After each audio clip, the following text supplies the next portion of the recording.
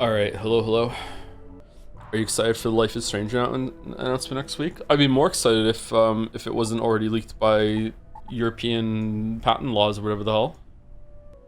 I've been sick for over a week now. Yeah, I'm much better, but there's like something in my chest that I can't cough up. Do you know that feeling? It's this lingering kind of weird congestion. I just can't cough this last piece up from my lungs, and so it's just, the cough isn't going away. So I'm still like producing a little bit of mucus and everything, but like yeah, apart from that, I'm much better. I was really bad after Thursday night. It's been a rough week, chat. Sorry. This is the first time I've been significantly sick since like the divorce and being on my own, and it was difficult. It was weird. Not because I need someone to look after me, but because there was no one here to kind of ground me. You know what I mean? Like, I lost track of days over the weekend. I had no idea what day it was, and I couldn't go see the kids either because the kids were sick. But also, I was the worst one out of all of us, and I didn't want to make the kids worse. So, it was difficult. Was it as bad as COVID? No, nowhere near as bad as COVID. It was probably the third most I've ever been sick in my life, which is very fortunate. I don't usually get sick, although the past couple of years I get sick more often now. But yeah, I was really delirious, and I did have a fever over the weekend. Yeah, I got like almost no sleep. Did I stream on Thursday or did I was it Friday? I streamed on Thursday, right? Yeah, because I did Nier. I did Pathologic into Yeek into Nier, and then I was gonna stream on Friday for more Nier and fan art, and then I had to call it. And then Thursday night, I got no sleep whatsoever, and then I barely got any sleep on Friday either. And then Saturday I got really disturbed sleep. I think, I don't know. The weekend's kind of a blur. At one point I ordered food, and only half of it got here. I just kept waking up thinking that I'm missing a meeting, or like I need to go and get some project ready, or like I would wake up and look at the clock and it would be 4 o'clock, and I'd be like, oh no, I need to go to the number 4 meeting, or else I'm gonna disrespect the number 4, and then number 4 is gonna be mad at me. Like it was just like the weirdest fucked up kind of just thoughts of like just disturbed sleep, like just waking up in a full-blown panic, just rushing around the apartment trying to get ready real quick to go out because I'm gonna miss the number 4 meeting. You know what I mean? And then I realized, hold on, there is no number 4 meeting, just go back to sleep. So yeah, I barely remember the weekend. On Saturday, I think I went and got medicine finally, which was very difficult. I had really big fever and chills. On Saturday I went and got medicine, and I finished the bottle. That's how much I was sick. Which is why I don't think I've ever finished a bottle of medicine in my life, and I was alone and I finished that bottle of medicine. So I got that, and that, I don't know if that helped or not. I felt like it was the decongestion, and I felt like it was just making like liquid just pour out of me more than usual. Like I don't even understand how the body is capable of producing that much fucking stuff from your nose. I mean, no, it was disgusting. It tasted like liquefied cat litter. It was really bad. What? It's Buckley's. It has a very strong taste of menthol in it, which presents like it kind of tastes like ammonia. How do you know that? Because I've smelt a lot of cat litter in my puff. Yeah, the very strong smell of ammonia. And that's what the medicine tasted like. Yeah, it tastes awful, but it works. Yeah, it works for sure when it comes to the decongestion. Yeah. I don't know. There's like this weird wet lump like below my throat that I just cannot get up. And I went and saw the kids today for the first time. Well, I saw them over the week. I just didn't stay because I didn't want to make them worse. And Kate still has the cough too. Me and Kate are the only ones that just still have the lingering cough. Yeah, I went to the grocery store over the weekend, and I thought I was better, and that walk almost killed me. I came back, and I came back, and I closed the door, and I just leaned against the door. Like Gatsby's just staring at me, like, "What's your problem?" And they're just leaning against the door. I was like, "Holy shit!" Like that was really bad. And then I went to the grocery store today, and I was fine. I walked there, I walked back, saw the kids, fixed the microwave, got Finn hightail, had a coffee for the first time in 5 days. Jesus, glad you're right. Yeah, I'm better. I'm gonna still be coughing. Sorry. I don't have reading in me. So instead of just not doing a stream, I thought we could stream something and I could just chill and show off this game because I really like this game. because right now Pathologic is a lot of reading, Yeek is a lot of yeeking and a lot of reading, and apparently we're in the VN section of Replicant, so that's a lot of reading too, and I don't think I have reading in me. It's not just about my voice, it's also my eyes, like keeping track of it all too. I've been awake since midnight, well, 1 in the morning. I've been awake since 1 in the morning, so not too bad, and I'm trying to reset my schedule too, because I'm completely off schedule.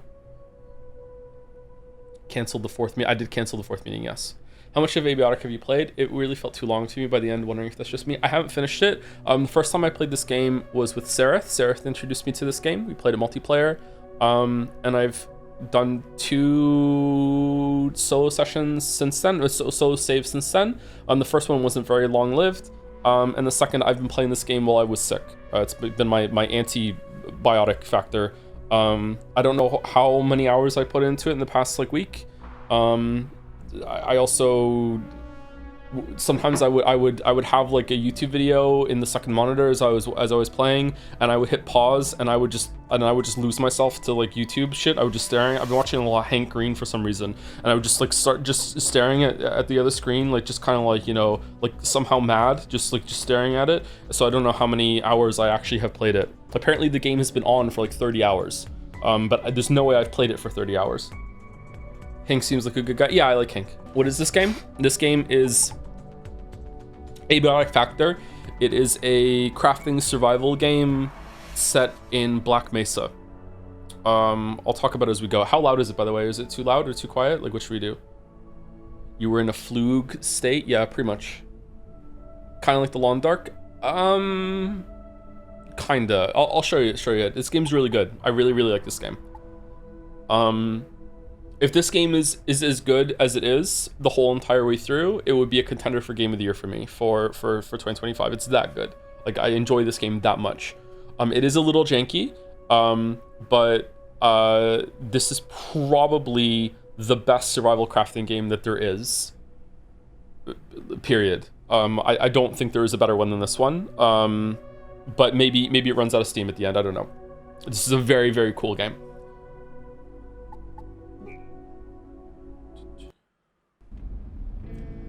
Not in terms of inventory management element. Yeah, that is the biggest flaw of the game, is inventory management. So gate, cascade, restricted zone. Graphics. What about Deadly Premonition? Deadly Premonition isn't a survival crafting game, is it? Black Mesa. Almost there. Lance. So, ready for your first day? Oh god, is it really your first day? I haven't seen this intro since I first played it with Sereth. Holy shit. There she is. Is this a dev that made Unfortunate Spaceman? There was a poster in the game for Unfortunate Spaceman, so it seems like it, yeah. Is Freeman a spy in this game too? Yep. Yeah, Freeman's a spy. Well, here we are.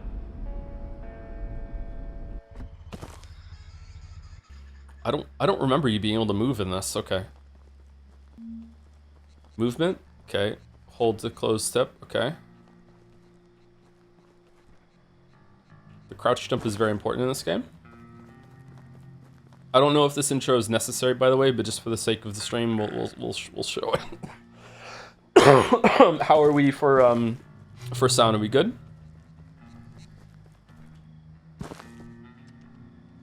Hold on, I have to poop.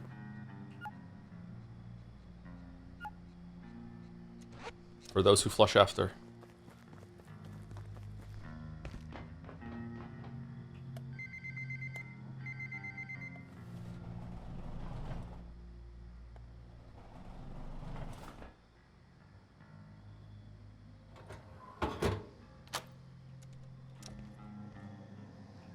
Okay, you're the transfer, huh?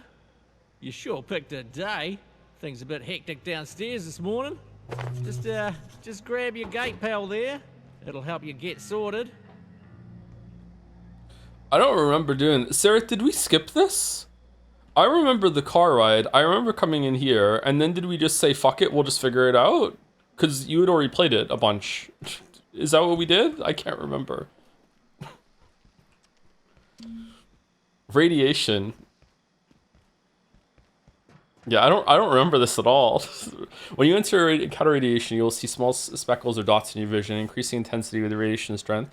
A little won't hurt, but long-term exposure will harm you without protection. I think you might have gotten impatient. Me? Impatient? I've never done this. There's no way. I have not done this. So, you've got what you need. Head through the gate to my left, down to the elevator. All right, Bluey. Down to induction. Welcome to the Gate Cascade Research Facility. You are you Geralt? the Yeah. Induction Wing. The facility is currently at alert level precautionary. Please listen carefully to and follow all security instructions. See what you mean? This really is Black Mesa? Arriving at Yes. Staff processing. It is legally distinct Black Mesa, but even the vibes are Half-Life. Even the thing on the left with the location showing up is like Half-Life. Yes, it is a survival crafting game based in the Half-Life universe, pretty much. Or what did she say? Wave. Hello?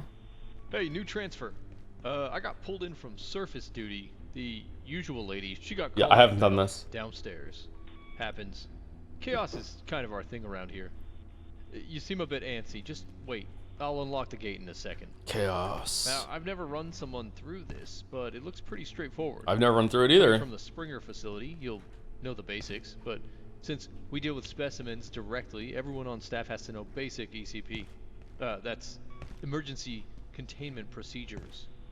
Okay, now I have some instructions here that aren't really compatible with the current security situation around here, so we're just gonna improvise a bit. Bear with me. I'm gonna have you crawl through that vent down there. Consider it like chasing down an escaped specimen. You got a big brain, you got a big imagination, right?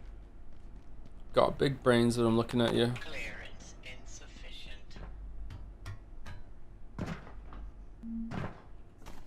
May objects can be dismantled for resources, either broken with a proper weapon or taken apart. Vents can be destroyed or dismantled. Hold F to dismantle. So what knocked you out so badly? Just really bad flu? I guess so, yeah. You get a wrench this early? Oh my god. If there's something in your way, cause I put it there should be a tool down there. Something you can smash the crate with. You might have to look around a bit. Don't worry about smashing stuff. Like we got a lot of crates. Got a lot of crates. A lot of crates. Oh, look at that. That's cool. Oh, what the hell? This damn radio's acting up. There we go. Ugh, all morning. Wait, I've been here. Where were we? Whoa, this is the room. I've been. The lady who's supposed to do this, she took all the nets downstairs with her. Look around. Maybe you can make one out of something. Sorry, I've been here in not the tutorial. I didn't. Oh shit. Okay. What am I doing? Craft. Okay, I'm crafting some nets. Oh, okay. I was just thinking I'd grab like a plastic bag for. You know what? This is why we. Nice. You've got some athleticism in there. Yeah. Somewhere. Now, real creatures might wriggle out of that one, but that's not a real creature. So next step is special containment, isolation, wash hands, inoculate. You know what? Just stomp on it.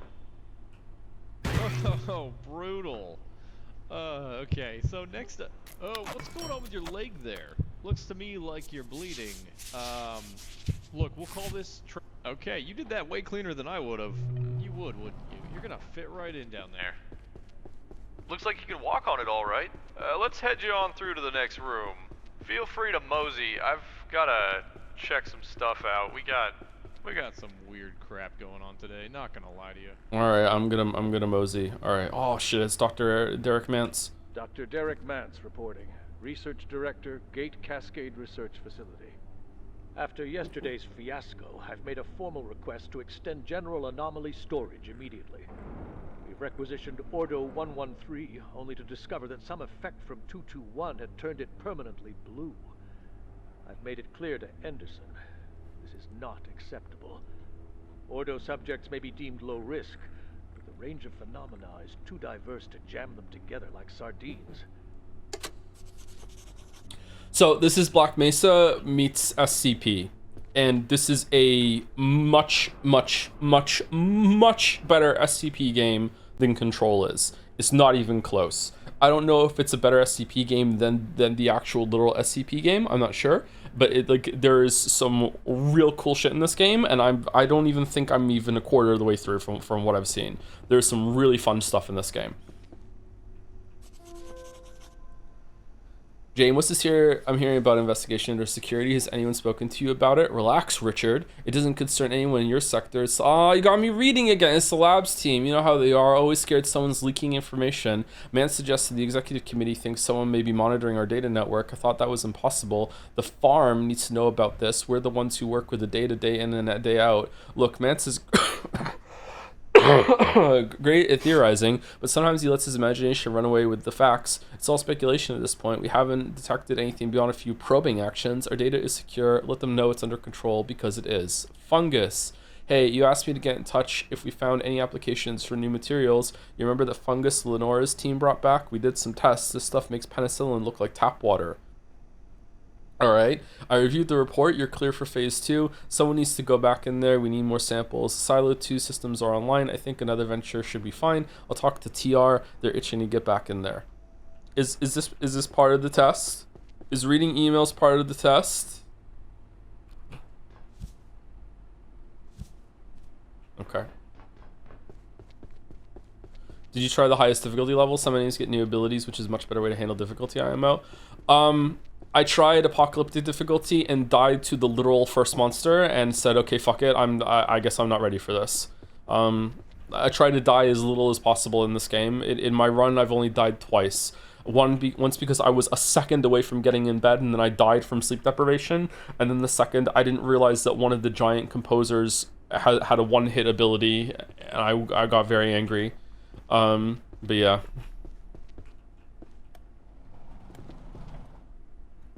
So I'm betting they didn't have Whoa. these at Springer. It says here, all gate staff at Cascade need to understand the facility's unique power system. It goes into a lot of detail only an egghead would want. No offense. Every power socket here comes with its own little extension cable, and we build everything purpose-built for those sockets. So what you're gonna do, you need to package the heater, place it back... Hey, nice work plugging in that plug. We're done here. There's some stuff on this list, but I don't reckon you're gonna need it. That's why you've got... Way to go, Gordon. That MIT education sure is paying off. Looks like I gotta check on some situation topside. So, yeah, head to the elevator. It'll take you down to residences. Real cozy stuff. Clipboard here says you're looking for a Dr. Khan? It sounds familiar. I guess he's in charge of the rest of your orientation. Alright. Onward to science. You can sit down on the ground while about to die from sleep, and it will prevent it. Okay, but I play this game like a psychopath, so I got tired as I left one of the portals, and I had to run all the way down to get to my home base, and I had cleared out literally every single piece of furniture on floors 1, 2, and 3 in the office. So there was nowhere to sit down. Literally nowhere. I had to run all the way back. Oh, do you mean like you can just crouch like this and you can heal it, or no? Finish up some work here. Oh, emote sit. Really? Oh, fuck me dead. Okay, just let me know if it's any GKers coming my way. They creep me the hell out. No Are you the dev?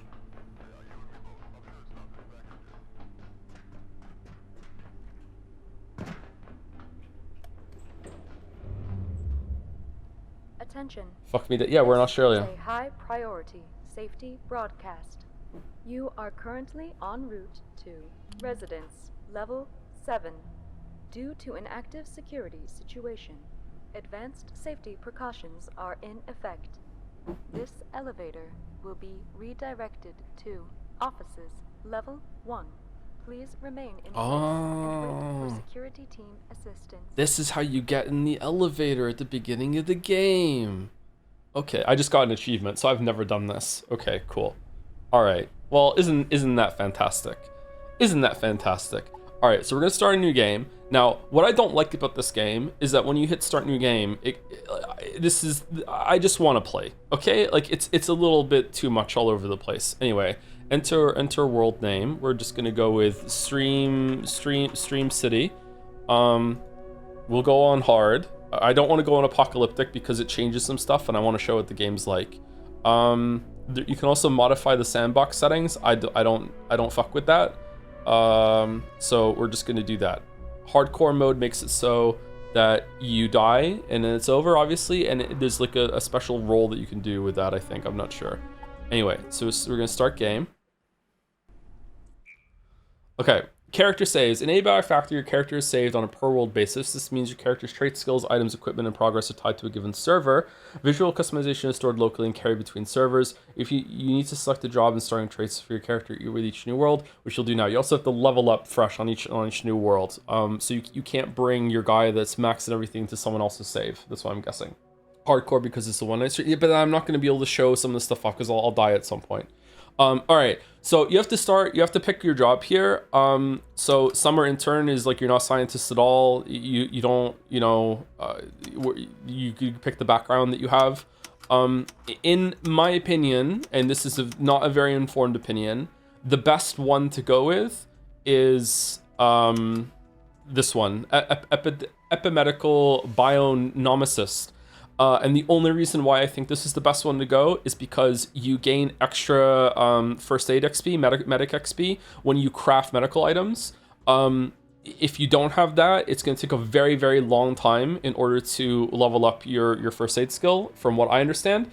So the fact that you get some free XP from crafting bandages and stuff like that, that's why I think it's good. Isn't first aid kind of useless in solo? I use it all the time. I'm constantly bleeding and needing to heal myself and shit like that. So I don't know. I also am the kind of player that just likes to max everything out. So I don't know. I just think that that's a good one to go with. Thematically, it's like Summer Intern's probably the best one because it's like you start off with like fucking nothing. So you're like a beginner tier scientist. So yeah. Anyway, so I recommend that. Let's see. What does this one do? You get extra stealth and sprinting. When it says +3, does that mean when you're at max level 20, you're at 23, or does it mean that you start off with +3 at the beginning? Surely it's just +3 at the beginning, right? Which is the best job at saying don't shoot? I would say red is probably gastrologist, yeah? What do the other ones do? Defensive combat, if you want to be good at fighting from the beginning. Construction XP is the easiest one to get, so absolutely do not pick this one if you want to min-max. Farming, this one's not bad because farming takes a little bit to get going, but once it gets going, it's pretty easy to get farming XP. Cooking XP is kind of a pain in the ass. It depends on how you play, so that one's not bad either. Crafting XP is actually kind of hard to get as well, so this one's not bad either. And then defensive is like shooting and stuff like that. Yeah, so some of the skills, not all skills are made equal, and some of them are kind of jank, but I can give some tips for that. So I'm gonna go with the doctor one. And you get positive and negative traits. Now, I have to take narcoleptic because I am narcoleptic IRL, so it's illegal for me not to take it. I will say that when I first started playing this game, I thought that taking stuff like you need to drink more often, you need to sleep more often, you need to use the bathroom more often. I thought that these would be like, yeah, whatever, it's not going to be that big of a deal. It gets pretty fucking annoying. The amount of times that my nerd fucking character is like, I really need to use the bathroom and I'm getting kind of tired and I also need to eat something. Like it gets a little irritating. But hey, it's not too bad. So let's see. Okay, so some of them make it so you can't have the positive equivalent. So if you take narcoleptic, you can't be a night owl. This is bullshit. You absolutely can be narcoleptic and a night owl. If you pick asthmatic, you can't be a decathlon competitor because you lose stamina 4% than the others. Painfully obvious. If you take that, then you can't take inconspicuous, which makes it harder for you to be seen, and also you get like +2 sneaking. In my opinion, by far and away the best positive trait is fanny pack. And the reason why Fanny Pack is the best is because it doesn't just give you 2 extra inventory slots, it gives you 2 extra hotbar slots in the bottom. I cannot play without Fanny Pack. Fanny Pack is the best trait. I highly recommend that you take Fanny Pack. I don't think there's a way to get Fanny Pack equivalent from the game at some point, so I highly recommend Fanny Pack. I also recommend Wrinkly Brain Meat because it's 20% extra more XP. Decathlon Competitor, I think sounds really good, but I unlocked the way to get sprinting, strength, and throwing XP at a very high rate, so now I think it's actually not that good. If these didn't exist, there's a bench press now, stuff like that. So I think that now it's not worth the points. Hobbyist Chef is pretty good because cooking is annoying. Weathered, I don't know what Weathered does really. I haven't really had a chance to get Weathered. Thick-skinned, if depending on how you play, getting a bleed might just kill you, so thick-skinned isn't too bad. First aid certification, no. Gardener, you gain agriculture-related experience twice as fast and receive recipes for basic garden plots right from the outset. That's not bad. You require 20% less food than others do. Naturally moist, self-defense, you deal +3 damage to all melee weapons. That's pretty good too. Bladder of Steel, buff Brainiac, you carry 50% more weight than other scientists. I like inventory shit in this, like bypassing any inventory shit. So yeah, that's what I'm gonna go. Weather, it increases your cold heat intolerance by 1 permanently. Does it really? Okay, let's try that and let's see. So we're minus 22 points now, so now we have to make up these points. So we're gonna take Narcoleptic, we're gonna take Painfully Obvious, we're gonna take it, we have to eat more, we have to drink more, we heal slower, we need to go to the bathroom more, and we're still not there. So we could take, you're twice as likely to bleed from a wound, potentially quite severely. We could take that. That's really dangerous though. That's really dangerous. What could we get rid of instead? We can get rid of Gardener, but then we don't have plots. Let's get rid of Gardener. All right, so here we go. So we're even right now. Okay.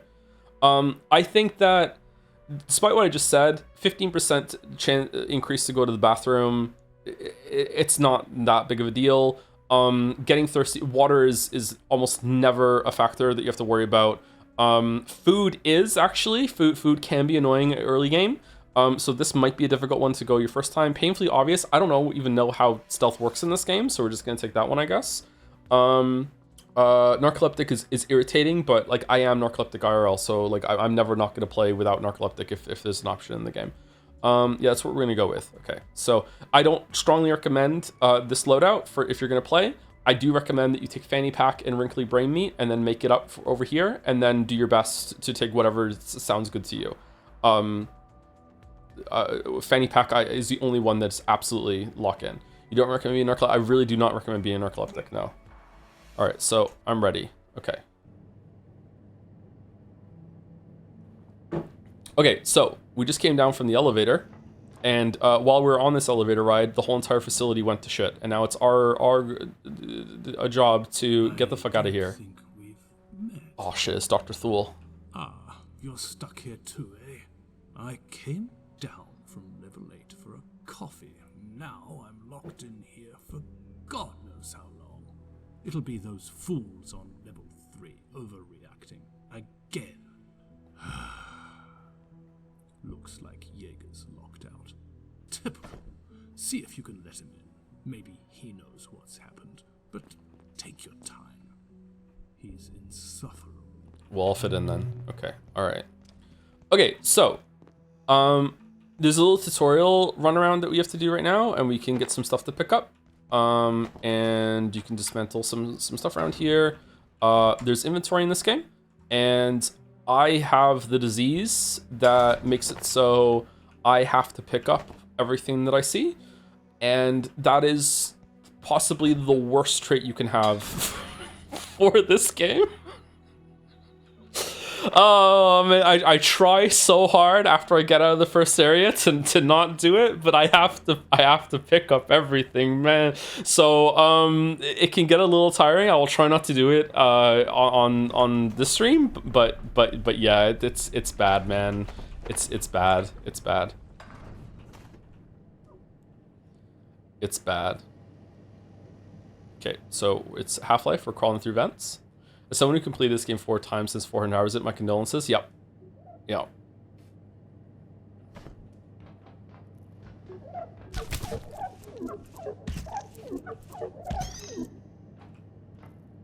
I also, I don't like eating the aliens, but I will for this stream. But in the save file that I'm doing, I try to roleplay a little bit. Is like, if I was in this situation, what would I do? I wouldn't eat the aliens. Like, they're radioactive. Like, I wouldn't eat them. I also wouldn't eat brains, so I don't eat brains.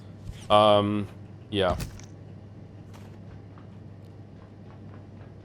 Roleplays first. I do every single stream. You think I'm like this in real life? Eat the bugs, fight the merchant.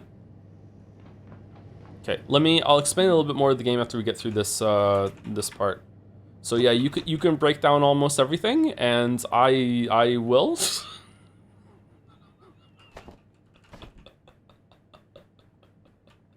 After a little bit, I will load my main save, and I will show you what I've done. What I've done. It's so fucking embarrassing. I have like 30 of every table.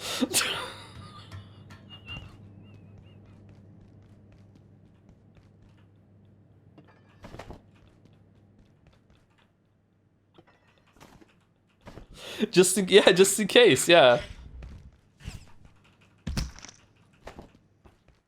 This is pretty much the only part of the game, in my experience, that you have to use nets and stomp. After this area, you just fight things normally. I gotta have like a full filing cabinet of every piece of furniture, you know, and like 3 full lines of screwdrivers, and then after that, then I can start dismantling them because I have enough as a backup. Ooh, a desk lamp. Okay, cooking. Hey, Kintaro, I'm looking for a gift for a friend of mine who loves cooking. Any thoughts? They want to be a chef? Give them a knife. Until you chop it up, you can't cook it. Shiv. Oh, hold on. Better take. Oh no, it broke. See. Like, what if I need like desk chairs later for a crafting thing?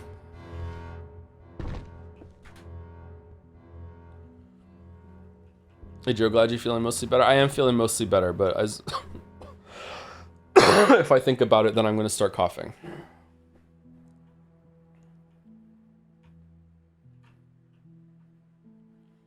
It is Half-Life. It is very Half-Life, yes. God, we're almost full of inventory again. Is the facility randomly generated? No, it is not. This is like Subnautica. It is a carefully created, made place that is the same for everyone. Even the loot is not randomly generated. Everything is handcrafted. And there's even some pretty interesting level design stuff that the game does with some of its later areas.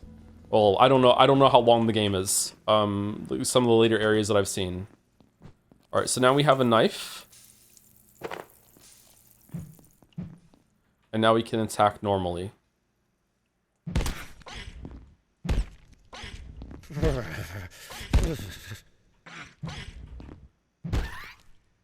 can also cut things up. And now we have more food. There's ice cream here. We're going to leave that alone. Can you expand your inventory? Yes. Okay, well...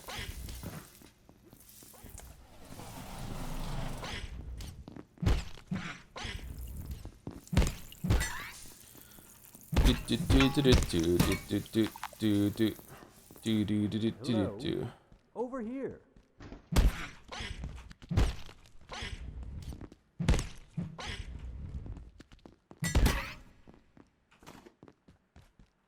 Oh, you're new. Looks like that little pest. Get used to this guy. You're going to be seeing him a lot. The power system. Can you get someone to fix it? But hurry, would you? I'm not enjoying standing around out here. It was hours last time, and I don't feel safe at all. He doesn't talk much, but he's in the game pretty much constantly. Like G-Man, I guess kind of like a little bit like G. Oh shit, I sat down. Alright, so this game is a lot like Dark Souls in that you're going to be going through areas and coming back and opening doors. This door was locked before, and now we did a big loop from here, through the vents over here, down through the kitchens, and now we've opened this area into the cafeteria. There's a locked door over here. Can't go in there, but this is where we started. We desperately need to get rid of the fucking stuff that's giving us radiation, because I don't like getting radiation, and we need to make a crafting thing. All right, so this because you're a scientist, you have to invent things. So these are the items that you can get, and you have to fill in the slots where you have to like drag it down and be like, carbuncle crown. So carbuncle crown probably is going to use the carbuncle part. It's probably going to use maybe some duct tape and maybe some plastic. Yeah, we did it.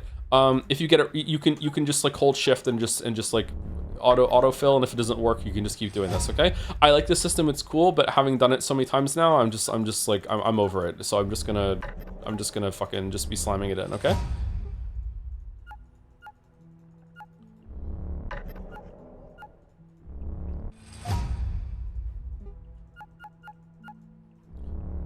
The vacuum sucks. I don't like the vacuum. Your mileage may vary. I really dislike the vacuum. I feel like it doesn't work very often. I prefer just to manually loot things off of the ground. The vacuum's not really good, IMO. All right, so we want a power supply unit. So the power supply unit is going to be in here. And we need to pick up a desk leg. And we're going to smash these computers for parts. Cascade Research Facility, safety and security demand we take our TVs. Primary power network offline at night. All major power outlets are shut down, as well as most pathway lighting. However, if your research or study requires a source of energy during nocturnal hours, protocols permit the use of approved battery and electrical storage systems to power your projects when the lights go out. Yay! If you do plan on working late, please request a night pass from your supervisor. The facility is dark at night, and your safety depends on it. Now rest up. Every day is a new opportunity for Every day is great at your Junas. Okay, so the blue things are power. So because we're in a facility, there's electricity. But as the TV just said, the power goes out at night. Not all the power goes out at night, but all of the outlets that you're using go out at night. Once you get batteries and stuff, power is kind of like it's just like negligible. It's not really that big of a deal. But a nice little cheat thing that you can do is that any lamps that you find in desk lamps, you can put them like wherever you want. And you can turn them on, and they don't need to be powered. For whatever reason, they have their own internal power supply or whatever. So even when the power goes out at night, these will still create light. So it's kind of a cool way of making your base kind of ambient and everything like that. Okay, so we want a battery. We want an energy brick to make a battery. Wait, hold on. Do we want? That's just an energy brick over there to open the door, right? And then I can start talking about the game a little bit. Okay, I'm gonna be giving some minor exploration spoilers, so if you think the game already looks cool, then, you know, I'll see you later. But once we get through the door and we get to the first night, I'm gonna show some stuff for some starting tips. This research thing is dumb. It can get a little tiring, yeah. I think it's alright as flavor, but yeah. Hurry! Alright, we open the door. Oh no! Alright, so this is the thing that killed me when I played on Apocalyptic, because it just took too many hits to kill. Oh, we're dead.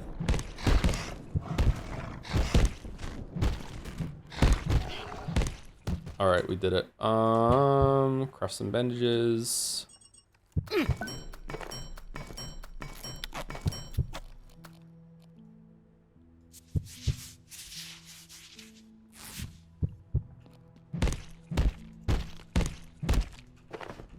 Okay, so first of all, cooking. So this is a pork chop. We're gonna eat it. We're not gonna eat it. We are gonna eat it. We're eating the pork chop. This industrial stove is free, but you want more than one slot later on. But you can, I fucked it up. You can put food. Why can't I? No?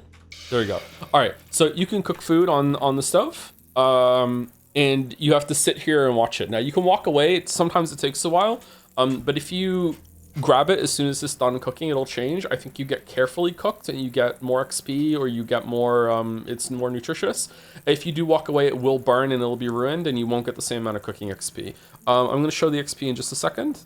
These things look like giant chicken wings to me, and they actually look pretty tasty. When I play on my own, I don't eat the aliens because it just seems kind of gross. I also don't like the thought of eating anything that's a predator. You know what I'm talking about? Like, it's kind kind of a weird thing. But you're supposed to eat the aliens. You can even make soup out of them later. But yeah. Yeah, I just don't like the thought of eating something that eats other animals. I don't like it. Just kind of weird. You have predator solidarity? Yeah, it's also like the energy, like, efficiency goes down as you go up, right? Like most fish and birds. The only bird I really eat, like turkeys and chickens, I guess given a chance, they'll eat some things, but like they're herbivores. What about fish? I eat very few fish. I don't really eat fish. Would you eat a pig if you knew the pig ate a chicken? I don't really like eating pork, but I would probably feel differently about it, yeah. Chickens 100% eat bugs. Yeah, but bugs aren't really alive, so that's okay. Would you eat alligator? Alligator is actually one of the exceptions. I probably would eat alligator, yeah. All right. So we got cooked alien drumstick. Okay, apparently my cooking isn't enough to get carefully cooked. That looks so good, doesn't it? We're gonna eat that. Okay, so here we go. I'm gonna show some stuff right now. First things first, I'm the realist. See the two things in the bottom right here? See these are the fanny pack slots. So if I go here and I just drop everything. Depends on it. Now rest up. Every day is a new. If you didn't take fanny pack, you would only have 1 to 8. So you get a whole 2 extra stuff on the hotbar, which are usable things, and also it counts as 2 extra inventory shit that you can carry around as well. So it's highly recommend that you take fanny pack. It's like, this is a fucking, I can't play without it, to be honest. Downside, you now wear a fanny pack. Yeah, it's true. Always carry around some bandages. As you saw, I started bleeding, and then when I started bleeding, I could have died. And the only way to get rid of it is through using some bandages. And secondly, if you want a starting backpack at the very beginning, what you want to do is, this is the hub of the game. There's a guy here that loves peas. He wants to talk to you. There's a map. The map in this game kind of sucks. As in, like, this is the map that you have to go, and you look over here. And you just have to figure out where you are. And if you like that sort of shit, then that's great. So we just came out of cafeteria. So right now we're standing right here. And down here is the tram and all the other areas. I for whatever reason, I find the maps in this game incomprehensible, but maybe I'm just bad at reading maps. Anyway, so this is where we are. And there are 3 levels here. So what you want to do at the start of the game is you want to run up here.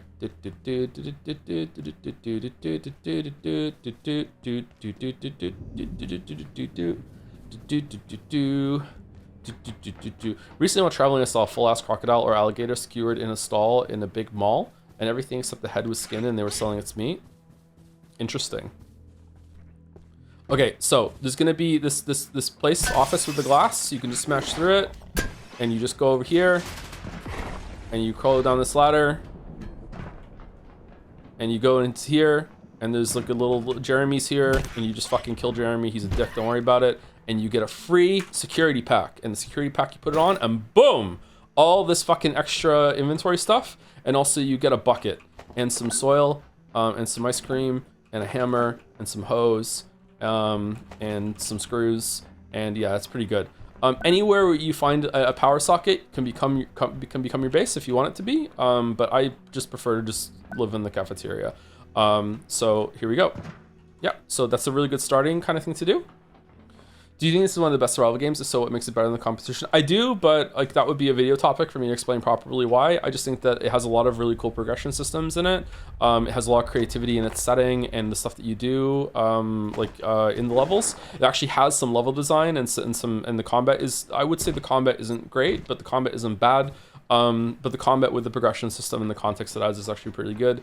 And instead of it just being like this open area and just like do whatever you want and being kind of aimless, there's an unfolding story here. There's a lot of cool interactions and mechanics of things that you can go with. I wasn't really feeling the game. I was like positive but not like great about it. But once I got to Flathill and I went through Flathill, I was like, oh shit, they're actually doing some level design shit here with building on a concept.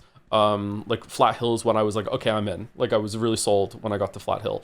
And then it just kept getting better after Flathill. There's a couple of really cool things in the game that happened afterwards. Okay, have you played Project Zomboid? I played it a little bit, but I don't really remember it. It was like 10 years ago or something like that. Have you played this multiplayer? The first time I ever played it was multiplayer. I played it with Sarah, who might be in chat, so I'm not sure. How far did you get on your other playthrough? I'm here. So 1, 2, I've done 3 major areas. I'm in this area here. The labs. I just got to the labs. And I met the waifu of the game. She's very shy. That part was fucking cool. Hold on. Let me, what do I want? I want to dismantle some stuff. All right, let's go. 67% chance to break. I actually, okay, I want wood and plastic. Fuck. Oh, why do I have this illness? We're not even fucking, Joe, we're not even continuing this run. Just let it go. We don't have to fucking get everything. Let's drop everything here. Okay, there we go. But what if you need it? That's true. That's true. What if you need it? Okay, where do I get wood from at the beginning of the game? Dismantling these office desks. Oh, I forgot my fucking screwdriver. Here at the Gate Okay, Cascade plastic. Research Facility. Salt. Salt's good. Anyone else hear like the beginning of a Dark Souls UI sound when you open these? Is it just me? Duct tape. Another dust lamp. Are you constantly having to pack up your base and move to progress further, or are you able to easily return to old areas? I guess that we're spoiling this. You do not have to move your base at all from what I've played so far. If you want to, you can. But like my main base, what I'm playing is here. This is where my main base is. There is some tedium involved in getting back here, but this is the central hub for a reason. And like I'll go over here, and you can understand what I mean pretty quickly. So this is a tram. Here's a tram car, and you hit the button, and oh no, it's locked at another station. What the fuck could that mean? And there's other ones over there. There's a path over there that has a locked door there. So yeah, it's very Firelink shiny, yeah, for sure. But just because it is Firelink shiny doesn't mean that there isn't some tedium involved in running back to your base from other areas. Sometimes it can get kind of annoying, but you have to understand that I am mentally ill when it comes to these games, and I have to pick up almost everything that I see, and because of that, I have to constantly return to my hoard and drop everything off in boxes. This body does not despawn, so I was not lying. He's here forever. So I hope you like seeing him. Does loot respawn? No, but yes. No, fucking hell. 92% chance to... Could use a short nap.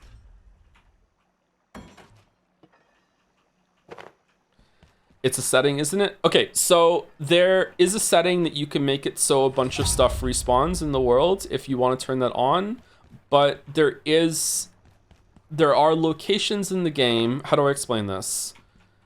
There are locations in the game that you access by going through portals, and every 3 days, everything in the portal world resets, including all of the stuff that you can loot. And it is an in-game kind of mechanic sort of thing. I don't really understand how it works, but like the way that they are. The world is set up is that the characters know that shit in the world resets like that. I want to make some boxes. Oh, for fuck's sake with the plastic scrap. Okay, I'm also really tired. I need to go to sleep. Right now we're sleeping on a couch. There's a T-Rex runner sort of mini game, and if you jump over the little dudes, the pests, the sun will rise faster in the background, and that will make it so that you spend less time sleeping.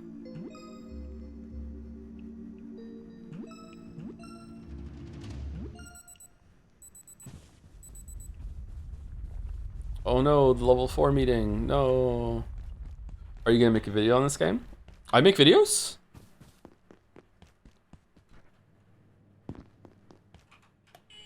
How do I get plastic? Oi. What gives you plastic?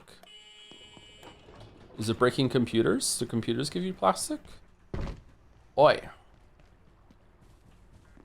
Alright. Look, I don't know what's going on. So usually if you talk to an NPC and you just walk away from them, it'll change over to radio mode and you can just keep doing your shit, which I love. Let's see if it works.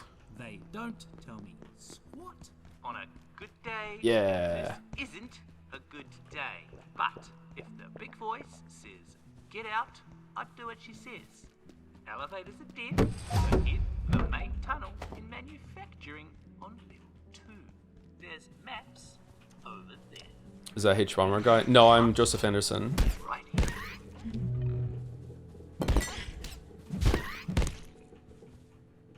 This is Dr. Derek Mance. Today, I discovered that Dr. Stern's latest software experiment was simulating the entire facility. A microcosm of Cascade, and every staff member within it. Even myself, I gather. When I asked about it, he claimed to be trying to find a way to accelerate our research. I inquired about the ethical considerations, and he just looked at me blankly. The man is a genius, but more dangerous to this facility than most of its subjects. True. I'm sure of it. An exceptional scientist, all the same. True. True. Okay, so it's 2 plastic and 1 or 2 planks for a storage chest. So we're gonna put the storage chest down, and then we're gonna make it with the screwdriver. And then we're gonna pick up all of our bullshit, and we're gonna put all of our bullshit in the chest. Okay. We don't leave messes. We're fucking full up already. God fucking damn. Okay, what else do we need? We need some more plastic. We need some more plastic to go with our wooden bullshit. Okay. All right. So this game is like a Bethesda game in terms of leveling up. The more you use the ability, the more experience you get, and you can see that. Where is that? Is it over here? Okay.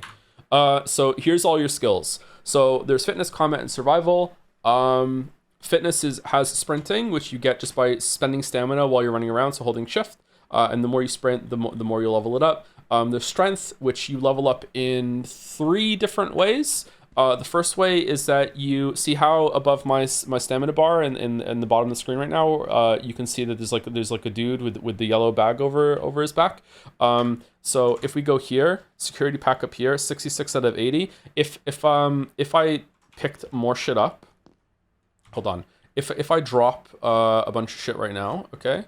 So now right now I'm at blue and I'm walking around. I'm not gaining any strength, but if I go back to that sweet spot between yellow and red, now I'm gaining strength as I'm walking around because I'm carrying too much shit. If I go even further than that, then I will be over it. And actually, can I even get? I can't get there. I can't get there. Okay, you understand. If I'm above the red, then I won't get any XP anymore. So that's how it works. That's how you gain strength. The other 2 ways that you can gain strength XP is that after you get strength up to level 5, you can shake vending machines in order to get free shit out of them, and that will level up your strength. And the third way to level up your strength, which is the best way, is that sometime into the game you unlock the ability to make a bench press, and you can just pump iron in order to gain strength. You can't do it infinitely though, because eventually you get too sore to continue. But after, you can come back and do it multiple times, and you gain so much strength XP from doing that. I think that is one of the newest things that they've added into the game. So the reason why I said that there's also an exercise bike for upgrading sprinting, and throwing is silly. If you want to level up, throwing is the easiest thing to level up in the game. I wonder if this is going to be news to anybody. Throwing is absolutely the easiest thing to level up in the game. And the reason why is because you can just make a net, and you can just throw it onto the ground, and you just pick it up, and then you just level up, and look, oh, throwing's going up. And it gets even better, is that once throwing gets to level 5, you don't even have to pick it up anymore. Your guy will just automatically pick the shit up, and you can just crouch down and just throw infinitely over and over and over and over and over and over and over and over and over to get throwing. So that trait that makes it so you gain sprinting, strength, and throwing faster is kind of useless, considering that these 3 are very, very easy to level up. Throwing spears are actually quite strong, so throwing is actually worth it. Sneaking is difficult to level up. If you are in the presence of an enemy and you just crouch behind them, sometimes you will just gain sneaking just by standing there. Other times you have to move. Certain enemies give you more sneaking, I guess. I don't know, but I haven't leveled up sneaking a lot on my main character. Combat, your melee options are between blunt and sharp. If you use a blunt to smash furniture, you gain a skill in it. No, you don't. You do though. What? Hold on. What? I know you do. Is it just when you break it? It's only crates? No, it's computers as well. I'm fucking mad. I'm fucking mad. Okay, here's a computer. Here's a computer.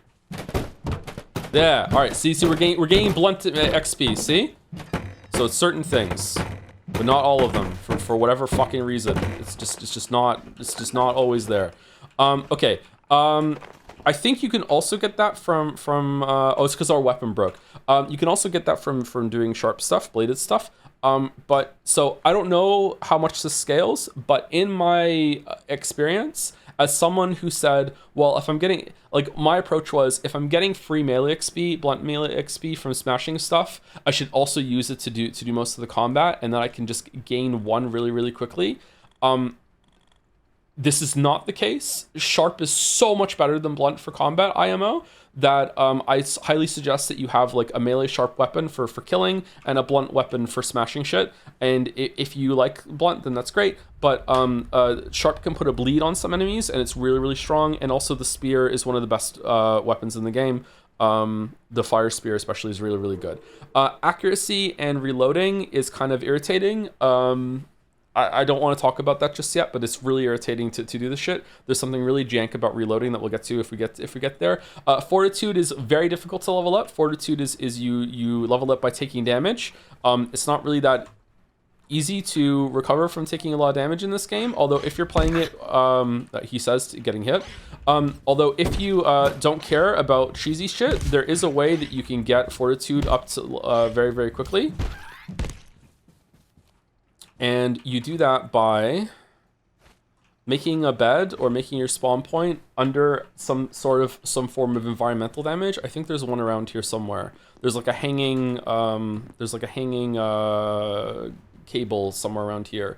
And if you want, you can like put your bed underneath this cable, and you just die over and over and over and over and over and over again. You just walk away, and you just keep respawning under the same source of damage. And it'll just like make your fortitude go all the way up if you really want to do that. But you know, I tried to die, oh shit, as little as possible, he says, dying.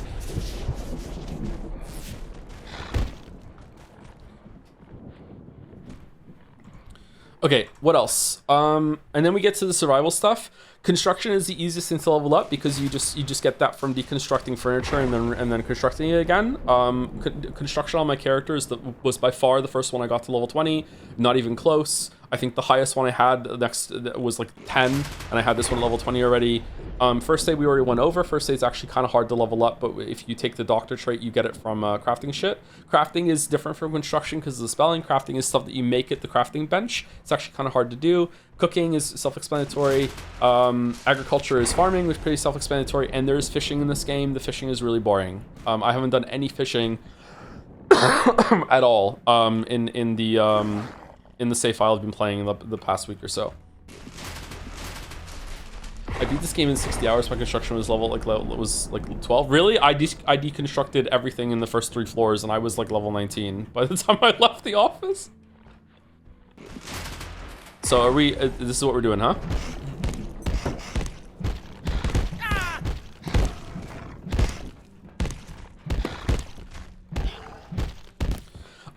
Skill matters a lot. Surprisingly, it's not, you don't level up your skills just to get these special nodes that change something.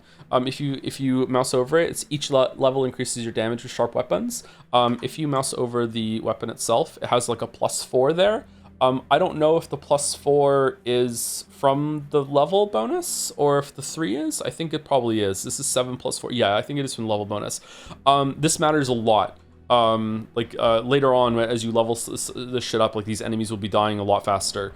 It's very, very significant. So it behooves you to lock in and try and do your best with this sort of thing. If you want to play the game and min-max it. But the game isn't too difficult. There are some enemies that are a little tricky, but it's not too bad. Sharp melee also lets you bisecting the corpses. Yeah, you can cut up corpses and get meat from them. These can drop the skulls too, which are good for crafting. We didn't get one, unfortunately. Spear shield's my go-to in this game. Yeah, I've recently been using the spear and the shield in my main run, in my main file. Let's just eat some pills just to make some room. What are we going for? We want one more plastic. What is this game even about? Getting the fuck out of the facility. Plants get plastic. Does that mean that they're fake plants, or is it just that you're dismantling the plastic pot that they're in? Just use the door. It's like it's a Black Mesa situation. You can't just leave Lamayo.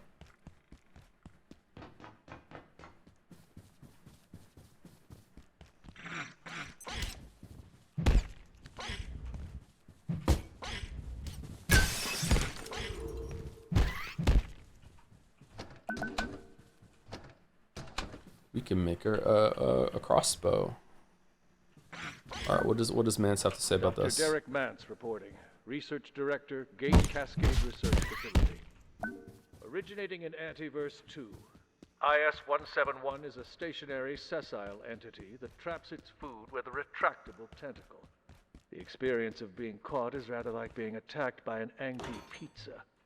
It presents no real threat. It's a pizza. Not entirely unpleasant smell on anything it touches. Suggestions for possible applications include perfume, industrial scents, and olfactory-based crowd control weapons. It's a pizza. Oh, I'm dirty. Holy shit. Let me clean up.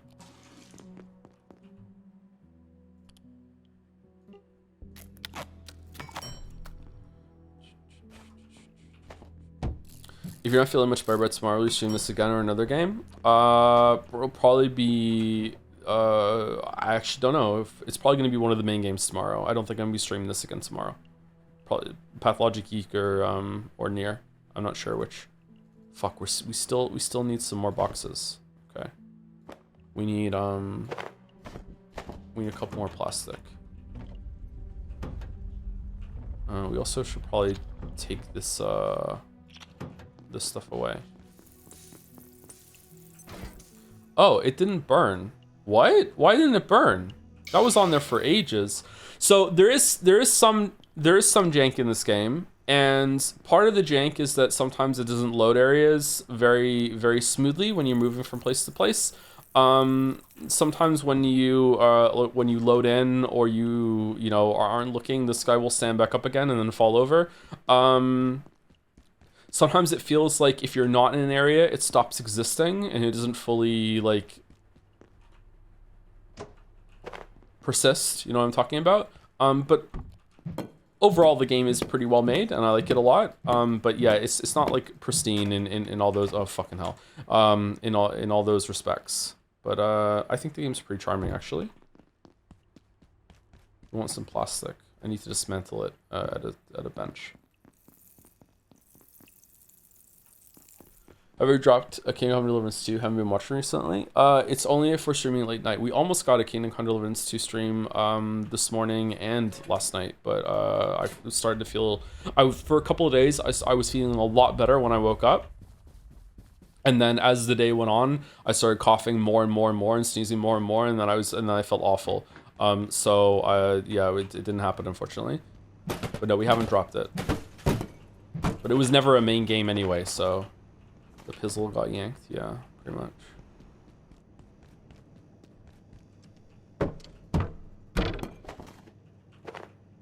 Anyway, sorry, I know my way around. I'm trying to quickly get myself set up with a couple boxes, and then I can show some more of the facility and show like the portal stuff in the game. But normally you take your time and like you exploring this and be like, ooh, there's a swimming pool. That's cool. I didn't know there was a swimming pool. Like that sort of thing. Like, oh, there's a gym, and I can look into individually every single person's locker and see what kind of shit I can find. You know, like let me go talk to some NPC that's hiding in the gym floor up here. And hello. You're like, hello, hey, how's it going? I thought this might be a safe place to wait until they sorted this out. Whatever this is. Looks like I was wrong. That useless rent-a-cop in the plaza said to go through manufacturing, then head for the surface tunnel, I suppose. That's a whole sector away. If they think I'm walking all that way to toxic machine shops, they can think again.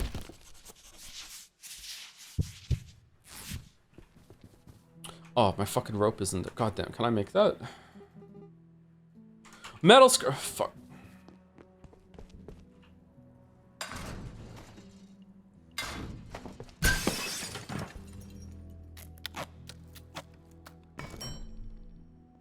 Okay, so we're gonna craft something, and then we can slide down the cloth rope. So and go over the long way around. Highly recommend that. I think Sarah showed me that when we played.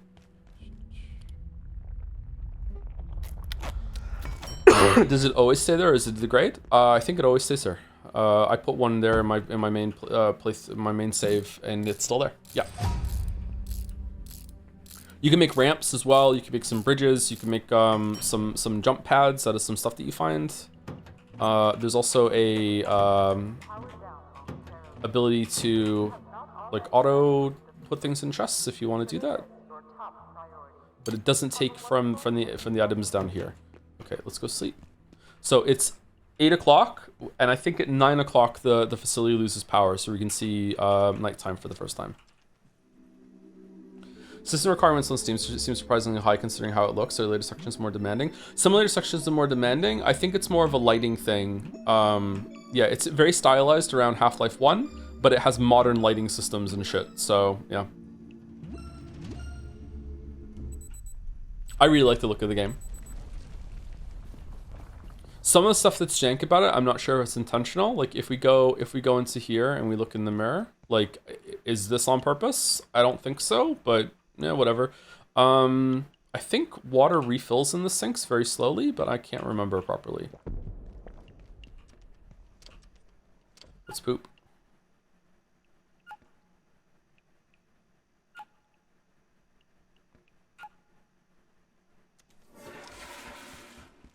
Why? Your needs are you have to eat, you have to drink, you have to use the bathroom, and you have to sleep. And also you have to manage your radiation, although radiation isn't really that big of a deal. If you get highly irradiated to the point that it's a problem, you will start vomiting, and you will have to take some pills for it, and you'll have to eat more food in order to make sure that you are not going to die.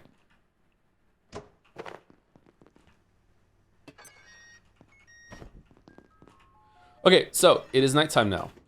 So at nighttime, there's some stuff that happens. There are some events that are like Don't Starve, that you will get attacked by some entities at night. But it gives you a warning. So tonight it's not going to be like that. Some stuff, I think some critters can come out more often at night. I'm not sure. Anyway, so here's another spoiler. So if you care about early, like figuring stuff out for yourself, this area here that's locked. If you go here, remember the fan that we saw earlier? It was foreshadowing. I went into the vent on purpose. Because the power is out, that means a lot of stuff isn't working, right? Well, that means that... Right. So you can get through this vent here. And when you get through here... It leads back there. But you drop down... And now you're in here and you can unlock the door and we're back out. So not just is this extra like space for you to craft things, there's a little storage area in the back here and it has a bunch of shit in it. And one of the most important things are in here. There is an anvil. Now usually getting your first anvil takes a while, but we have an anvil early now, which means we can craft the repair station and salvage station a bit earlier than we normally could. We need duct tape, any pipe, and coils for that. Do we have coils? All right, we need power, so the power has to come back on. So you can get batteries. You can put a battery here, so you can still craft in the middle of the night when the power's out, but we're gonna have to wait. Drop it on someone. I haven't tried that actually. Would that do damage? Why is there even an anvil there? Hey, sometimes you just need an anvil, man. They do a lot of manufacturing on site. Don't question it.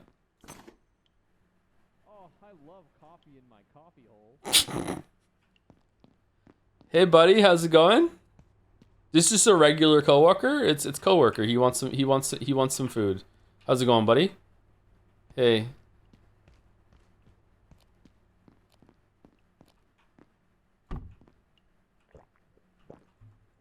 He's just a regular guy. There's nothing weird about him. He loves coffee in his coffee hole. Let's feed him.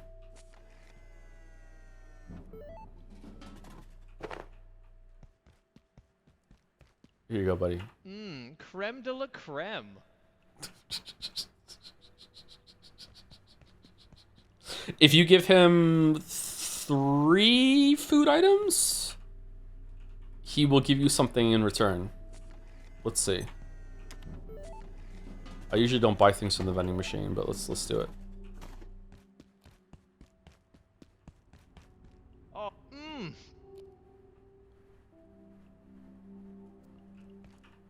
Hey, here's your stapler back. Wow, you're really raising the bar. Alright, so it's almost 6, and that's when the power comes back on.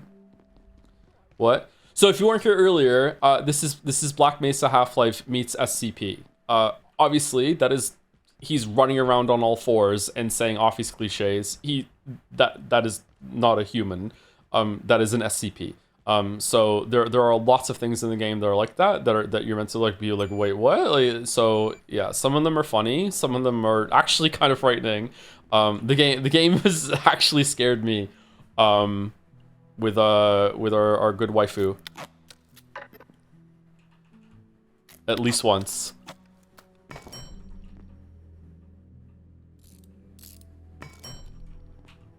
Also, you can upgrade the bench, and one of the best upgrades you get here is item transporter, which means you can craft from nearby chests, so you don't have to always grab everything from the crates to bring it over. It does take a little while to get this though. You need 2 XR hearts and energy brick. These are actually not too bad to get. The real bad thing to get is crafting level 2. Is to get your crafting up here. It can be kind of irritating. No, hold on. Why do I? That took me a lot longer on my last playthrough. Am I thinking of a different one? Am I thinking of level 2? Yeah, that's fine. Okay. So usually at this point in the game, I will run around with enough strength with some shit to level up strength to level 5, so I can get things from the vending machine for free, so I don't have to eat the aliens. But we're not going to do that because it's fine. Because we're just streaming. We're just a bunch of friends. We're just streaming a game. We're just streaming. We're just streams. Have you made it to security? I don't think so. I went through the office, manufacturing, the area that comes after manufacturing, and into the Cascade labs. That's what I've done, and I'm barely into labs. So I don't know how big the game is, but my understanding is that I still have quite a fair bit of game left. Okay, so now that I have the crafting thing, I need to plug it in. Shit. So power management in this game is probably one of my least favorite things about it, because it's just kind of fiddly and it never looks really good. But let's show that. So we can make a plug strip. So we need power supply unit, coil, and metal scrap. I dislike having to run over and get shit from the chests, but that goes away pretty soon into the game. Do I have any PSUs? I do. Okay. And then we're gonna make one of these.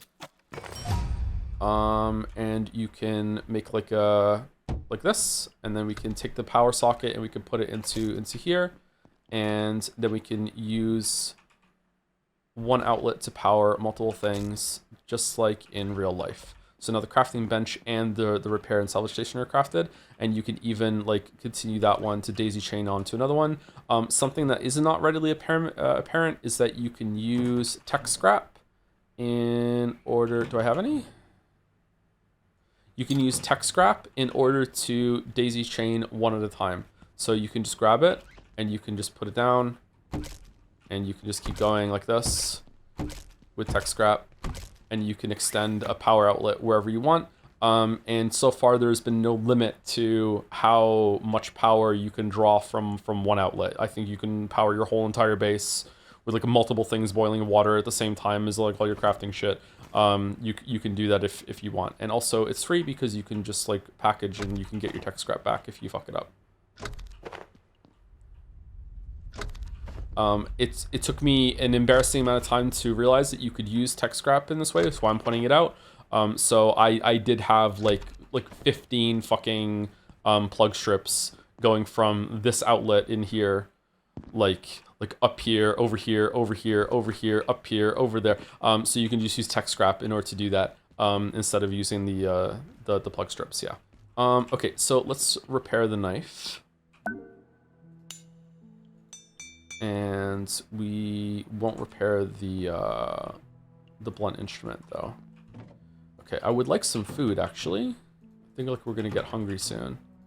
All right, anyway, let me show you some parts. Let me show you some parts of the game. So the goal of the game right now is the major goal is just to leave the facility and survive, but that turns out to be not so simple, and there's a lot of things that escape containment. So instead you have stages of the game where it tells you certain tasks to do. I don't know if it's possible to skip over some tasks if you just happen to meet the NPCs out of order, but from my understanding, the first task that you get from exploring in this area is from a guy up here.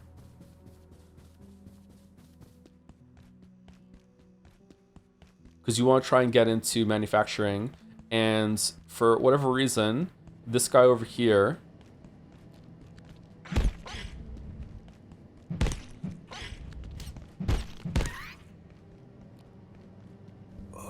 this guy got shot and the door is not open, but it can be open enough if we got a power cell to power this forklift and open it up. So it's pure moon logic bullshit. Like you could easily crawl under there. Like why is this guy just bleeding out here for days? Like I don't know. It's kind of, it's whatever. It's a game. But yeah, so you get the gold here. Soldiers came through. They locked down manufacturing. Wanted information about the silos on level 3. They weren't gatekeepers. They were something else. I couldn't tell them anything. But if you can find a power cell, we can use a forklift to open the door. Get out of here through the surface tunnel. Okay, so we can get out of here through the surface tunnel. You can save him, really? Someone in chat was saying that? You can bandage him? Oh, I didn't know you could do that. Thank you. I mean it. I just need a moment. I'll be good, yeah? I taught you this? Oh, I didn't remember. I don't remember. Fucking hell. Is every feel my blood sugar falling? Is every SCP something you have to deal with, or can you coexist with some? We are already coexisting with one. The coworker guy that shows up at night. You know, he's just a friendly guy. For the rest of them, depends on your definition of coexist. I don't know. Like, yeah. There's one of them that you absolutely cannot coexist with, and it's the fucking table. If you know what I'm talking about, then you know what I'm fucking talking about. I fucking hate that table. Fucking hell. There's no coexistence allowed with the fucking table. Fuck that, exactly. Fuck that piece of shit. Yes, fuck that piece of shit. Yeah, some of the other ones you can coexist with, yeah. It's a waste of space. Why did anyone even make that fucking table? Fucking hate the table. Who the fuck even brought that table? I know. Fucking table. Let's have some ice cream. I want to kill whoever brought that fucking table to this facility. We need food. What did I come down here for? I wanted to show chat something. Shit. Why did I come back down? Did I just come down for food? Did I burn the food? I did not burn the food. All right, can you not burn food on this stove? Oh, I know what I wanted to show. Okay, so there's going to be, this is the last like player tip I'll give, and hopefully anyone who's convinced to get the game is still here for it, because this is like one of the best tips that's actually here. That's a little spoilery, but is actually like my god, the game can become kind of frustrating if you don't do this. All right, so there is base defense. The Chopinator. So the Chopinator is something from Half-Life 2, and it does exactly what it says on the tin. It chops. So we want energy brick, and we want PSU, case fan, stuff like that. All right. Coil. What else do we need? I've already forgotten what the fuck it wanted. Tech scrap for CPU. Yeah, exactly. Yeah. So There are some security robots that come out at night. I should have shown them to chat when it was nighttime and I forgot. So here's the problem. We want some oil. Do we have any? Yeah, we have some oil. So here's the problem. The security robots are extremely hard to kill early on. Extremely hard to kill. So what I recommend, you can do it the kamikaze way if you just want to keep throwing yourself at it over and over and over and over and over again, like some Ghost March, like Lemming strat if you want.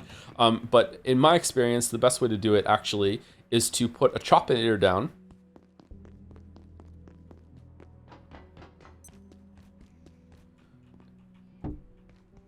Whoops. Put a chopinator down and plug it in. And it will do damage to you, but you can crouch under it like this, okay? And the hammer repairs things for free. So then you go over to the security bot and you just keep hitting it until the green bar goes down.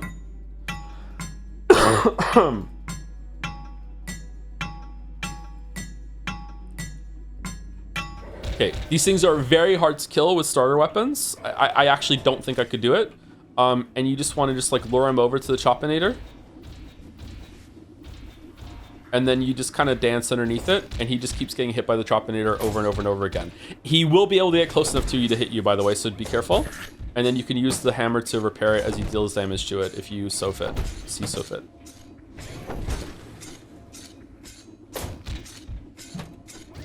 Unironically, I think this is kind of a filter for the game. If you don't realize that you can do something like this, or you don't experiment with some of your options, these robots are extremely hard to kill.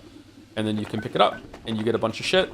And they respawn once every couple days, I think. So there you go. They are responsible for restocking the vending machines, by the way. That's why they drop a bunch of shit, and that's why stuff in the vending machines keeps refilling and is infinite. What's restocking the robots, you say? Ah, well, who the fuck knows? This is anyone's guess. Anyway, so yeah. So you get a CPU from that and some robot oil, and I highly recommend that you take advantage of this because it's really, really irritating if you don't do this shit. There's probably some tunnels, some vents in the walls that are resupplying the robots. Anyway, so let's go through it. So there's a fountain here, and you can drink tainted water. There is a skill that makes it so you can drink tainted water like it's normal water. I don't take that skill because it's gross. You can hold E to wash yourself. You can boil tainted water to make purified water. Otherwise, you're going to be running around grabbing some water coolers in the early game in order to get enough water. You can pick them up and take them back. I have a collection of a shit ton of them in my base. Can you save Alice? I thought I was there. Vampire? I'm still here, am I? I'm here, but she's there?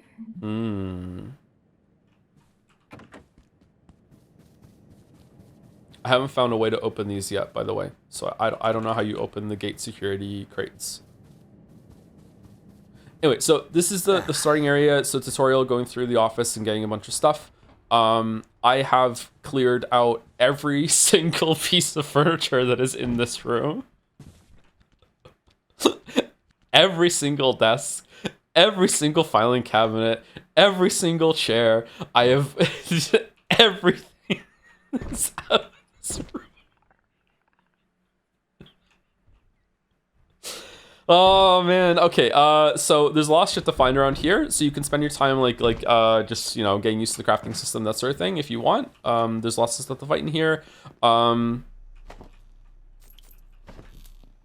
Little kitchen. You can take the fridge downstairs and plug it in if you wanna have a fridge that will make it so food spoils slower.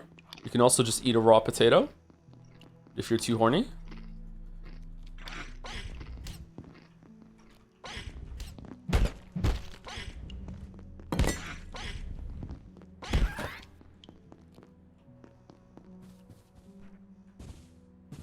No, you could have planted it. I don't think you can plant potatoes, can you? You can plant tomatoes. You can turn into a seed.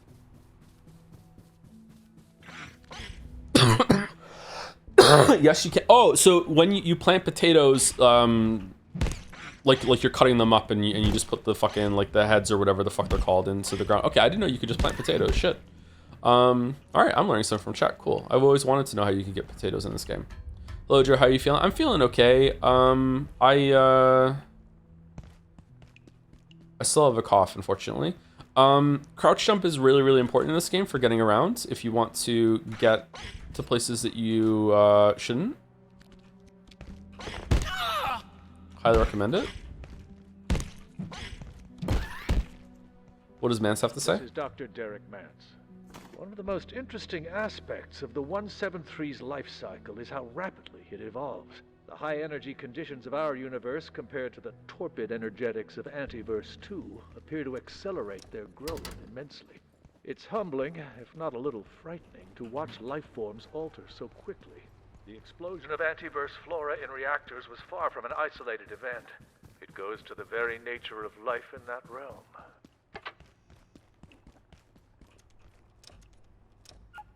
Gotta poop. Oh no, I'm bad at the poop minigame. Poop is something that you can actually, is an item. You can make your own little toilet later and you can collect the poop and you can use it for fertilizer or whatever. So there is a legitimate strat at the beginning of the game before you have access to that to poop max and just allow your character to just shit themselves on the ground and then you can collect that poop and it's not wasted. If you want to do that, it's up to you. I prefer not to inflict psychological trauma on all of the characters I play as, so I don't always do that. Hold on, where's the couch that we can sleep in? All right, 26% chance to break. It's impossible. It's no way it's gonna break. Yes. All right, so now we just put it down. Is there a lead maxing technique? Yes, I'm wearing a lead vest right now. I got all the achievements in this game. The final achievement I got was for pooping myself. I don't have that one. So you can also make a toilet. I'll store the poop. Yeah, I said that, but you might not have access to it at the beginning of the game. You need a bucket for that, don't you? Or in something else? I can't remember. This is a dismantled couch. So once you dismantle something safely, you can't break it by dismantling it again. It's yours forever. So let's take that with us so we can craft with it. Okay, so we can't get through there.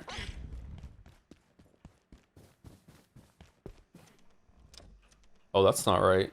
You shouldn't be able to open that door. Hey, look, it's Half-Life game. Well, I knew this would happen. Ever since Varenkov's team. I knew. Silo 3. You couldn't get a single power cell after that. Now look. They're precious antiverses. Totally out of control.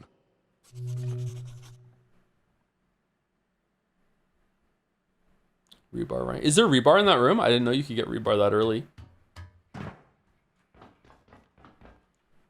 All right, so we snuck around the vents. It was killing me to leave all these things behind, and we opened that locked door. All right, so this is a stairwell, and this leads up to the third area. You're not supposed to do this, but you can just hop up here, and then you can just crouch jump up here, and oh, I just skipped a shit ton of stuff. We're not gonna do that though, but if you want to, you can do that, and it's, you know, cool, fun, whatever. You need rebar for the toilet? Do you really? Elevator's not working. What's the real way you're meant to go? Oh, do you have to make a fucking energy brick again? Maybe we are gonna do the skip. I don't want to do the fucking energy brick. Oh, there's a TV. Hold on. Life at Gate can be demanding. Oh, I haven't seen this one. So it's important to remember that resting is key to staying in good health. Simply taking a moment to sit down, even on the floor, will give you the energy it tells to get through your day. While resting in any form helps to promote healing, lying down for a short nap is the optimal way to getting back to your ideal physical condition. Getting adequate rest is vital to being a productive and valuable member of the team at the Gate Cascade Research Facility.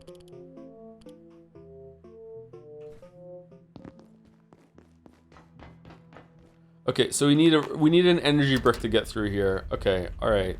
Isn't the stairwell jump the intended way to get third floor? No, the intended way is to get through with the energy brick. I'm pretty sure. Although, like what is intended really? Like, come on, like, fuck, we'll do it. I don't want to craft a fucking energy brick. I can't be fucked. We're doing the cheaty way. All right, here we go.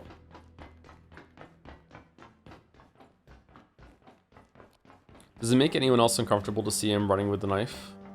All right, so this is where you're meant to get the first anvil, but if you get through the other area, like we saw earlier, you get one. There's also 2 up here. I didn't realize there was a second one hiding in the dark back here.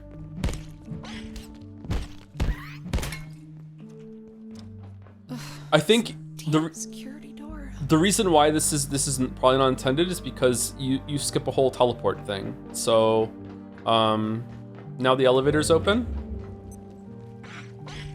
Let's go back through the other way.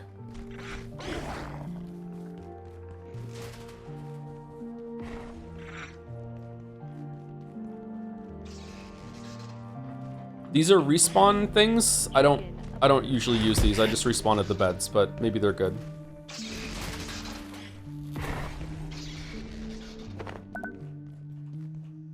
Whee!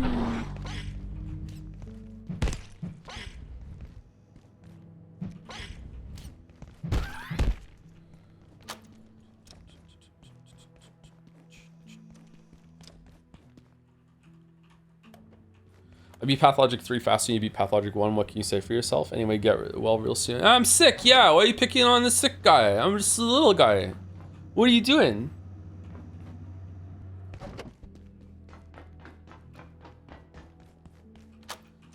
All right, here, you use the energy brick here. All right, we're back. All right, boom. All right, we did it. And then this opens, but this door opened. Waha, here we go. All right, so this is the way you're meant to go forward. It also unlocks a shortcut back here. Lots and lots of shortcuts in this game. It's really cool. And hitting this button on this side opens the door, and we're back where this motherfucker said, "Hey, we need the power." He's gone? Oh my god. He wants the power cell to open the damaged forklift. Okay. So here's the thing, though. Before you do that, you do your first portal.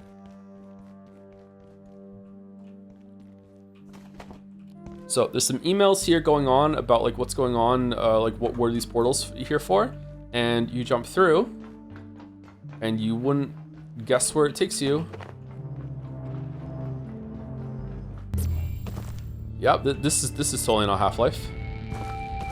Okay, so again, sort of spoilers. Okay, sort of spoilers. I have gone through 2, 3, 4, 5.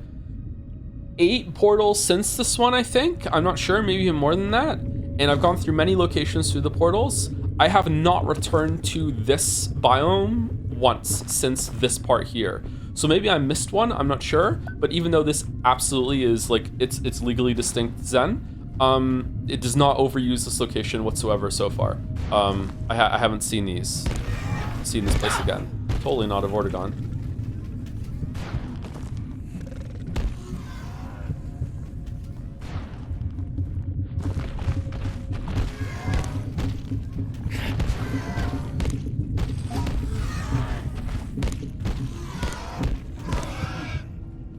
Yay.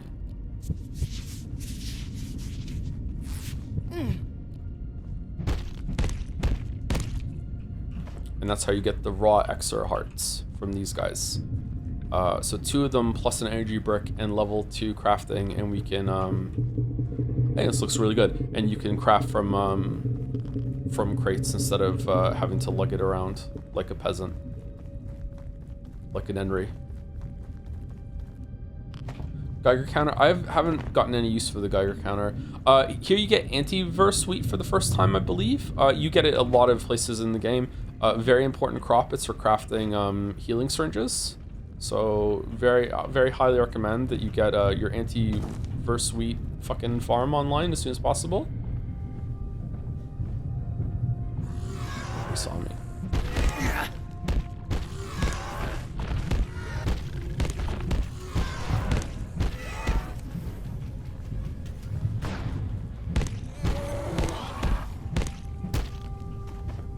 Okay, we got 2 hearts. Nice. They don't always drop a heart, I don't think. There's bees here? Is there bees here? If there's bees here, I never found the bees in this area. There are bees here. Okay, so I don't know if they changed this, but I once thought that I could outrun the bees, or eventually they will give up. They do not give up. So unless you have the capability to prevent stinging, I highly unless you want to die for it, I highly recommend you do not attack the hive. If you get far enough away, they give up. Does far enough away involve you going in a fucking portal? Dr. Derek Mance reporting. Research Director, Gate Cascade Research Facility. Antiverse 2 is an enigma. A world made of worlds. Each of them different, yet seeded with similar life. We know a few certain facts. That energy moves. You can fish here, by the way. Making growth, evolution, and change a more gradual process. We know, too, that materials transplanted from Antiverse B to our own are energy dense. Biochemistry occurs much more rapidly. But how did these creatures evolve? Should I do it, chat? Should I do it? Complex life confounds everything we know about evolution. Was an external force involved? Oh, we're so dead. We're so dead. We're so. It's not. We didn't even break it. We're fucking so dead. We're so dead. Holy shit. Didn't even stand a chance. Uh-oh. Okay, we're good. Fear of the bees. So, death isn't really that big of a deal in this game, which bothers me a little bit, which is why I tried to play on like a pseudo permadeath mode, where I try my absolute hardest to play like if I died it'd be game over. And I'm not crazy though, so because it's a game I'm not really that familiar with, and there might be some instant death mechanics. There's an environmental death later in the game that is really like not telegraphed all that well, stuff like that. But yeah, if you do want to play it like a lemming, you can. Yeah, it's not really that big of a deal dying. And that's the first portal. Nope. Okay, we died again. All right. Oh, you can just come back in here. Okay.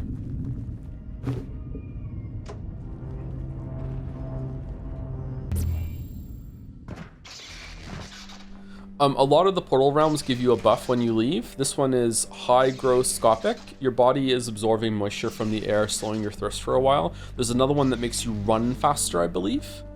And this is one of the nests that you can pick up that you can place wherever you want, and it'll bounce you up a little bit. Whee!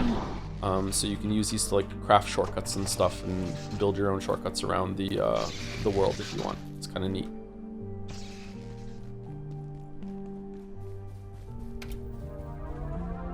Oh, what am I gonna learn now? I've already watched this one. Okay, so we kind of sped run through this whole entire area. So this is the end of like the tutorial office zone, is going in here and getting the final task. And the final task is to kill the robots in order to make the security hacking tool. I don't understand it. The systems locked us out. But I'm not leaving without my data. I could lose everything. I'd never get a Nobel Prize. Oh no. Then I had an idea. I worked on the security bots. Their CPUs store access codes. If we salvaged some, we could make something to hack the door. What do you think? Okay, so keypad hacker. Do you break the game? Can you break the game here? I didn't know you could break the game here. Do you just hump against the door and you can get through or something like that? Like if you try hard enough, you can get through this door? Because, you know, I'm all about that sort of shit.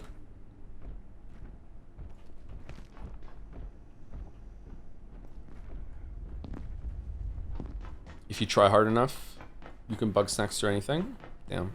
How many robots do you have to kill for the keypad hacker? Is it 3? So the elevator's working now because we went up and sent it down. So I highly recommend that you just move the Chopinator around and then just attack them during the day in order to get them into the Chopinator range and kill them. I actually set up 2 Chopinators with tech scrap daisy chains like right in front of their spawn point. So every night they just walk into the Chopinator and die. And every so often I just go over and loot them.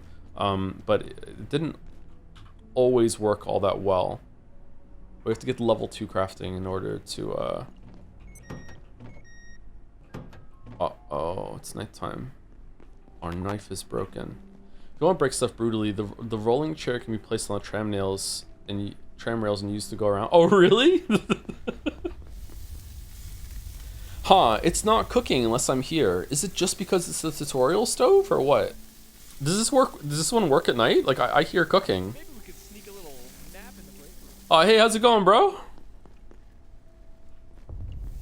Time stops when you leave an area. I think farming continues when you're not there, though, doesn't it? You get coffee in the security room? Yeah, you can go through here and you can get a coffee, I think.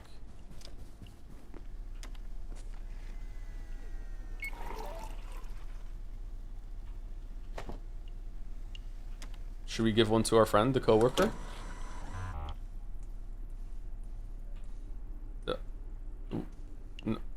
No? No, no? Okay. He loves coffee in his coffee hole. Ah! What?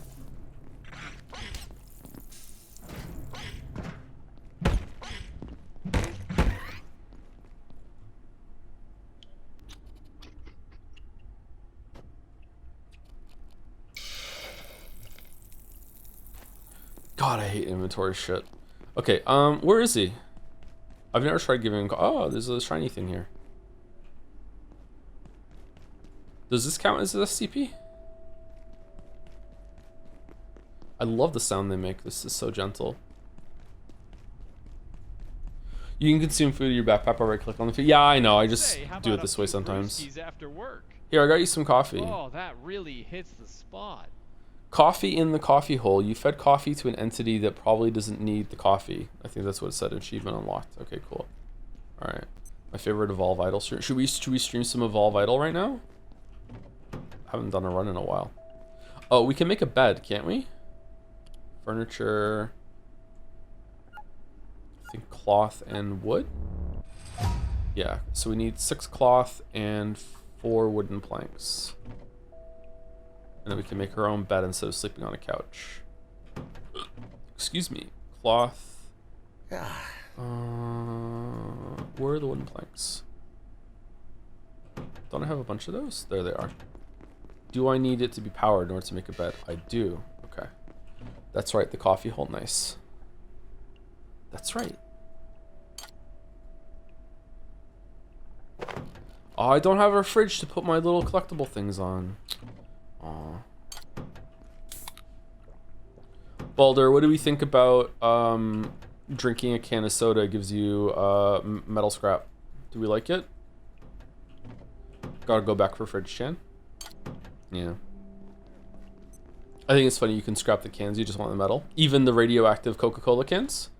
I'd prefer to return my soda can to the deposit machine for a refund of my deposit. Oh, okay. That's fair enough.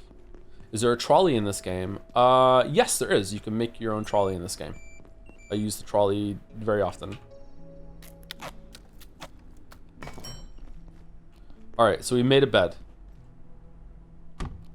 And there we go. This bed is pleasant, so you rest faster, I guess? I'm not sure. Genuine question, what's a good first-person combat game that does bosses well, or do you think bosses aren't meant for FPS? Are shooting games allowed? Painkiller had decent bosses, didn't it? Doom didn't really have great bosses. I don't know. Nothing really comes to mind right now. Sorry. Ultra Kill has bosses. I didn't know that. All right, we're repairing our weapons just because. Man, we need another fucking chest already. Metroid Prime.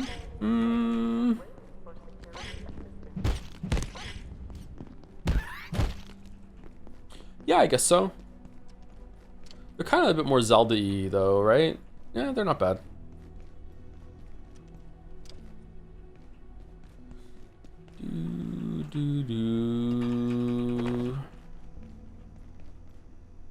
Okay, if I break this over here, will it give me some plastic? This looks like it's made of plastic. Yes. I'm sorry, Joe, I have like 300 hours in Ultra Kill. That game is so fun. What are you sorry for? Horrible streamer makes his audience apologize when they're having a good time with the video game. Why don't you just hate all video games like I do?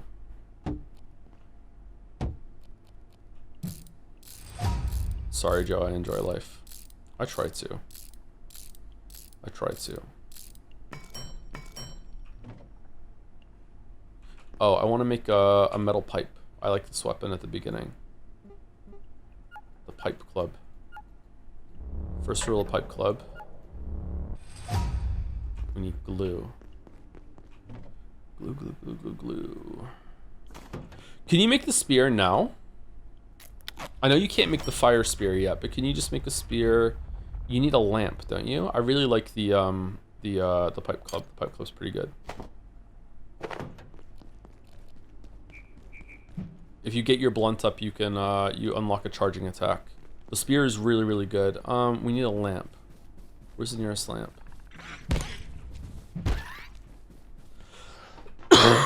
Excuse me. We also want to take the Chopinator and destroy some of the security bots. The charging attack is so strong. Yeah, it really is. It's really, really good. Did Titanfall 2 have bosses at all? Not any that come to mind with that I can think of. I'm trying to think of Painkiller is more like a spectacle sort of thing than actually good bosses.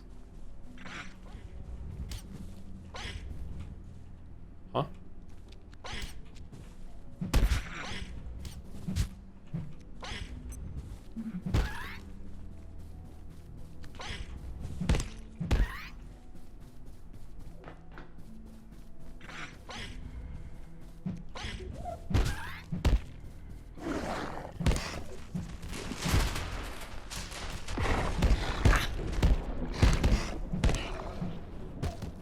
Gaming. Yay, we got one. Cool. All right, so getting a big filing cabinet is really good because they have so much space in them. All right, so let's put the Chopinator here.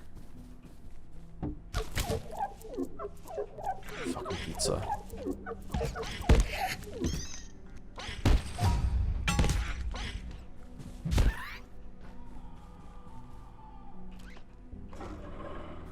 Do you rename your crates to organize them? So it shows the front on the lid? I don't know if you can do that, but I put a bunch of whiteboards. I crafted a bunch of whiteboards and I placed them above my chests, and then I put like the name of what I keep them in.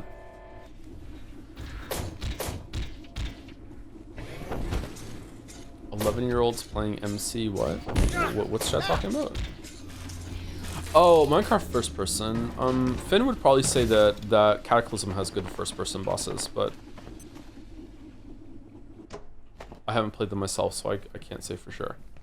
Okay, can I leave the game and then show you my main base? Enter facility, load game, and then host. Where am I? This might be spoilers. Okay, so this is the cafeteria. So I have like a bunch of chests over here that are all labeled with everything that's in it. There are better crates that you can get later. So everything's pre-organized. You can just label the chest itself. Does it show you from a distance what's there?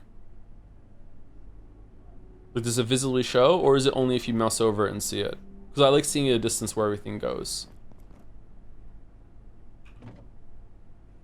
Like up here, I can say metal pipes. I mean, it's nice, but I think I like this better. It's more visible on bigger crates. Let's see what it's like over here. This is metal scrap. Metal scrap.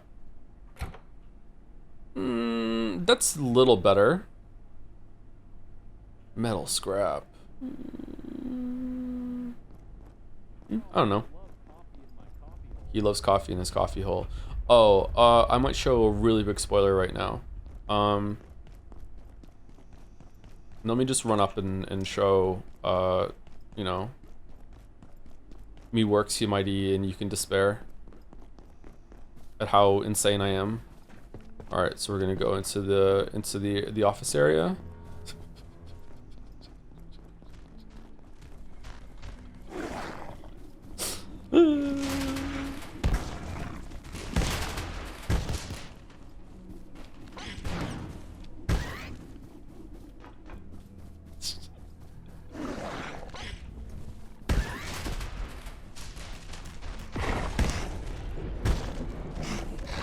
Joking. No, I'm not alone. Other people in chat do this too. Have to dismantle. Can you dismantle these? No. Have to dismantle everything. What if I need it? What if I need it? I might need it. You don't know? Not to this extent. It's not just this room, buddy. It's not just this room. It's every room. It's every room on all 3 floors. They're all fucking clear. What are you gonna do with 300 desks? I don't know. Maybe I need some resources.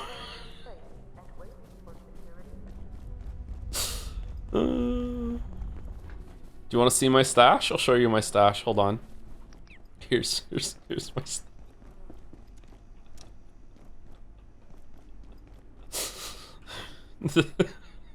Full stack of office desks. I'm not full up on these ones with the drawers yet. Not these executive desks. Full stack of L desks. Almost full on round tables. Coffee tables. Oh, almost full on those chairs. Oh, we got so many of these black chairs. Got a bunch of office well armchairs.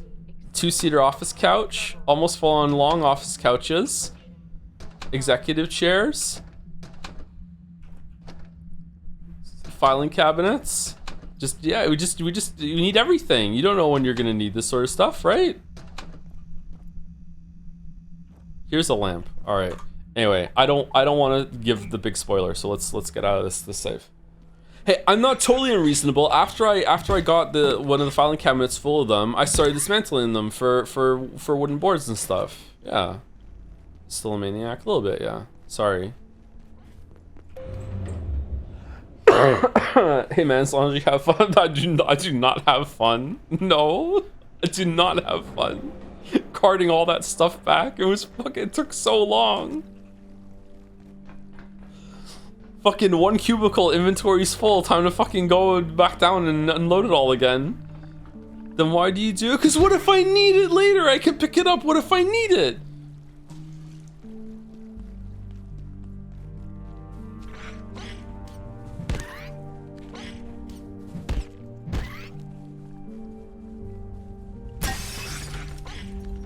Dr. Derek Mance, Cascade. The first instances of IS-064 appeared barely seconds after our first successful perforation event. It appears to exude a fog or mist that has overtaken Flathill entirely.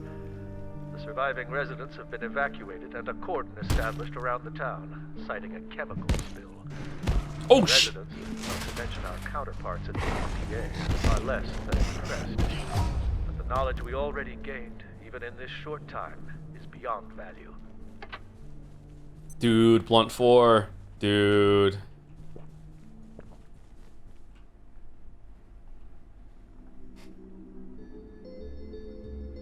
This is why hoarders hoard things IRL too, because of fear of low income at some point or an item just disappearing at some point. I don't think I hoard things IRL.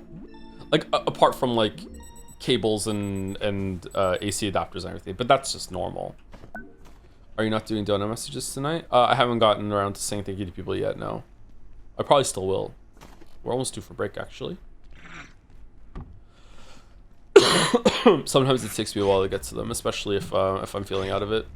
I probably shouldn't have streamed today, but I wanted to do something. So you do hoard things? I just like 1 drawer full of fucking cables and shit. That's it. They've come in handy. I do love this game, so I'm glad you're showcasing it. Yeah, I hope I'm doing an alright job of showcasing some of it. Like, I can't play it the normal way I would, because otherwise it would just be 3 hours of deconstructing... Oh, I'm dead. Deconstructing myself. Desks and shit. So instead I'm getting through it relatively quickly.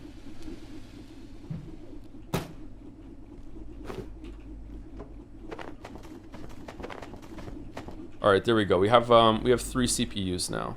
Should we take a fridge? All right, we have a fridge. I really didn't know you could just plant a potato. It says on there, can be planted. Fucking hell. Is it snowing?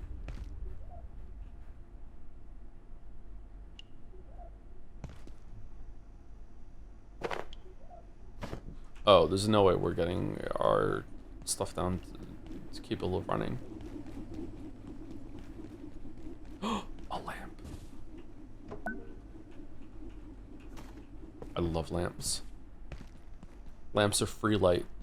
Yes, it's a blizzard outside. Thanks for asking. It's unseasonably warm here today in Moncton. I think it was 4 degrees. All the snow has melted.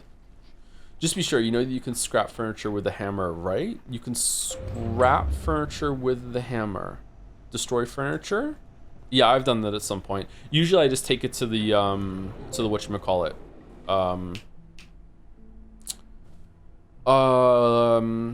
The repair salvage bench, and I just do that. Because usually I just hold F on it and dismantle it, and if it survives, great. I take it back to my hoard, and if I'm full, then I just turn it into raw resources. And if it's not, then it joins the pile of bullshit. Wait, weren't you playing this with someone originally? Were they enabling you, or did you just force the quest of dismantling onto them? We only did 1 session together, I think. Express how well lit your base was. Even when I was playing the other folks who bothered with stacks, we really lit everything. I like lighting things up, yeah. I got a bunch of sconces from a place, and I put them up everywhere. I almost had a really big spoiler, fuck. Good thing I caught it. Alright, we have another outlet for the fridge.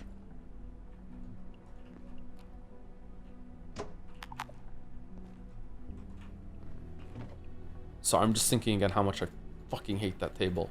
Oh my god. How could a place with sconces be a spoiler? And yet, it's actually probably the second biggest spoiler in the game. Because it's just such a cool part. Alright, so you put the lamp down, and the lamp lights up, and it's free light, even at night. So that's cool. However, you can turn the lamp into a spear.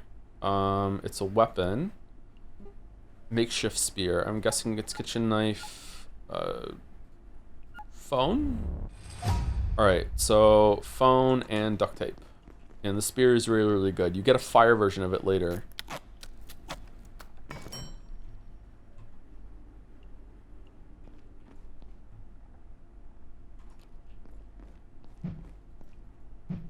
Spears are really, really good.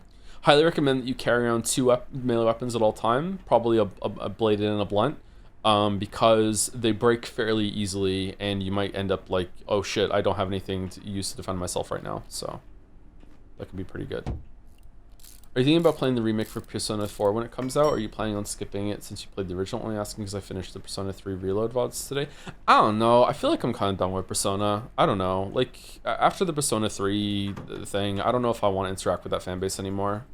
Metaphor is different enough that I think it's going to be fine, but like, eh. Like, for a game we already played and we're doing the remake, like, it would be interesting, I guess, but I don't know if it would be, like, 4 weeks of streaming interesting. Alright, what do we need for the keypad? We need... Okay, we need infrared emitter, LCD screen, and controller. So a cool thing that it does in the crafting that you can click on it, and then after you're done crafting it, you can hit like go back to previous item that you were on. So I want to go back to this one. It's neat.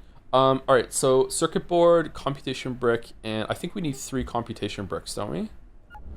If you place a delicious meal on the table you hate, would the food taste worse just because of its placement? I wouldn't even eat it. I don't want to be in the same room as the fucking table. I just leave. It doesn't matter. There's no meal delicious enough that would tempt me to eat at the table, okay? You could put the most beautiful woman who's into me in the room with the table, and I would be like, well, she can't be that great if she's fine with being in the room with the table, okay? Like, fuck the table. You don't understand. Okay, so circuit board. All right, so we need 9 circuit boards, 3 case fans, and 3 tech scrap. Do we have enough circuit boards? No, not even close. Wait, where's the other CPUs? Yeah, we need a bunch of circuit boards. I promise you, if you play the game, when you encounter the table, you will also hate the table, okay? I promise. I'm getting mad just thinking about it. Let's put a dust lamp down. Okay, I need 6 more circuit boards. Do I have enough case fans and everything? I'll get them from smashing up the computers. It's fine. Let me repair my pipe with some metal. Knowing that someone is now going to play the game, encounter the table, understand why we hate it, have an uncontrollable laughing fit, and then proceed to also hate the table. It fills you with determination.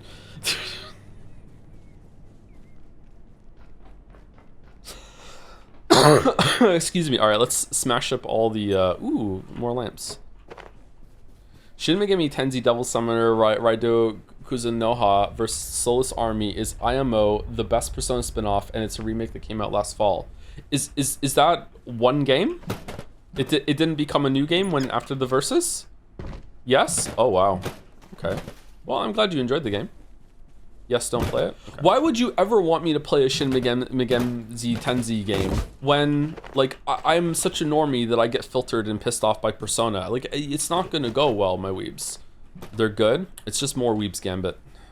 I can't believe I cleared this whole fucking room. There was a part of it, where is it? There was a part of it, I didn't even realize this part existed with its own fucking ramp and shit. There's like a little paper barricade over here too. Like there's so many resources in this room. It's crazy. Oh, another lamp. That's cool. Metaphor is SMT combat, by the way. Yeah, isn't Persona as well? I can feel I don't sugar falling. I don't know what SMT combat is, so it'll be whatever to me. Oh, now I have the charge attack because I'm blunt level 5.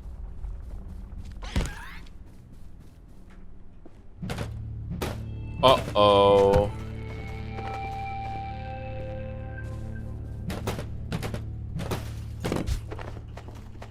Okay, that's more than enough for, Oh, your inventory doesn't get that full when you're not dismantling every fucking desk and chair that you see, huh? Oh, that's good. Anyone played Hytale, by the way? Is it good? I got it for Finn today. Seems like his thing. It's like Terraria meets Minecraft, right? I hear it's got more focus on, like, progression and crafting and stuff than exploration and building. Alright, so we want to make 3 computation bricks. And then we want to make the keypad. We make it from the infrared emitter. The LCD screen. New York, I love you, but you're bringing me down. Alright, we need a glow stick and a box of screws. Whoa. SMT fans have no idea what Metaphor fans go through. What's my favorite game? Well, that's easy. It's Shin Megami Tensei Nocturne for the PlayStation 2. I wish Atlas would put out more SMT games instead of putting their combat systems in Persona slot like Metaphor. Seriously? You've never played Shin Megami Tensei Nocturne for the PlayStation 2? Have you? It's not only one of the best, most underrated games ever made, with a great combat system that they reused from Metaphor. Oh, shit. Oh, okay. I have played, yes. Is it good? Okay. Glow stick is scrap and a tube, right? We have some bio scrap, surely. We don't? Really? Oh, fucking hell. 2 phones. 1 phone. We have 1 phone. Okay. Hey Joe, God, you're okay? Yeah, me too. It was a rough 7 days, let me tell you. Like, it wasn't god awful, like I wasn't hospitalized or anything, but it was not good. Oh, I highly recommend that you put a gaseous nest here, so whenever you're on this side, you can just be like, whee! Fun. Alright, I need to find a phone. We've located a phone. Should we grab another phone while we're here? Okay, we want to chop up these things that we killed. Bioscrap, nice. I think that's enough for the glow stick. Is this malnourishment? Oh no, he's hungry. Okay, we want test tube. It's just wood and glass, isn't it? We found some glass, didn't we? Speaking of Atlas spin-offs, Alta spin-offs, have you seen Soul Hackers 2? I feel like you might find it enjoyable. It has a female MC smiley face. What are we doing? What are we doing? Is this a bit we're doing? This one's a bit? Okay. Alright, glow stick. We want test tube. Then we make the glow stick. And then we go to... Hold on. Keypad. Wow, it took me so long to make the keypad the first time. Like, we just have it? Are you fucking serious?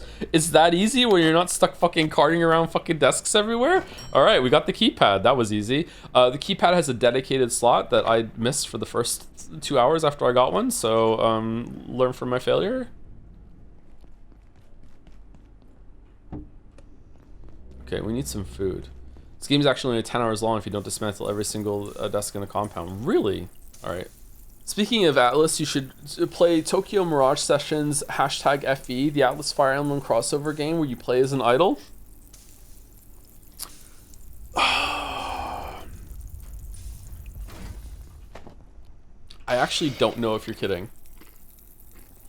You should play Pokemon instead. I asked Leo today if he wanted a game for his birthday. And he's like, it may be. And I'm like, do you want a Switch 2 game? And Finn just says out of nowhere, the Switch 2 doesn't have any other games. And I said, no. It has a Pokemon game. And Finn, who has never played a Pokemon game, said, everyone says it's really bad. Could use a short nap.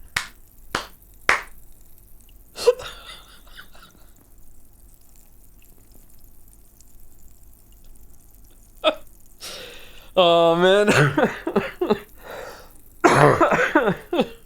Raised him right. He's been playing Mario Galaxy 2 on the Switch 2 and nothing else. Definitely your son, yeah, hates Nintendo. Wooly Versus played Tokyo Mirage Sessions #FB on his old channel. Viewership was so dire that the views on each episode became a community meme. Damn. Damn. Not only is that one real, when it was being leaked, people heard that an SMT Fire Emblem crossover was going to release, and all the nerds were incredibly excited, and then it was an idle game. Okay, let's sleep real quick before the attack happens. So the first couple attacks are actually pretty easy, but later in the game, they can ramp up significantly. There are some enemies in this game that are quite dangerous if you don't know how to handle them. I don't think it's quite at the level of Prey 2018 or whatever the fuck year that came out, where every single enemy is sort of like a puzzle that you have to solve and remember how to handle it. Like most of this is like gear, like shield is really helpful for a bunch of stuff. But there are some patterns to learn. I recently tried Path of Exile 2. It's my first RPG. Oh, fucking my condolences. And it's kind of boring. The progression and some boss fights are interesting, but other than that, I feel like I'm wasting my time playing the game. I'm missing something. No, Path of Exile 2, if it's still the same as when I played it, it fucking sucks. Like, they don't really know how to balance progression because... Alright, here's the hot take about Path of Exile 1 and 2, okay? They shouldn't be free to play.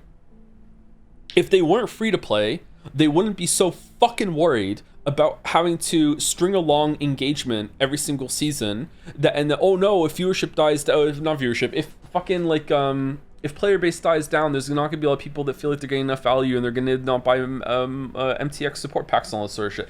This is the issue, is that it's free to play. So instead of making a really well balanced game that has a really cool progression curve that you can get through at a decent pace, it's not a fun time. Path of Exile 1 is better than Path of Exile 2 for the progression curve though, but the gameplay in 2 is better. It's just like fucking hell, it just doesn't feel like you're making any progress at all. You can go so many arcs in that game without getting an upgrade or one that feels decent. Yeah, I would try Po 1 and follow a guide. Isn't Po 2 not free? Oh, is it still in the you have to pay for early access, or it was at the beginning you have to pay for early access? You have to pay for the beta. I assumed it was free now then. It's still in its testing, you have to pay for the testing thing, but it's going to be free when it's done. So they have to balance it accordingly. I love that game. I love Path of Exile 1. I wouldn't have a channel if it wasn't for... Like, you wouldn't be listening to me talk right now if it wasn't for Path of Exile 1. Well, maybe. The story... I wrote a big Reddit post in response to one of the early Path of Exile 1 leagues, and it was structured like a video, and it got a huge response from the community, and like we're talking like hundreds and hundreds of replies on a Reddit thread, and because of that I was like, oh, maybe I can do this, and that was like one of the first ideas that were like, okay, maybe I could make videos on YouTube, so that sort of thing. So Path of Exile 1 has a special place in my heart. I would love to make a video on Path of Exile one day, but like I would have to become an expert in it, and that's really hard to do. So I love that game. I respect the hell of it, but it's fucking impenetrable. Are you arguing the progression needs to be slow to ensure that people feel the MTX are worth the money? Yes. They want to. Every single league in Path of Exile 1 is a balance act, like walking a tightrope of we need to make it so there is enough content on this content treadmill to last. I'm gonna say they try to aim for 8 weeks. We want to give people 8 weeks of content for each league in order for them to feel like they're getting their money's worth. And if player base drops off really early on to the league, that's a bad thing. So we have to balance it so that we're not giving them too much loot, but also giving them enough loot that they feel like they're making a good progress and engaging with a new league, blah, blah, blah, blah. And they often fail that miserably and make it like really slow and really agonizing to get the loot. Ironically, the top player base will just have a great time anyway because they know all the tips and tricks and how to fucking farm like crazy. Like if you are like a casual person in Path of Exile, it is like staggeringly demotivating to learn that the top players in that game in an map and single juice map will drop more currency than you will for your whole entire league. One map, and they have more loot than you will see in like maybe like 300 hours of playing in the league. It is insane how much knowledge and power the top people in that game have. And how they can just manipulate all the systems and it's just crazy. And it's probably good for the game and good for the economy that players can drop that much loot because, you know, it devalues a lot of stuff in the game and it makes prices like manageable and cheaper, but it's still crazy that that's what the game is based on. Just play SSF, fam? I do, but that has its own problems because it's not balanced around SSF.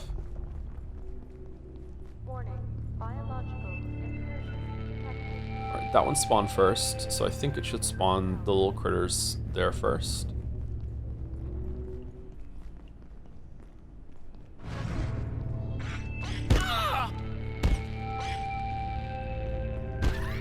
I wish they had improved drop rates in SSF. Yeah, they even say when you pick it, it's like it'll never be balanced around it. It's just here because the player base whined enough for it, which sucks because I think SSF it like really makes you have to learn all of the systems and leagues in the game. It's really good for that. Whereas if you're playing Trade League, all you have to do is just like find a farming strat that makes X amount of currency, and then you just buy all your shit.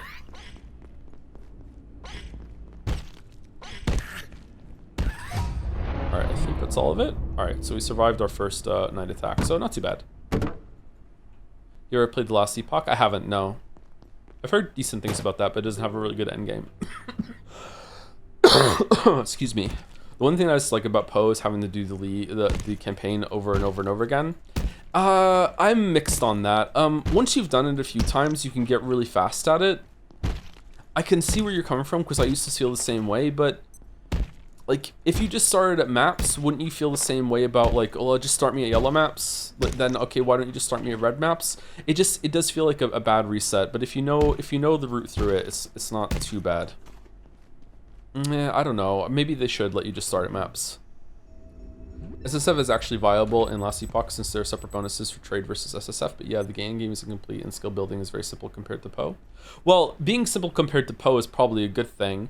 What was it like fucking the Righteous Fire build with Pox, like the Righteous Fire guru being like, so why do we put fucking life tap on our shit even though we're not using life tap because it doesn't cost any mana? Well, the reason why we use life tap is because it would life tap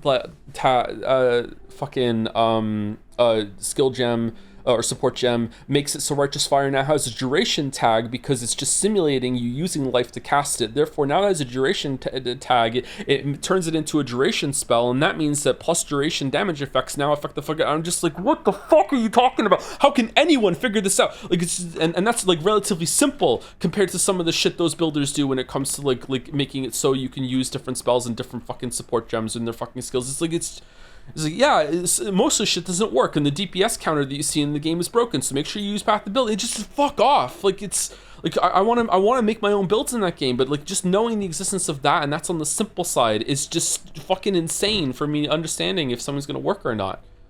Oh, sorry, I was wrong. No, it's because life tap support gives 20% more damage if you use typed life tap recently, and you can link life tap to shield charge and RF separately, and you proc life tap on SC to boost ARIA. What am I thinking of then? That it gave a duration tag then or some shit. There was some. Was it a different interaction, or is it also that interaction but it has a second layer to it? I know for sure that he went on some fucking explanation one time about how it gives a duration tag or some shit. For Swift Affliction. Yeah, for Swift Affliction, yeah. Because I remember looking at the build and I was trying to understand it, and I remember thinking, why the fuck does Swift Affliction even work for this? I shouldn't even have this on. Did he make a mistake? Of course he didn't. There's some fucking arcane interaction that I didn't realize. Swift Affliction is a huge DPS increase for that too. It's absolutely Siberian. Oh no. As someone who's never played that game, it sounds fucking awesome. Go play Poe then, man.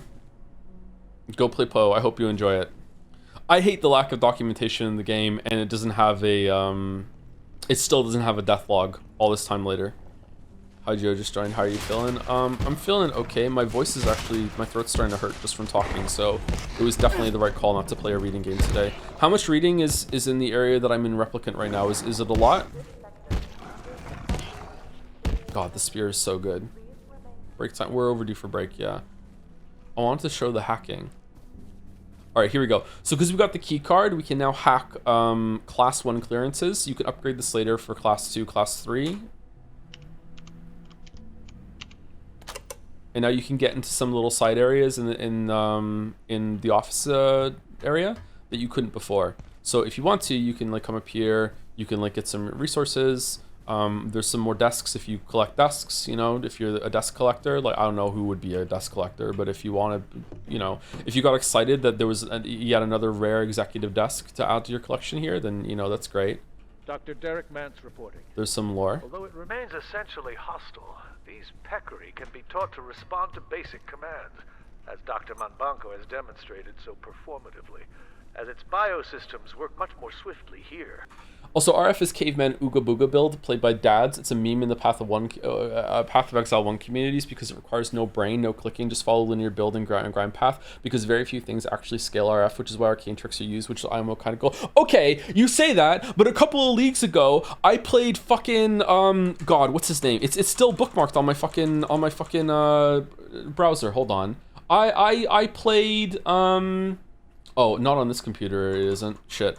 I can't remember his name, but he made some fucking archmage build that involved fucking frost orbs that you cast in a fucking array, and then you hit a button to make Frost Nova appear on yourself, but when it appeared on yourself, it also appeared on the frost orbs that you sent out, and then it would go out and then come back, and it would like radiate out for every single time that you hit the Frost Nova whatever, and I played that build, and I got all the way to red maps with it, and I don't know how it works. And so, like, that wasn't a meme fucking, like, thing that had to, like, squeeze out trickery because it was so simple. That was such a fucking complicated thing. I played it, and I can't explain it to you. I just knew that if I put the gems in the slot and hit the buttons, the shit would die. I'm sure. Shotgunning is OP, yeah. Reaches no further.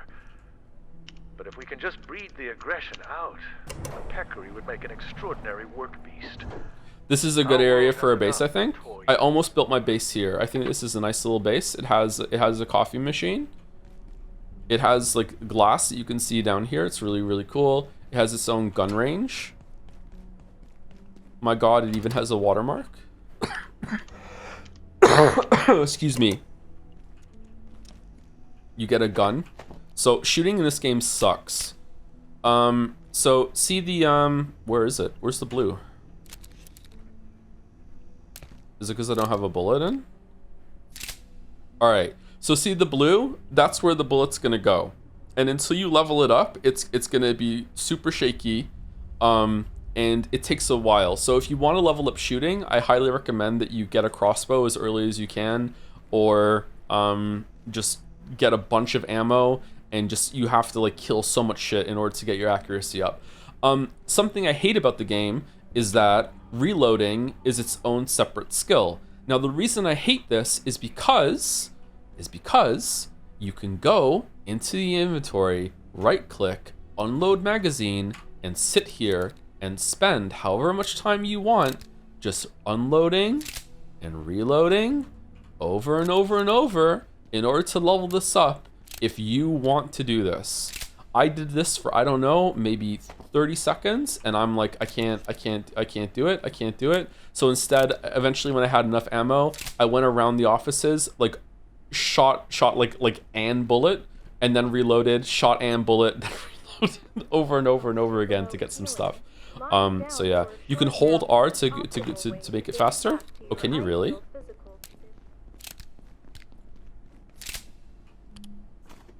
Oh, the tech. Loading.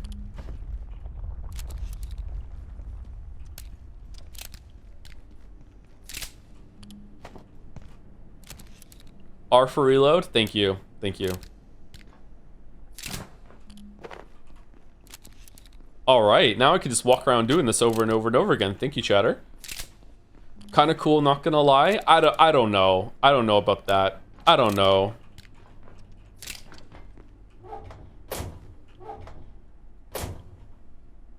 Should we do the nets?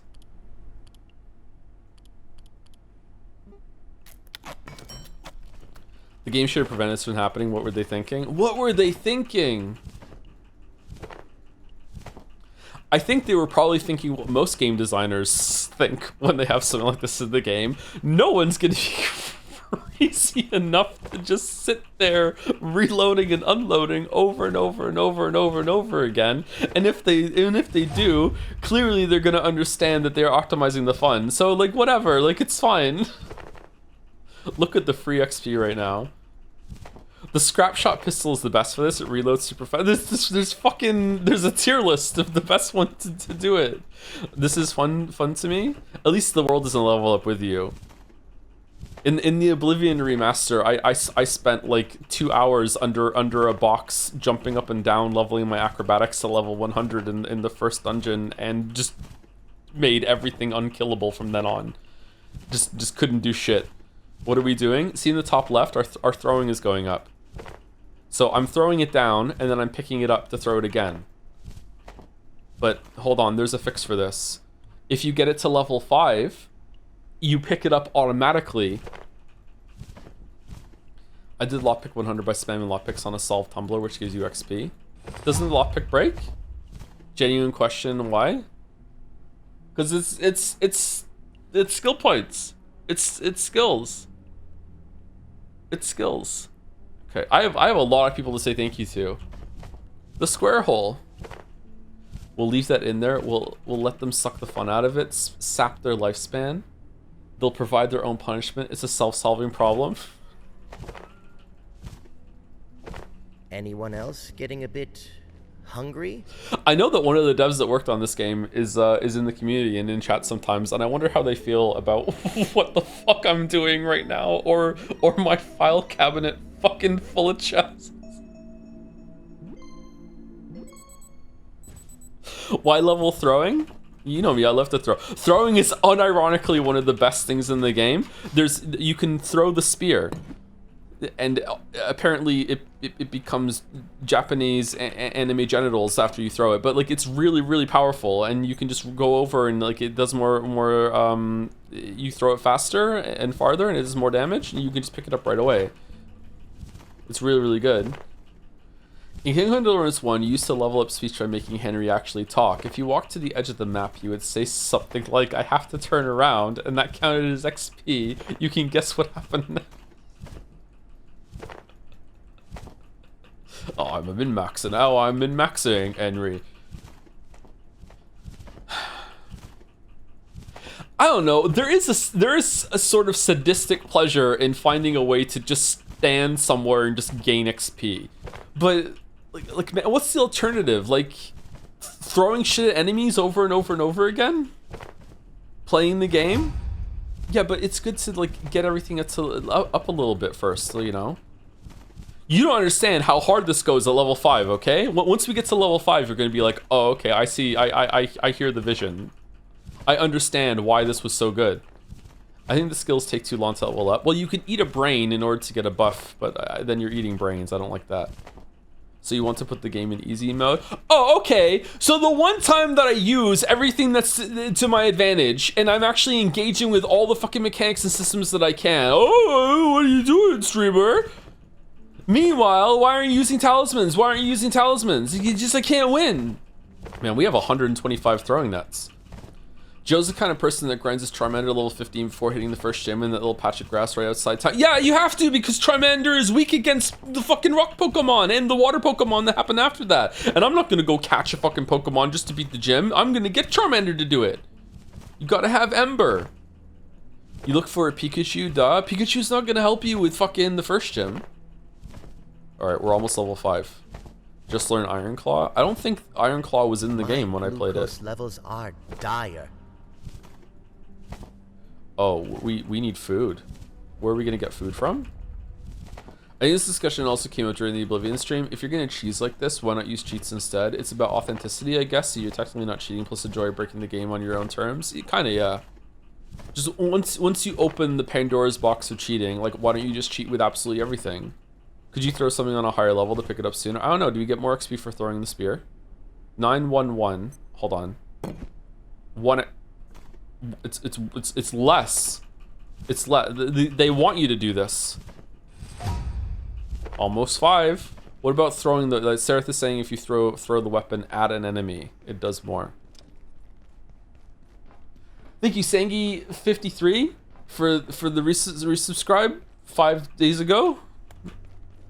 I don't think I streamed 5 days ago, did I? Thank you, NanoPros, for the new sub 4 days ago. Just an amazing time to sub for the first time. Thank you very much, NanoPros. Clearly you're here and very impatient.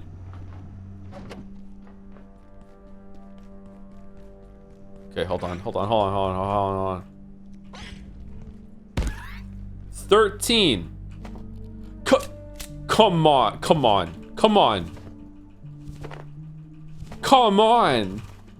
What are you doing? Aren't you just describing cheating as any unintended way to play the game? No, I don't think so. I don't think I'm cheating right now. When did I define cheating as that? I think cheating for the most part is a very explicit, I'm putting cheat codes in the game or whatever. Like, yeah. Oh, I thought you said this was cheating? If I did, I misspoke. I don't think what I'm doing right now is cheating. It's cheesy, but I don't think it's cheating. Normally, I don't do things like this, but I just want to get to level 5 to show chat, like, how much faster it gets. Do you think you could solve this mid-max strat? We're mid-maxing?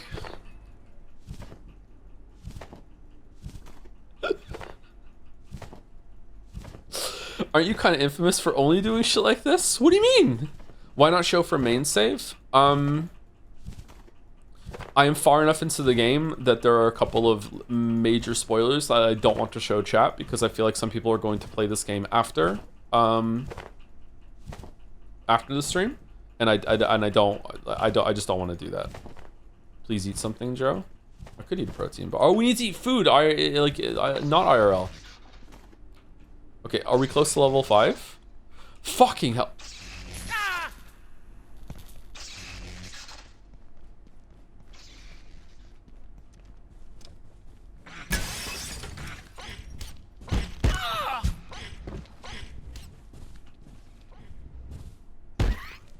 Seven. Uh-oh, the spear broke. Alright, let's go down and cook this pest. What's the fastest way down? Is it the elevator? I think it's the elevator, right? This is the wrong way. Actually, I'm kind of hungry. Yeah, my spear leans a little left, a little what of it. Mine too, brother. It's fine. Don't worry about it. I'm hungry, Henry, now. Can we take a break, please? We're so overdue for break. Anyone who wanted to go over for break would go for break. We should take break, though. You're right. Let me go cook this pest. I'm so used to just having an unlimited supply of soup that I forgot about food. Sprinting's level 4. What do we think about the fact that we can just hold sprint and just run around and just gain XP? Do we like this? Is this cheating? Is this cheesy? Or is it the fact that it takes some stamina makes it okay? You ever played Eternal Sonata? Because if not, that's what the weebs should be trying for. Incredibly insane game. Never even heard of it. No, I haven't played it. Ooh, this one has 2 foods. Can I volunteer some cheese? Are you in Moncton? Alright, while it's cooking, time to throw some... well, throwing things takes time as a resource, that's true.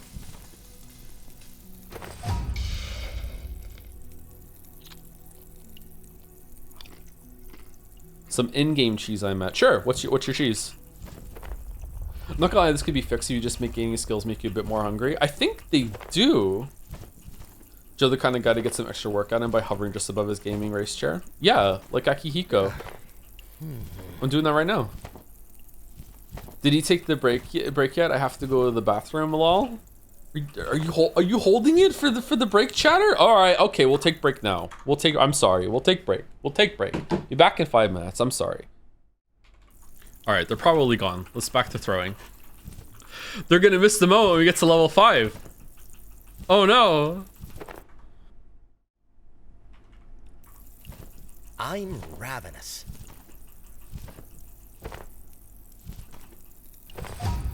I should probably locate a restroom. Okay, here are the instructions. I'm writing it down here first so I don't think anyone else is talking about it online.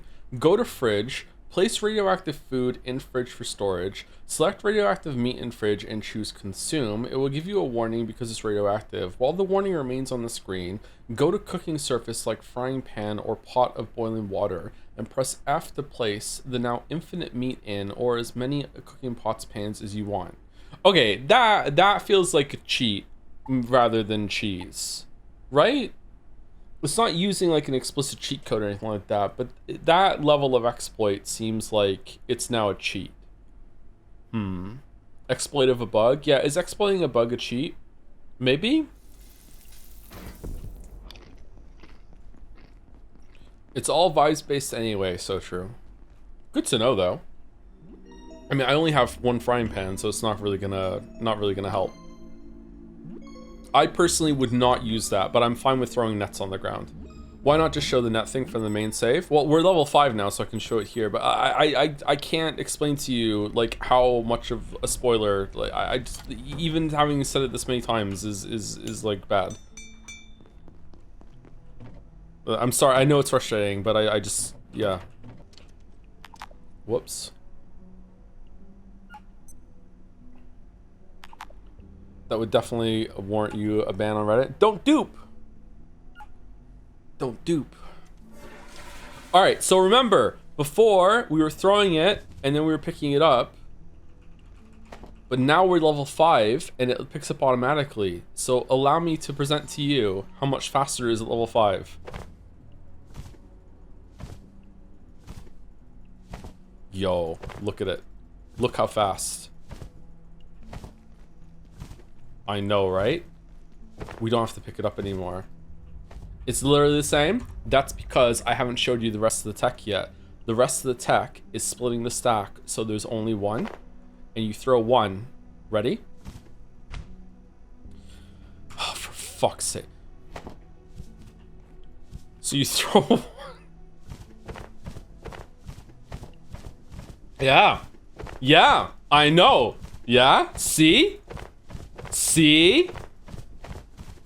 Now we're throwing. Throw against the wall? My god, I like where this is going.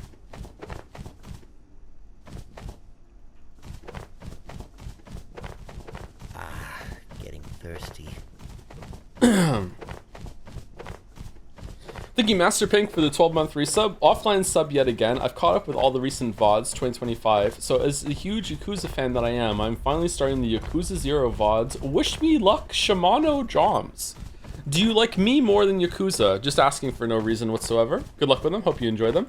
Thank you, Henry Wyatt, for the 34 months. I don't know if Joe streams today, but either way, I have a night shift, so I'm missing 2 Pathologic streams in a row. Hope you'll like it. Have a great time with Patho 3 myself. That did not happen, so we haven't finished Patho yet. I don't know if we should do this tomorrow or not. I'm ravenous. Yeah, we know.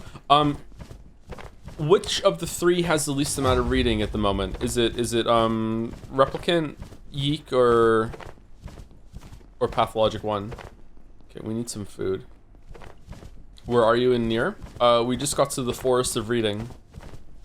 Chat, why the fuck is he throwing the net? Look in the top left, chatter. It's gaining us throwing XP. Fine, we'll do something else instead.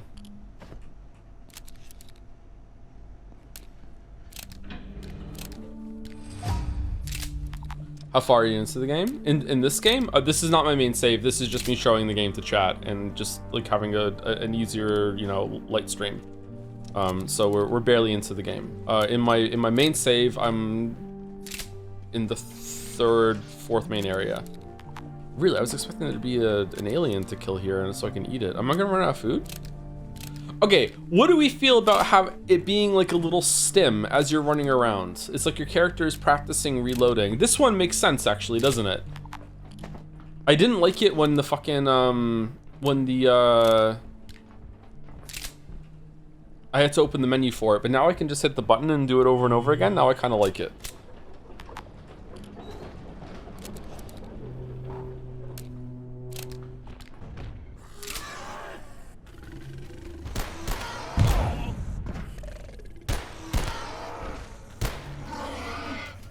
Don't shoot. Don't shoot. Although I don't have any ammo to reload now. Can you cook the heart? Uncooked. Hey Joe, are you excited for the next Life is Strange? No.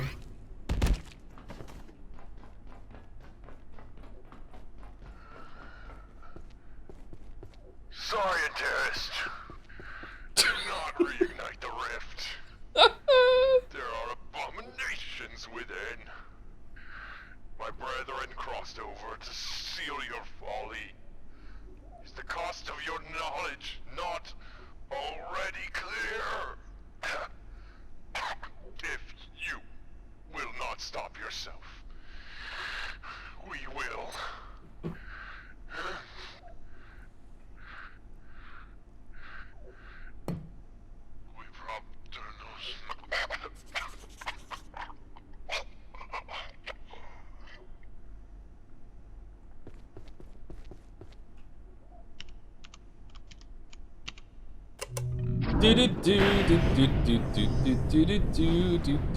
Half-Life 3?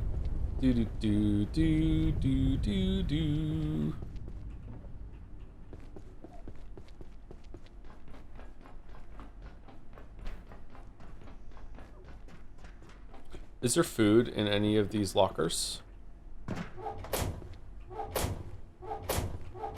anyone storing some chips or something? No. Alright, let's go down and cook. Fifth way to get strength XP is to wear the heaviest armor and you'll get a trickle as you walk. Oh, really? Well, normally by the time I get heavy armor, I already have the one that says, you know, it doesn't do anything for you anymore.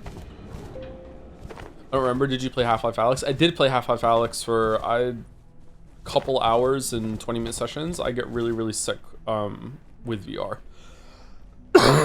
So I couldn't keep playing it for very often, unfortunately. What if you do play the Persona 4 remake, but then just stop when you hear that blasted song that's forever in your brain, just sit there for the rest of the stream to burn it out? It wouldn't work. It's going on in my head the whole entire time. You think that listening to it for real is going to change anything? You just need more VR experience? Yeah, I was trying to get more VR experience. I was playing a lot of Beat Saber and trying to... I played a bit of Skyrim.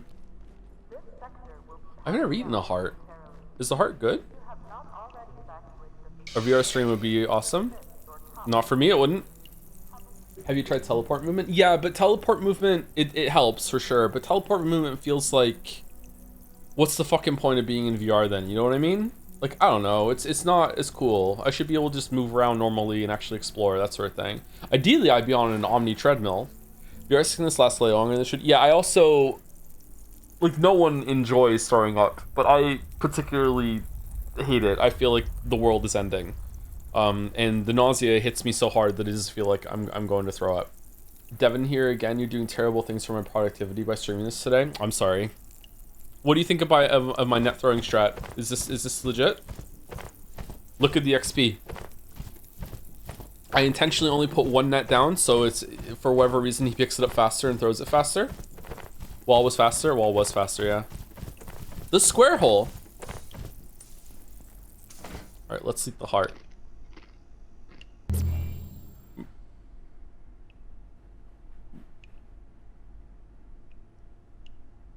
What?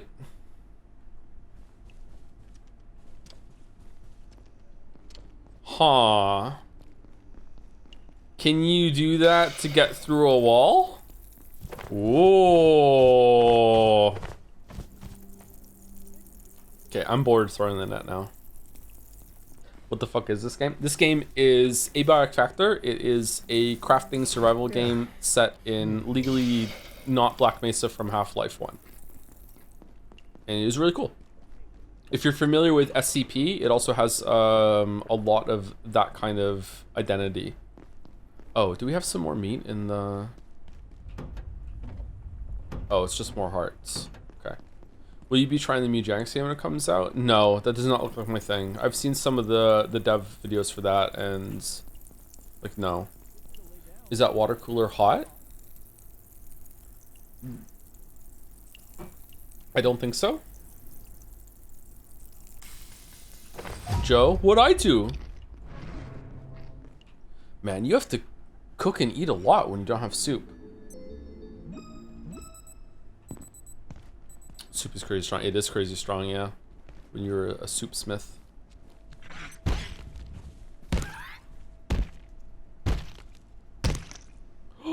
Nothing?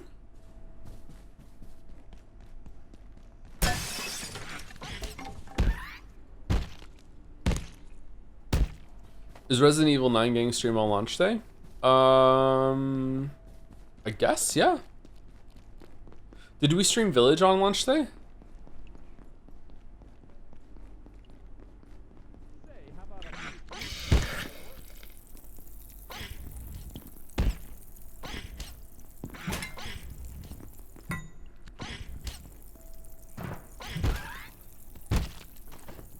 Lock in. It's already locked in. I don't know if we're going to be streaming that right on launch day. We're probably close to it.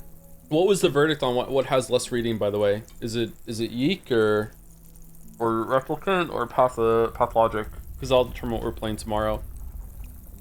Yeek for sure. God damn it. Think you looks better than The Witcher for 28 months? Think you're much? Think you Patho sucks?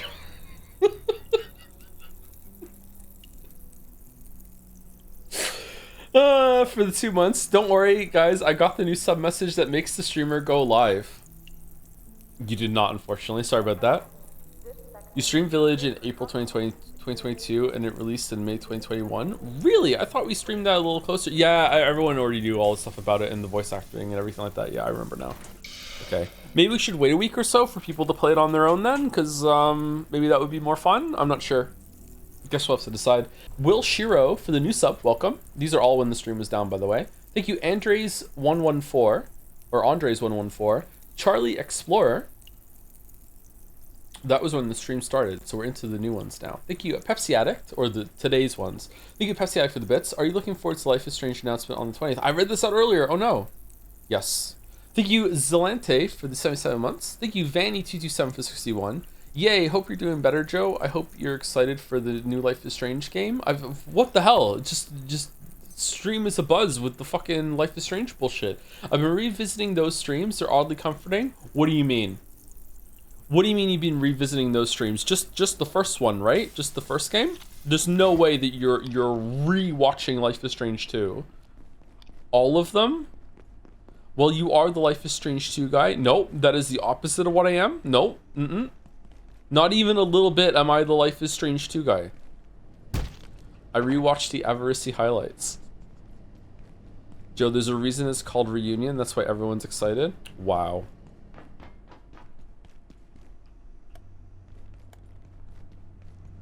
It's gonna suck so bad. It's gonna suck so bad.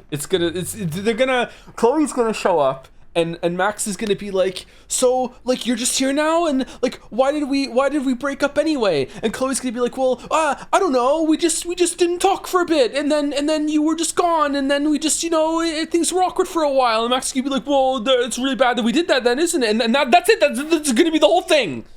That's it. Already, P. Rachel's come back. Somehow Rachel's returned. I would actually be hella mad if they brought Rachel back and ruined the only good scene in Before the Storm. I would be hella mad.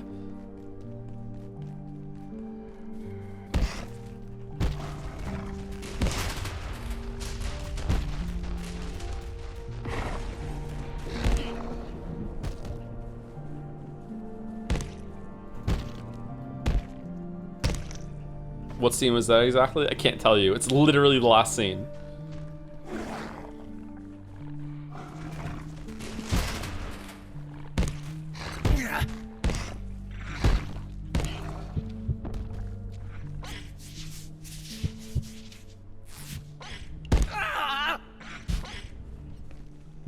Are you ready for the two brothers to be the protagonists? I would actually not play it.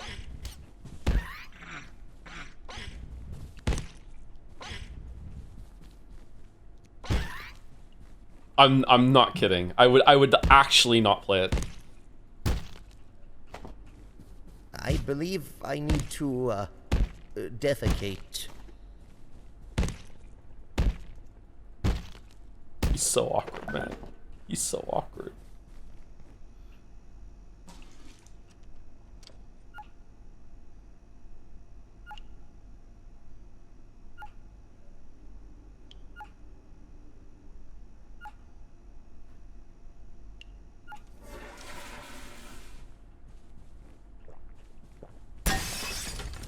There's a poop minigame? Yeah, there's a poop minigame. You don't have one? Okay, we probably need to go back down and cook even more food now, and then we'll have enough for the journey. Will you ever read Misery Court? When it's out, yeah. When it's all done. Mouse really likes that. I should really set up some more cooking stations, and I could have more than one frying pan going at the same time. But because this is like a temporary run, I should just do that anyway. Let me go set it up. I think we need coils and pipe and metal.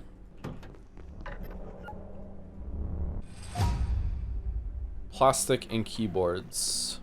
I only have one keyboard. Oh, there you go. There's some more keyboards. You should make a trolley? Sure, we can make a trolley. What's trolley underneath? Tools.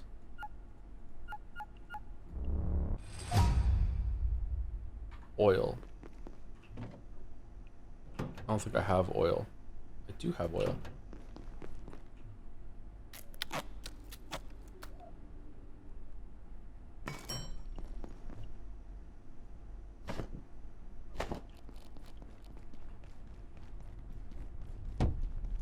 There we go.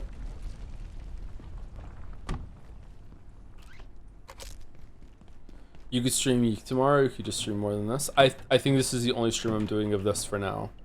I don't think we're coming back to this. This was just like just a chill sort of experience. I need to go upstairs and get more frying pans. Oh wait, hold on, I can make frying pans out of chair legs and metal scrap? No, I don't have another chair leg. You haven't beaten Abiotic before? I haven't, no. Oh, fuck. I like these streams. We have too many games that we're playing concurrently, though. I really wanted to wipe Patho and Yeek off real fast. I think we're gonna take a break before we do more of the Patho runs, or they're gonna move to Saturday. And it's just going to be near Tuesday to Friday, and then Metaphor Tuesday to Friday as well.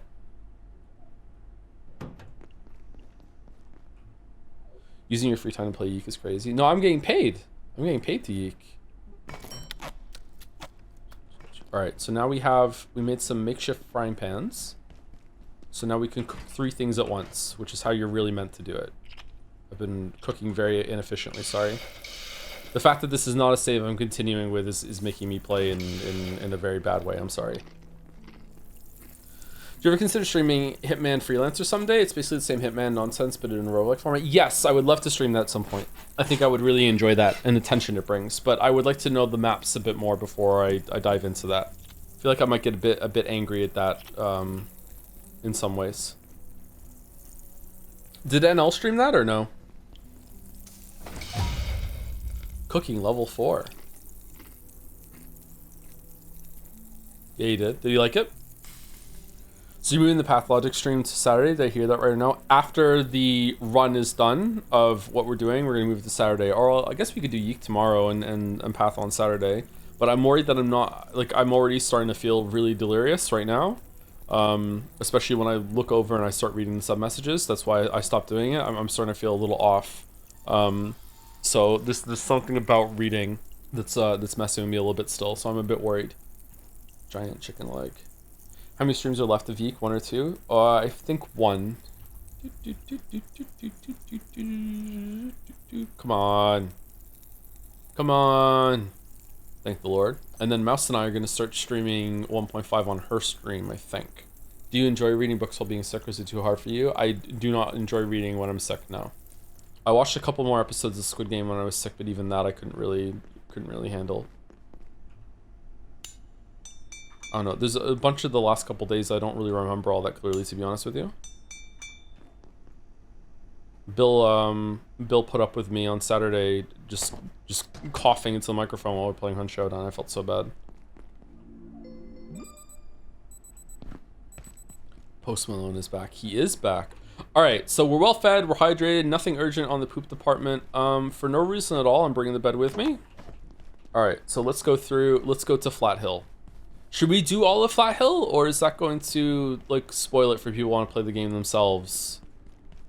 Maybe just seeing it and then backing out. How long have we been live for? 3.5 hours? I think this has been enough of a teaser at this point for a showcase of what the game is all about. We got through this part pretty quickly. Flatland is the part of the game where I went from I'm enjoying this to I'm in. Like this is really good. Like it's not just like it's not just about a survival kind of game. Like they're actually doing things with purpose. There's enemy placement, level design, that sort of thing. So I really enjoyed Flatland. The atmosphere is really good too, and I might ruin that a little bit by streaming it, but we'll see. Oh, these are charging stations. If something you have takes a battery, you can leave it here. I don't think we have. Oh, our flashlight. So we can like leave the flashlight and it'll charge up. Kind of neat.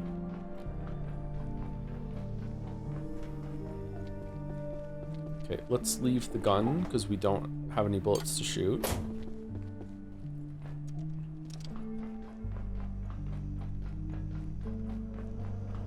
So I was expecting more zen here, and then you go in, and you're in a treehouse.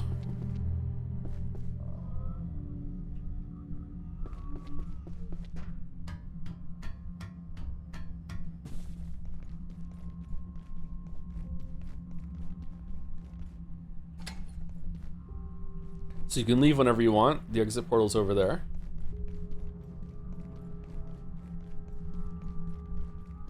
Becomes Half-Life 2 instead. Well, the place is called Flathill, so it becomes something I can't understand, but I still enjoy it.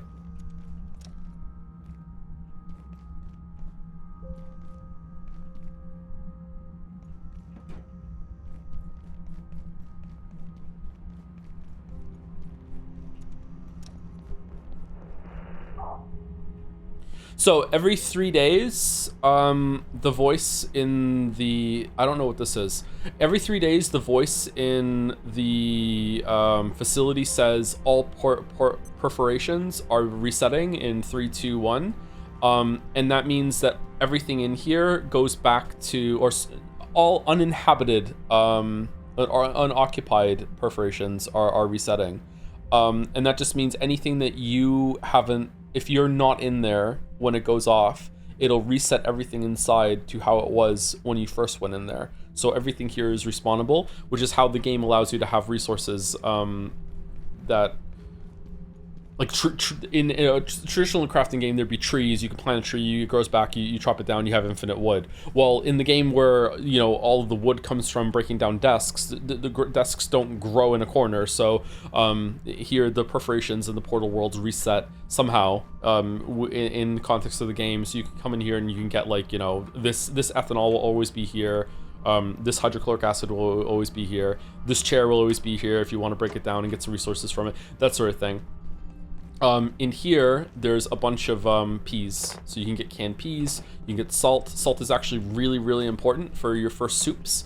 Tomato and salt makes one of your first soups, and then the super tomato soup as well, and you need salt for it. So salt is actually really, really good. Sometimes I come through here and I do a quick salt run and I pick up as much salt as I possibly can.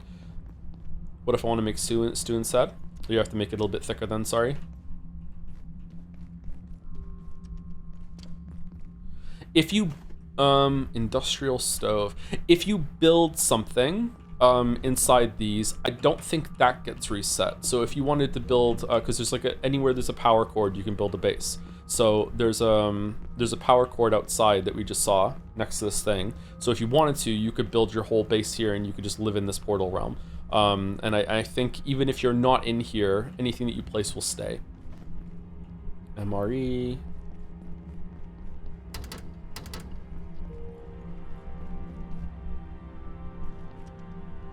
I build bridges between all the roofs here so I can get the power cells on an easy loop on my own. Oh, really? You can do that? I didn't know the bridges could go that far. That's neat.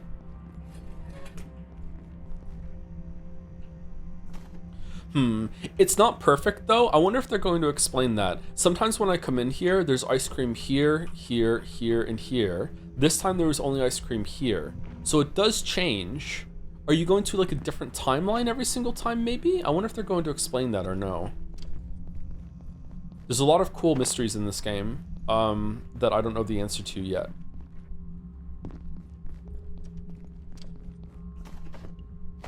Oh, there's ammo in here. Not that kind of game. I think it actually might be that kind of game. Snowy wolf painting.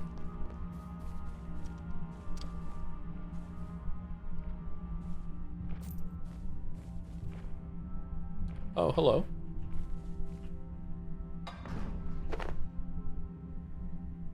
Do you like the games in the genre of power simulator, crime scene cleaner, etc.? Not really. It depends. Power simulator was kind of fun to do on stream. I don't think I would do that on my own, but maybe? At last you are here. You want out? Of course you want out. Like them, the giants. You are trapped here. But shut down the devices. Your devices. Remove the power cells. 1, 2, 3. You'll have your way out. But what then? When you've opened your door, what then, eh? What then, eh? What then? That guy sure is wiggly. Yeah, he's such a weird little guy.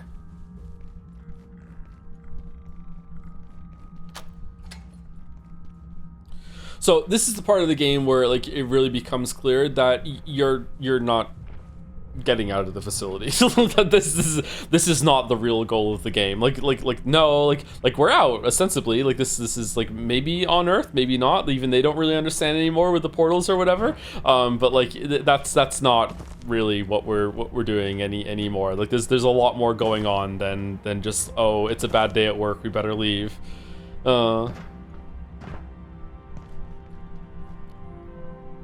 Power cells.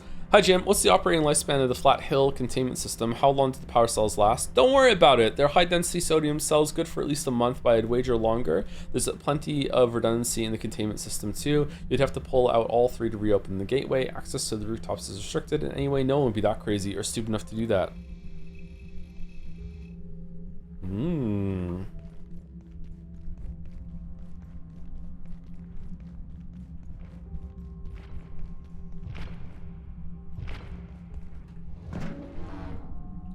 Can the do the unlocked doors and whatnot stay unlocked on reset? They do, and I should be really pedantic and nitpicky about that when I make the video. Yeah, they shouldn't. They do, yeah, they stay unlocked. Can our friends be here? God, I hate that fucking table.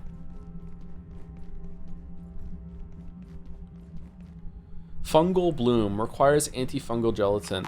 At my stage in the main save file, I still have not found a way to get through this. I have no idea what this is. I missed this the first time I came through here, actually. Flathill Syrup Co. High fructose corn syrup. What if you can get in there? Any plans for a dispatch stream? Feels like a good fit. Yeah, we'll probably do that at some point. I'm not sure when. Sometime this year, probably.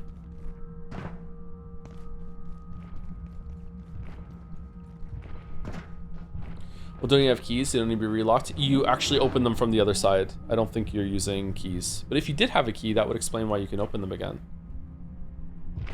Hello, friend.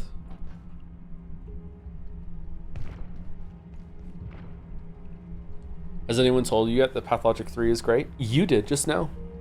Is it better than 2? He seems friendly. Oh, he's so friendly.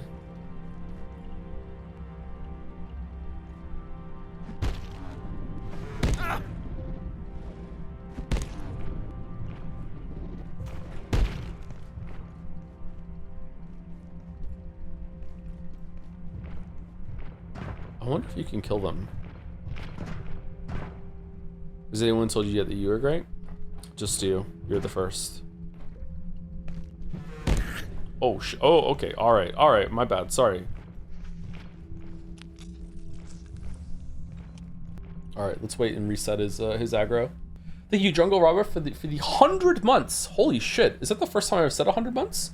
Any other hundreds in your chat yet? Damn. Joms. Hope you're doing well. Thank you, Jungle Robber. I think that's the first 100 I've read out. At least it's the one that's sticking out in my mind. Thank you very much. Thank you, MB Cthulhu, for the 18 months. New Brunswick Cthulhu? I wish. If you're sick, would it not be the Biotic Factor? Oh, I did Antibiotic Factor, but that one's pretty good too.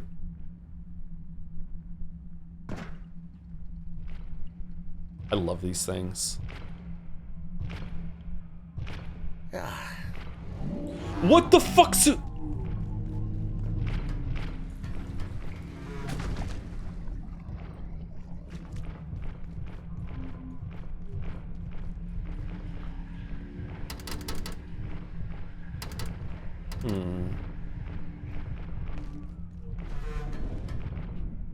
Whoa. You know I'm here?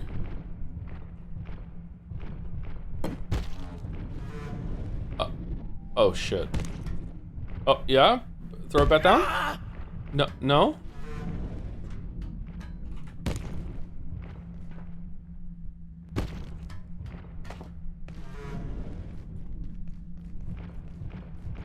Does he know? Patho 3 is really well written, like 2 heads above 1 for me. Some people hate it for being too different from 1 and 2, but I like different. And the kind of different from Patho 3 kind of reminds me of every pretentious YouTuber fave game, Outer Wilds. Oh. Isn't it the same scenario? How could it be so different? Pathologic 2 is still my favorite game for the gameplay, but I like more for the gameplay. I like Pathologic 3 is more wild with the story and more of a sequel. Oh, okay.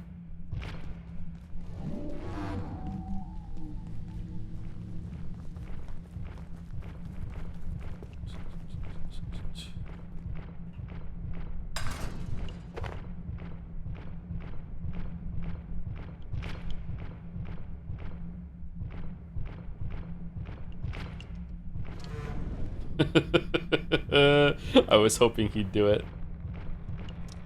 Time to poop.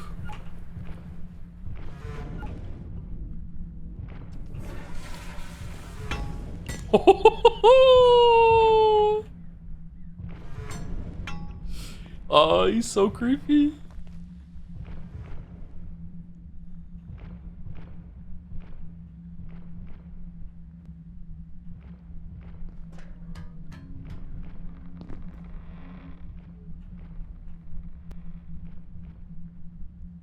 What happens if you fail to poop? It just takes longer. Hiding in the playground like a scared child. I always find this part kind of confusing. We go that way, don't we? I feel like you're kind of drawn over there, but you go this way.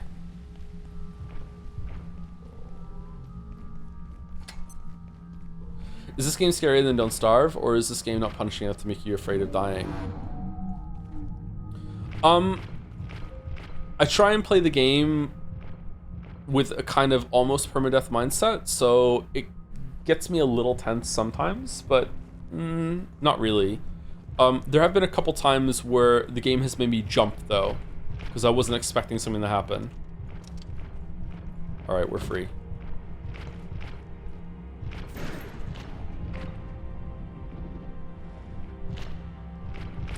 Okay. Like that. I wasn't expecting that to happen.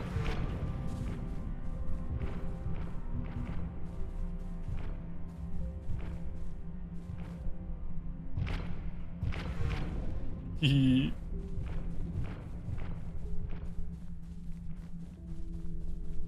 lot of resources to get in here. Never thought I'd ask this, but is the poop minigame fun? For fun, or are there situations where you need to poop fast? I think it's just to have something to do. It's a game for millennials, so you don't get a phone, so instead you get a little minigame while you're pooping.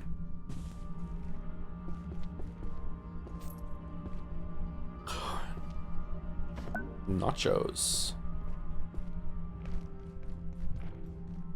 Why poop at all? If you don't use the bathroom, you poop your pants. Which I don't think is... do you take like a health hit for that? Like a sanity hit? Like, oh my god, I pooped my pants? Or no?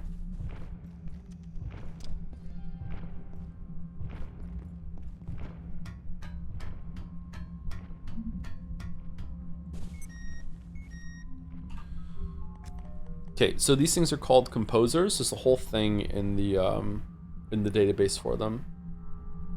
I wonder if this really fills all the way in. IS0064 composer designation Crocus. This actually matters. They have their own designation system that you can learn. Containment protocol. Effective containment for non-adjusted IS0064 specimens requires the facility be located at least 2,000 meters from any perforation phenomenon. All locations are to be equipped with perforation suppressing fields, backup power, and fully hermetically sealed. Acoustic baffling is recommended, as the long-term effects of exposure to the composer's songs are currently unknown. There's likely more information about this topic in the gate email system. Someone in the facility may know more about this topic.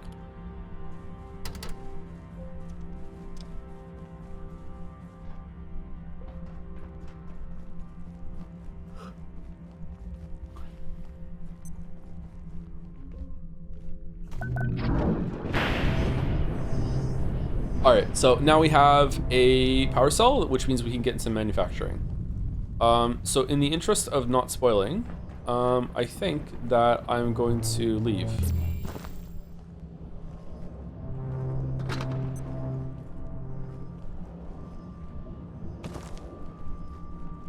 Could I have opened that? I don't think so. What are you carrying, Joe? Is that like a cattle prod to shock the giant Canadian if it gets too close? It's just a spear. The best weapon in all of history.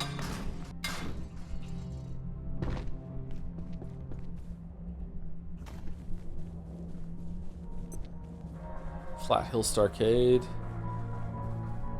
Detour. Oh, this is where the unfortunate spaceman thing is.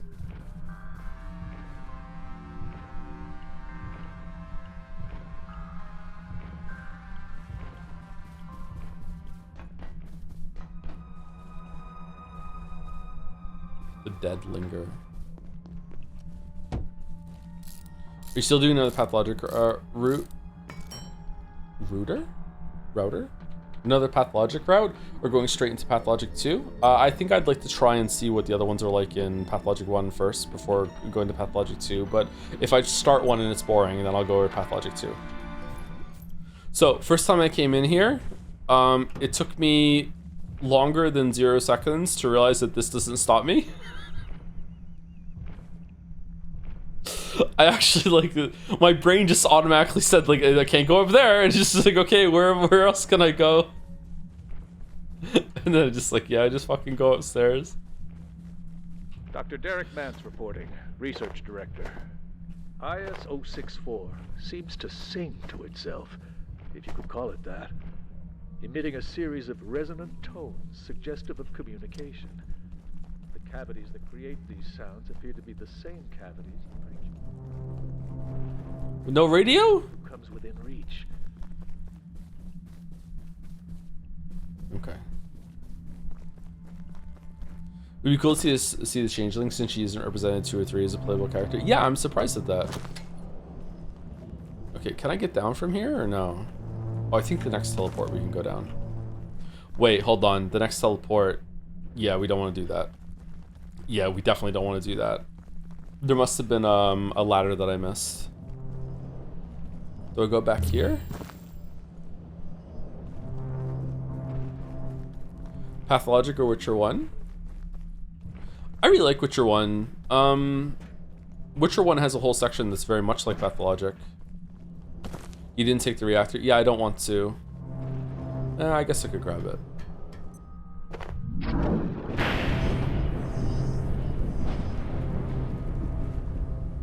I'm playing Witcher 1 for the first time ever right now. Oh man, do I have a video for you when you're done. Is there really no way down from here? I thought for sure there was a way... Really?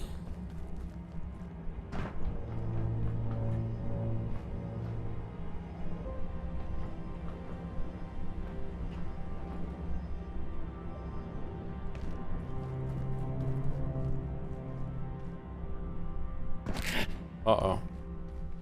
I finished Witcher 1 on every difficulty with every choice possible. It's a good game. I agree it's a good game, yeah.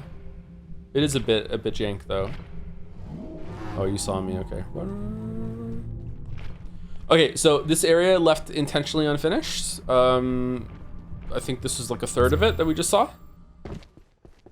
But we got the power cell, so now we can move over to manufacturing. Favorite mystery game? Outer Wilds. Danganronpa. Alright, so path is open to the second area. And that is a pretty good like taste of the gameplay loop in this game, where you are introduced to an area. It is quite open-ended. There are a lot of different side areas to explore. You have some goal that involves like some amount of crafting, combat, portal hopping, exploring new areas, thinking up solutions to things, and then you open the path to the next area, and then it loops back into the hub, and you do the same again with new resources and new items being unlocked and potentially new places to put your base if you would like to, and new creative portal locations as well. Isn't every game a mystery game until you finish it? Yeah, true. All writing is mystery writing. Did you bandages the guy next to the forklift? I did, but I didn't on my main save, so I'm guessing I'm gonna have to restart, I guess. That sucks. I wonder where he shows up. It's kind of odd that you can't collect NPCs in this game and like make houses for them and take care of them. Like this guy's gone now too at the beginning. They're like Dark Soulsing, they're on their own quests, I guess. Don't you murder all the NPCs in Half-Life? Yeah, that's when I'm playing Gordon Freeman, spy, who is tasked with bringing down Black Mesa from the inside and needs to kill all witnesses. Yeah, I'm not a spy in this game. I'm just a scientist guy. I'm just Bill. Didn't you kill all the NPCs in Baldur's Gate? No, I didn't do anything like that. I only killed anyone who came at me first. Where's this slander coming from? He literally saved the Grove. Exactly, yeah, I saved the Grove. Any idea when you're playing on streaming the game is not locked in for you? I think Legacy of Kain, Dark Messiah. I have no idea, sorry. I'm only thinking a couple meals ahead at the moment. We're doing Pathologic, finishing Pathologic Bachelor, finishing Yeek, finishing Near Replicant, and then it's Metaphor, and then probably Pathologic continuing on Saturday while we do that.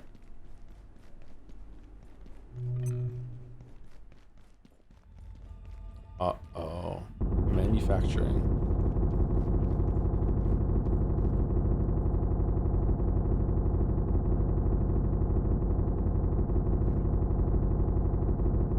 Well, that sounds good. Cement bag. New tech.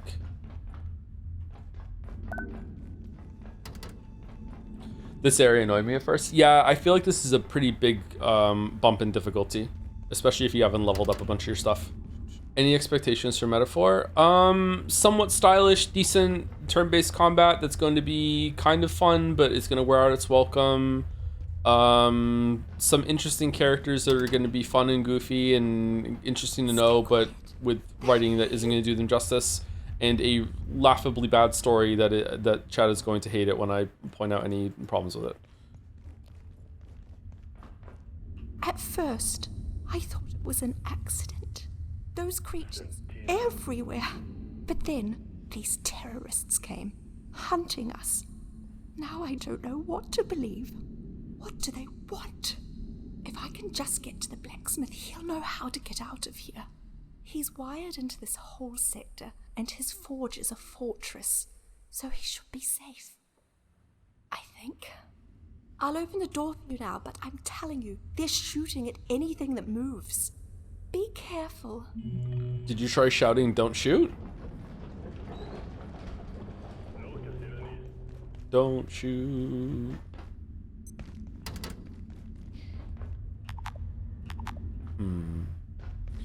Side note, a vid about an old Pathologic game design doc came out just for Pathologic 3 release. You're really into Pathologic games, huh?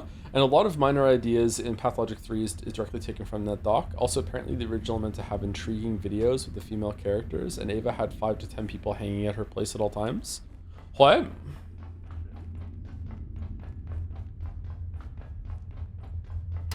I don't think Pathologic should be horny.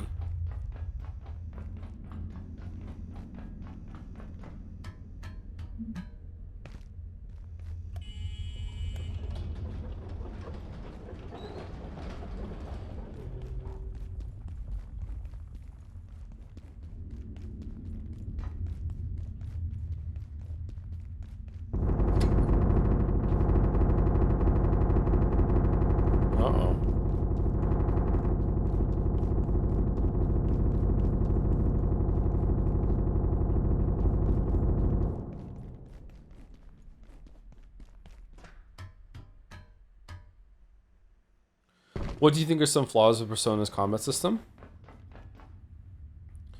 We don't really have enough stream time left to go into it, but I would say that the biggest problem is that it doesn't have some sort of timing button press for when an attack comes in at you in order to avoid damage completely. And it doesn't have a timing press similarly when you attack in order to increase the amount of damage that you do, maybe with a critical hit or something like that. Yeah, I would say that's the biggest problem.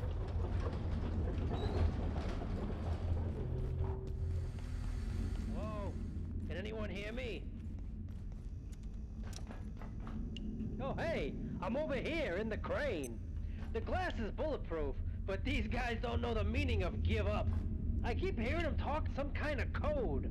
Whatever, I figure the best thing I can do is distract them so they don't notice poor suckers like you. I'm guessing you're looking for a way out, but first thing those trigger-happy assholes did was lock down the crossroads. You could push straight through if you got the guts. Or you could get smart and work. If you got the guts. I love that post that's like, if you're horny for Aardman Animations characters, you should be punished by being baked into a pie or whatever. Baldur, what the fuck are you talking about? Work your way around them. Head for the garage. Try and touch base with the blacksmith. He ain't going anywhere. I know what I'd do. I'd head for the garage and go from there if I were you. You can't miss it. Just be careful. These guys ain't messing around.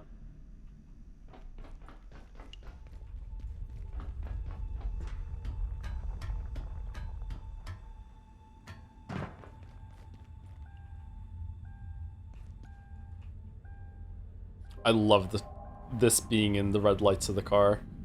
It's so good.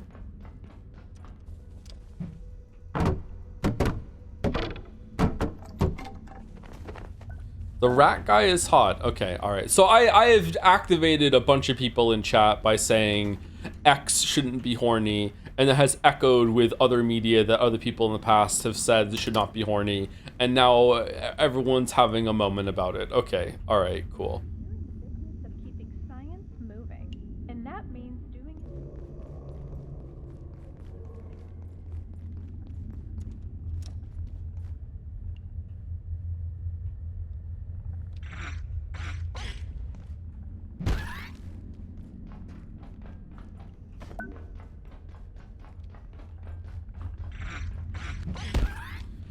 Never seen this game before, but the environment looks uncanny like Half-Life 1. Yeah, it's on purpose. Yeah.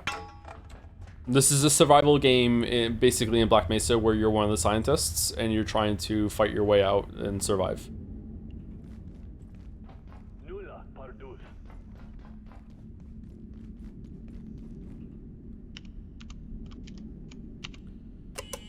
What's the name for the metaphor pro tag? I know one was decided. Pancakes.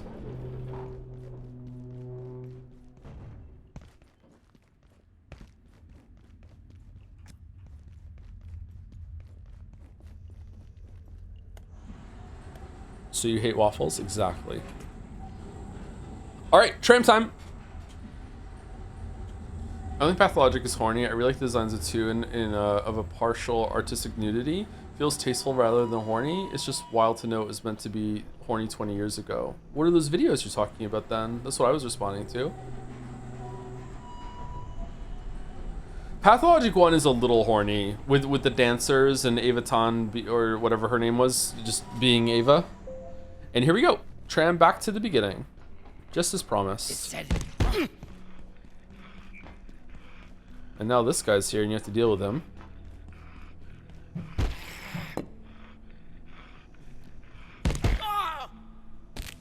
Excuse me?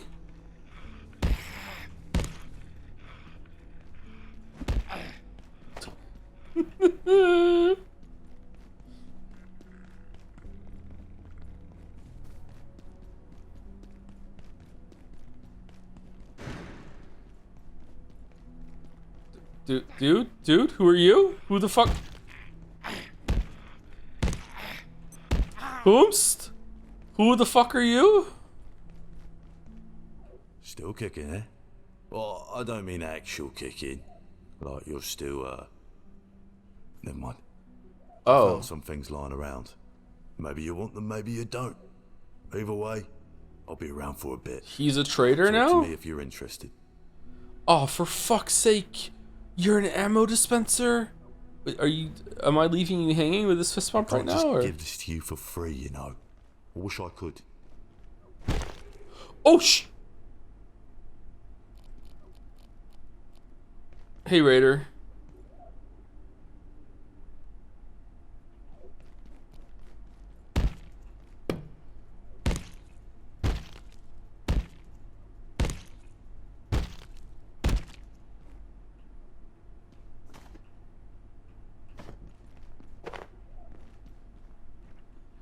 You should name your protagonist metaphor battler just to mess with people who have not watched those streams. I mean, the name fits considering all the battling you would be doing. Pretty much fits out any game ever, right? Nah, I need to distance ourselves from Umineko. People have had enough of it. All the whining about Jedsea. It won categories that were just specifically for Umineko. How dare it? Meh.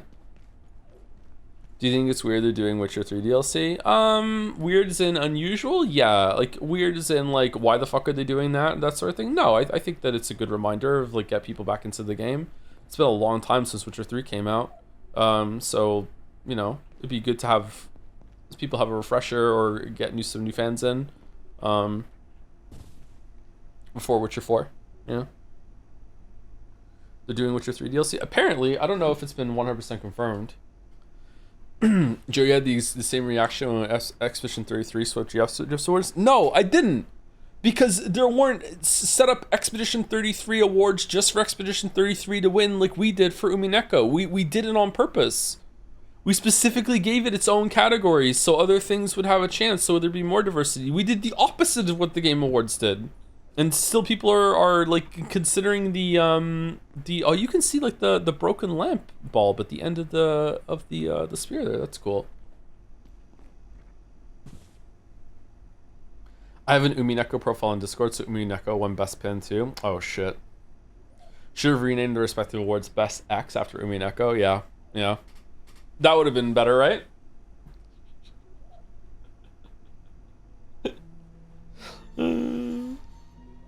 Thank you, Rogerson Raj, for the 97 months with Yay, You're Still Alive, Joms? Yeah, I'm still alive, yeah. Sorry, I should have put up some messages and updated the title being like, hey, there's no stream today, but like the last fucking 5 days have been like a big fucking blur, let me tell you. I was waking up at like 7 p.m. Sure, it was 7 a.m. It was Monday. I thought it was Sunday. Just like really, really bad time. I thought that I was going to be able to stream 2 days ago and just nope. Absolutely not. Don't worry about it. Nah, I still should have done it better, but whatever. Live and learn. That's what I was talking about at the beginning of the stream. It was It was like not like the worst illness ever. Like it's just a flu. But like being alone, like was really fucking with me. Like not because I want someone here to take care of me or anything like that. Like I can look after myself. Just not having someone here to share the space with and just kind of like ground reality with. You know what I'm talking about? It was like I don't know how many times like me and Gatsby were just staring at each other like, yeah, what's going on? It was bad. Yeah, I don't really know how to handle that. Yeah. It's all just a fugue state. Yeah, a little bit. Yeah, like I said, every single night lately, I keep waking up just completely convinced that I'm missing some really important like meeting, or I have to go. Is it picketing? I have to go picket something. Like I don't know. It's just really odd. George and Maria are gone. Yeah, those kind of vibes. Yeah, I don't know why I'm like that. Thank you, Myellis, the malicious, for the 14 months. Hello, Tom. Postmodernism here. Ah, shit. Pardon the absence of my habitual self-indulgent sesquipedalian stultiloquence. Momentarily, not feeling partial for wanton maltreatment of the streamer. Here's a simple question instead. What's the character in fiction you've resonated with the most, emotionally or otherwise? For me, it's Amy from Gone Girl. Oh my fucking god. Don't insist upon thyself. Fare thee well. Okay. Alright. Okay. Do you only identify with or resonate with as Amy from Gone Girl because of the cool girl speech? Because fair enough. Fair enough. Like I'm not even a woman and I resonated with that speech. Fair enough. Everything else is not fair game. That is a cool fucking section. I resonate with her because of the actions I've taken in my past. Oh, I'm in danger. Okay, cool. I don't know. I don't know which characters resonate with me the most. I've spoken about certain characters in certain moments I've resonated with. What was her name? Is it Egwene? I can't remember how you pronounce her name in Wheel of Time. Just an incredibly like loyal, but also no, it's not Egwene. Nineveh, the one who tugs on her braid. Incredibly loyal, but also incredibly stubborn. Just like no, like I know where my loyalties lie. Like fuck you. Laser fucking focused on what the task is, and always making sure. Like identified big time with Nineveh. I think that's how you pronounce her name. McNulty, when he was drunk driving, swerved into a corner, backed up and said "fuck you." The bridge was wrong and took the corner again. I spoke about that on stream before. Just being that that stubborn. Not the drunk driving part. I don't drink or drive. I don't know. Probably fits from the Farseer trilogy, just because I read that at such an age that it probably formed how I think a little bit. And you spend so much time with that character, inhabiting their head. I don't know. I'm not sure. I don't really identify with a lot of characters like that. Probably to my detriment. I'm not sure. Of characters I would like to be more like, I would love to be more like Saga from Alan Wake 2. I love Saga so much. Oh my god. Just the mental, emotional, like, just the fortitude that she has to just be in that situation. And without spoilers, like things start going strange, and she's just like, no, I know who I am, I know where I came from. Like just being able to just have that amount of resilience is really admirable. Yeah. I don't know. I don't have a good answer to this question. I'm sorry. Good luck with being Amy from Gone Girl. Thank you, Arthulian, for the 49 months. Hope you feel better. All caps. It's insisting, shouting. Saga could tank being sick alone for 2 weeks. I tanked it too! What are you talking? Thank you, Sigma Vash, for the 13 months. My actual 12-month anniversary since I subscribed during the Persona 3 streams. Glad to be part of this community, even though I'm just a Twitch chat rat. Much love to you, Joe, and wish me luck in current Final Fantasy 14 raids. Are they tough? They're probably tough, right? Good luck with your raids, Sigma Vash. I miss raiding. Is Scarlett O'Hara as bad as Amy from Gone Girl? Amy is... multitude. I can't say that. I don't really remember Gone with the Wind well enough to answer that question. Sorry. It's been 25. I was alive when it came out. I saw it really. It's been a long time. Thank you, Zorgox, for the 76 months. Kind of interested in this since you praised this so much. Yeah, I don't think I did a really good showcase of it, to be honest. I think I should have just played it more like my normal, but I wanted to show like the first area. I kind of rushed through it. I feel like I haven't given a good example of what the gameplay is like. There's a lot more spending time in the base, like tinkering like a scientist at all your workbenches and getting cooking up and getting farming up and that sort of thing. But I just wanted to show like, hey, here's the core gameplay loop. Here's the first area. You know, like you go through it, you go into portals. It's going to be there's some variety there. Here's the combat. The combat's not very good. Here's some skill up, that sort of thing. I think I didn't do a bad job, but like if this was a video, I would consider this probably I would scrap it and try again. But hopefully, if anyone thinks that this is their jam, I hope they enjoy the game. I really like this game. Have you played Caves of Quad before? I haven't. No. If I can briefly do some propaganda, you play as a mutant and character upgrades your mutations. You can play it as an RPG if you don't like the roguelike mode, and it won a BAFTA for its writing. For its writing, really? Huh. Okay. Do you play this game solo or co-op? Currently I play it solo. The mentioned game design doc is what the lead was given some people as a bonus for buying his courses.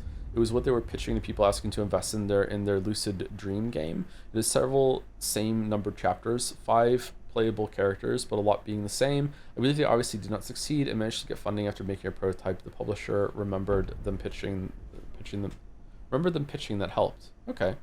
Life is Strange 2 won a BAFTA. Did it really? Oh shit. Thank you, Huli Godot, for the 32 months. Get better soon. I'm feeling a lot better, but I'm still not 100%. I would say I'm probably like 80%, maybe 85%. Hopefully, after one more big sleep, I think I should be all the way better. I just wish that like I said it earlier. I feel like there's I'm not coughing anymore because I'm sick. I'm coughing because there's just like a little bit that I need to dislodge from my top of my lungs. I just can't quite get out for some reason. It just won't. But yeah, I do sound a lot better. Yeah, no more deep voice scratchy Joe. It's a shame. Thank you, Syambi, for the 57.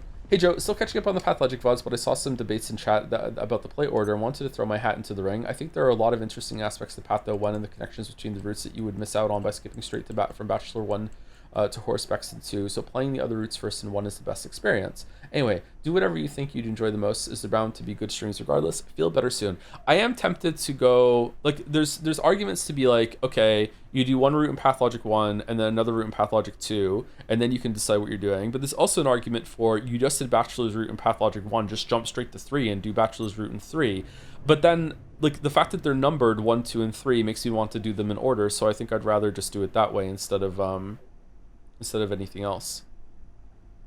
So we'll see. If it's boring, I'll tap out, but if not, then it should be okay. So just continue the way we are. Thank you, Bane Poster 2000 for 60 months. Happy New Year. I'm amazed that IPL dropped Sand Plague with Pathologic 3. My pneumonia definitely helped with getting in the zone of the new Bachelor experience. Yeah, I got a little bit of that too. Yeah. At one point, I could rev my lungs on the weekend. I could breathe and like just like feel it like crackle, just be like in my lungs. It was actually kind of cool. I'm surprised it didn't hurt. Thank you, Azulja, for the 4 months. Hi Joe, do you think you'll stream Darkwood 2 once it comes out? They're making another one? It's being made by the devs of Pathologic? Did they make Darkwood 1? I didn't know that. We should go back and finish Darkwood 1 in October maybe. Maybe I can do that now. I don't know why we didn't continue that. That's one of the rare few games that we stopped, that we didn't finish. Huh, I didn't know they were making a second one. Did you see Markiplier's in a movie? Thank you, Charitable Coffee Maker, for 35 months. Hi Joe, good to see you, and sorry to hear the recovery journey has been rough. Hope you're on the road to getting better. Just wanted to mention I just finished the theory component of the final medical exams, and now I'm revising for my practical next week. I'm glad to have another stream to take my mind off things while I'm in the trenches. Feel better soon. Can you diagnose me through the screen? What do I have, Doc? Am I gonna be okay? Congratulations, and also good luck with that. Hope it all pulls through. Thank you, Corny Dog, for the 17 months. Hey Tom, I hope you're feeling better. I really miss Kingdom Come Deliverance 2. You killed the streams, you fucking murderer. For real though, will you ever finish it? I started playing it after your 24-hour stream and I finished it yesterday. I was gonna stream it last night or the night before, I can't remember. Next time I'm up late. I almost streamed it today, but I thought it was probably a bad idea and I should play something that's a little bit more comfortable for me instead. Streamer demands free medical health care from a viewer. Yes, exactly. Thanks, boss. Probably a cold flu if it's knocked you out this badly, but I can't say for sure. Gotcha. All right. So it's cancer. All right. It's cancer. All right. The coughing version. Are we streaming the reveal of the new Life is Strange game that happens on January 20th? No. We might even be streaming the game. No. We're going to. For fuck's sake. Do you think I'm right? Do you think that they're just going to hand wave them breaking up? Chloe's going to be exactly the same. Mandalore and Hooded Horse connected Ice Pick Lodge and the authors of Darkwood. The original authors fell apart, but really fine with how it is since they were inspired by Pathologic in the first place. Darkwood 2 won't be in Poland, but it'll take place in Kazakhstan.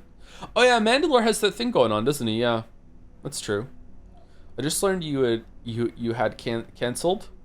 Would you give me your vinyl collection after your passing? I think I have maybe 8 records, so yeah, you can have them, sure. One of them is the Hollow Knight soundtrack. Attention. Thank you, Fozzie, for the 50 months. Lock in J Blow's new game. Absolutely fucking not. No way. I would go one further, and I don't think I'm even making a video on that unless it's like Darkest Dungeon 2 rules. Unless I really enjoy it. No way. This or Prey 2017? They're very different. I really enjoy the setting in both of these games. Anyone else getting a bit hungry? I haven't finished this one yet, so I'm gonna give it to narrowly to Prey 2017 at the moment. But this could overtake it for sure, yeah.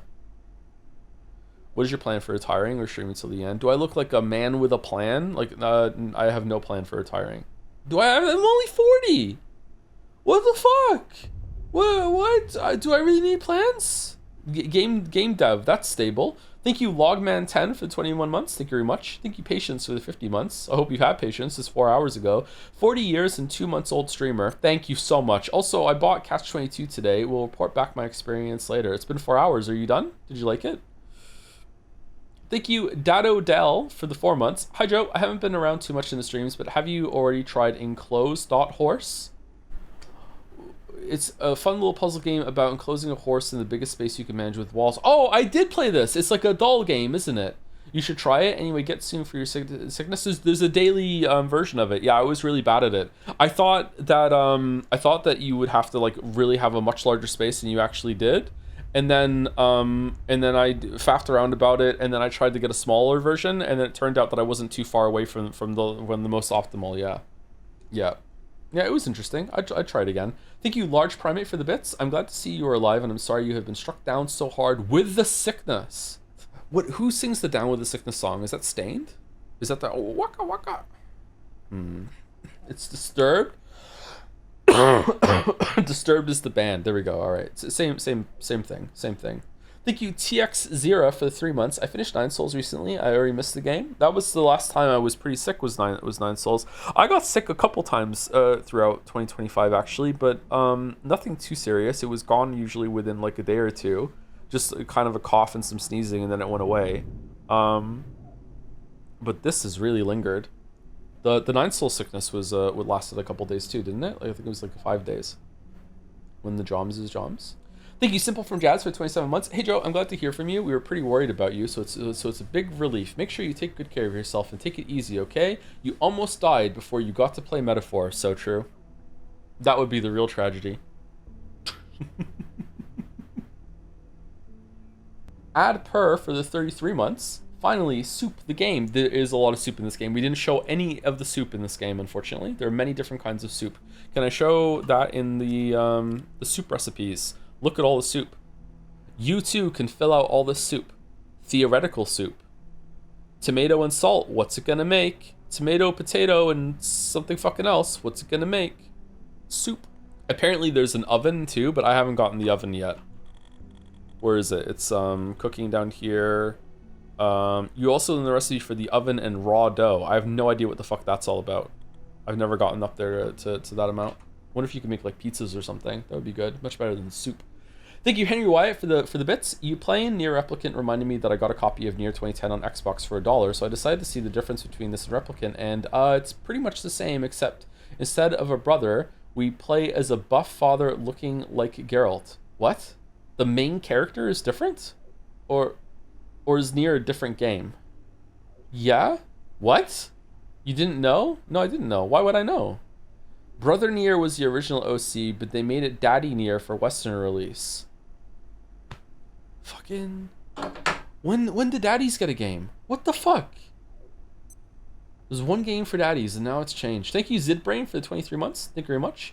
Thank you, Sebastian Phillipson, for the bits. Hey, Joe. Hope you're feeling a bit better. Last night, a friend convinced me to play World of Warcraft Classic for the first time. I did not get much sleep, and my future is in shambles. I am hooked. Please help me. You need to get off that right now. It's not worth it. It's not worth it, man. Good luck if you keep on it, but it's not worth it. Are you playing hardcore? Thank you, Caspi203 for 10 months. My stream. I can't work out. I can't work without my stream. I'm sorry. Not work out, just work. Oh, is your boss? Think about that. Malnourishment? Oh, our scientist is gonna die. I am playing it right now. Please help. Yeah, it sucks. I'm sorry, man. Thank you, Robingle, for 7 months. I've had a lot of fun with this game. Glad you're showing it off. Yeah, I hope some people pick it up afterwards.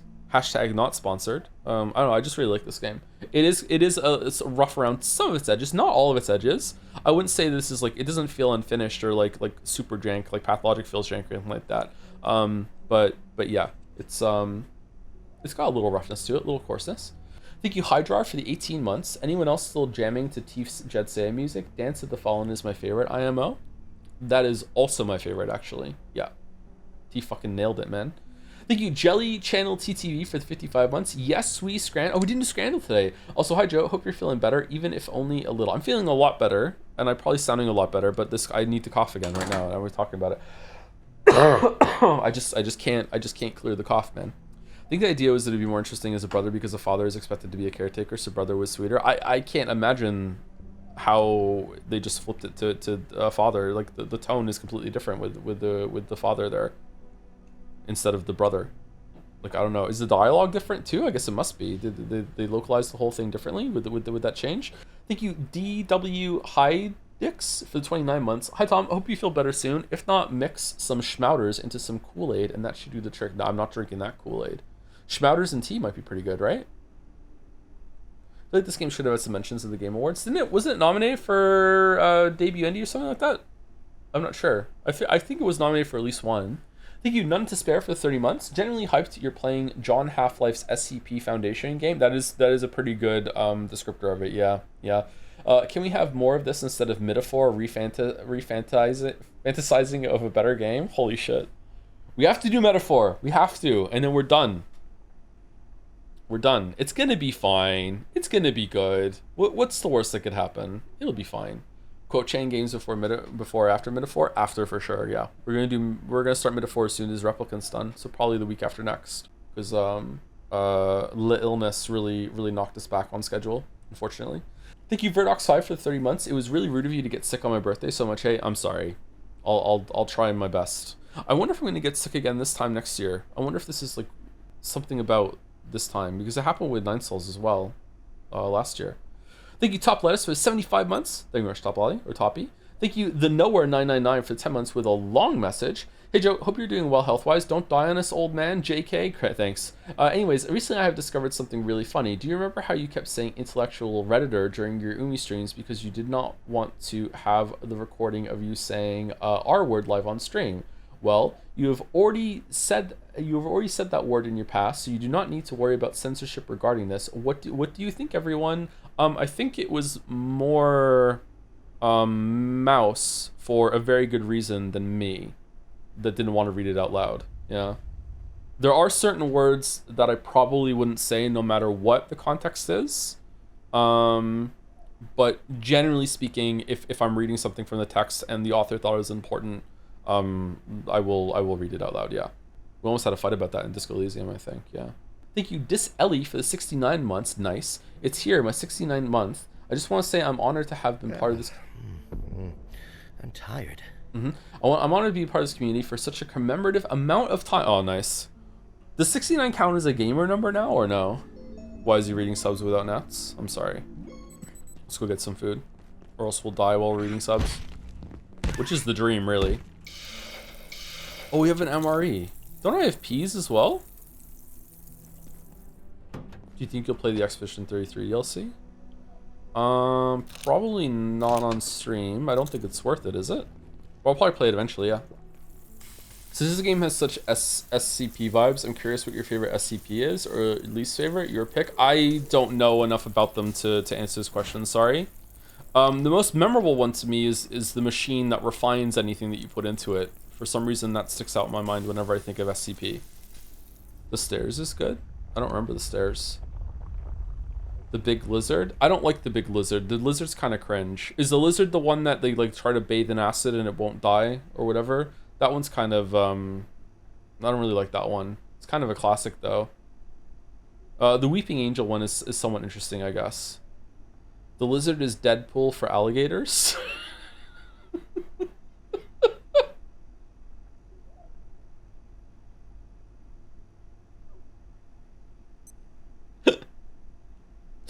I like the lizard because it's a very simple concept. It's just hard to kill. I'm fine with that. It's just when it started to talk that it lost me.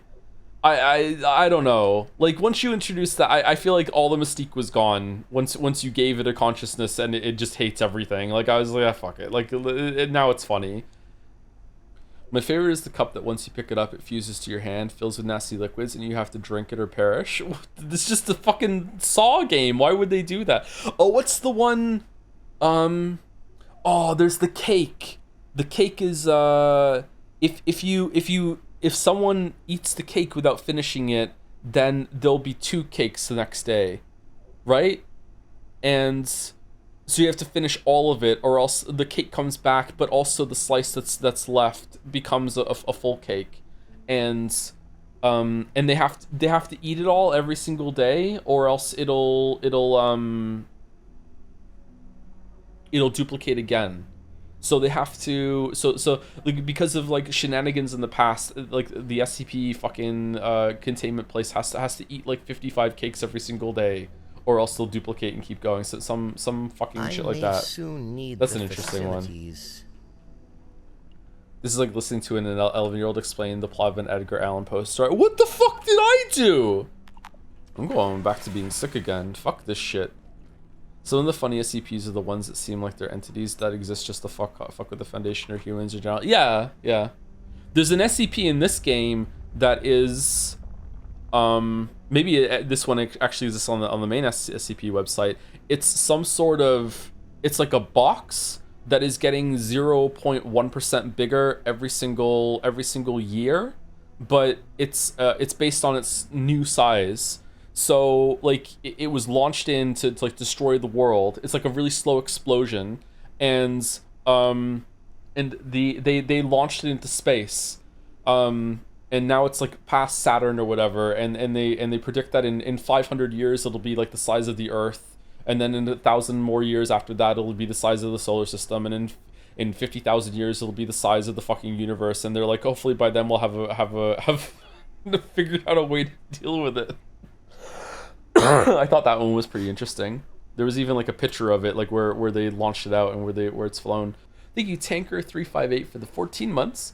Rin plays games for the 9 months. Hey Joe, Abiotic might be my game of the year, but I dropped off midway at Reactors because I felt the game started to have a lot of friction to progress. Do you feel similar? I don't think I've gotten to Reactors yet, so I haven't felt that yet. I'm finding that some of the inventory management and running back to base is wearing a bit thin, but I also am looting probably too much.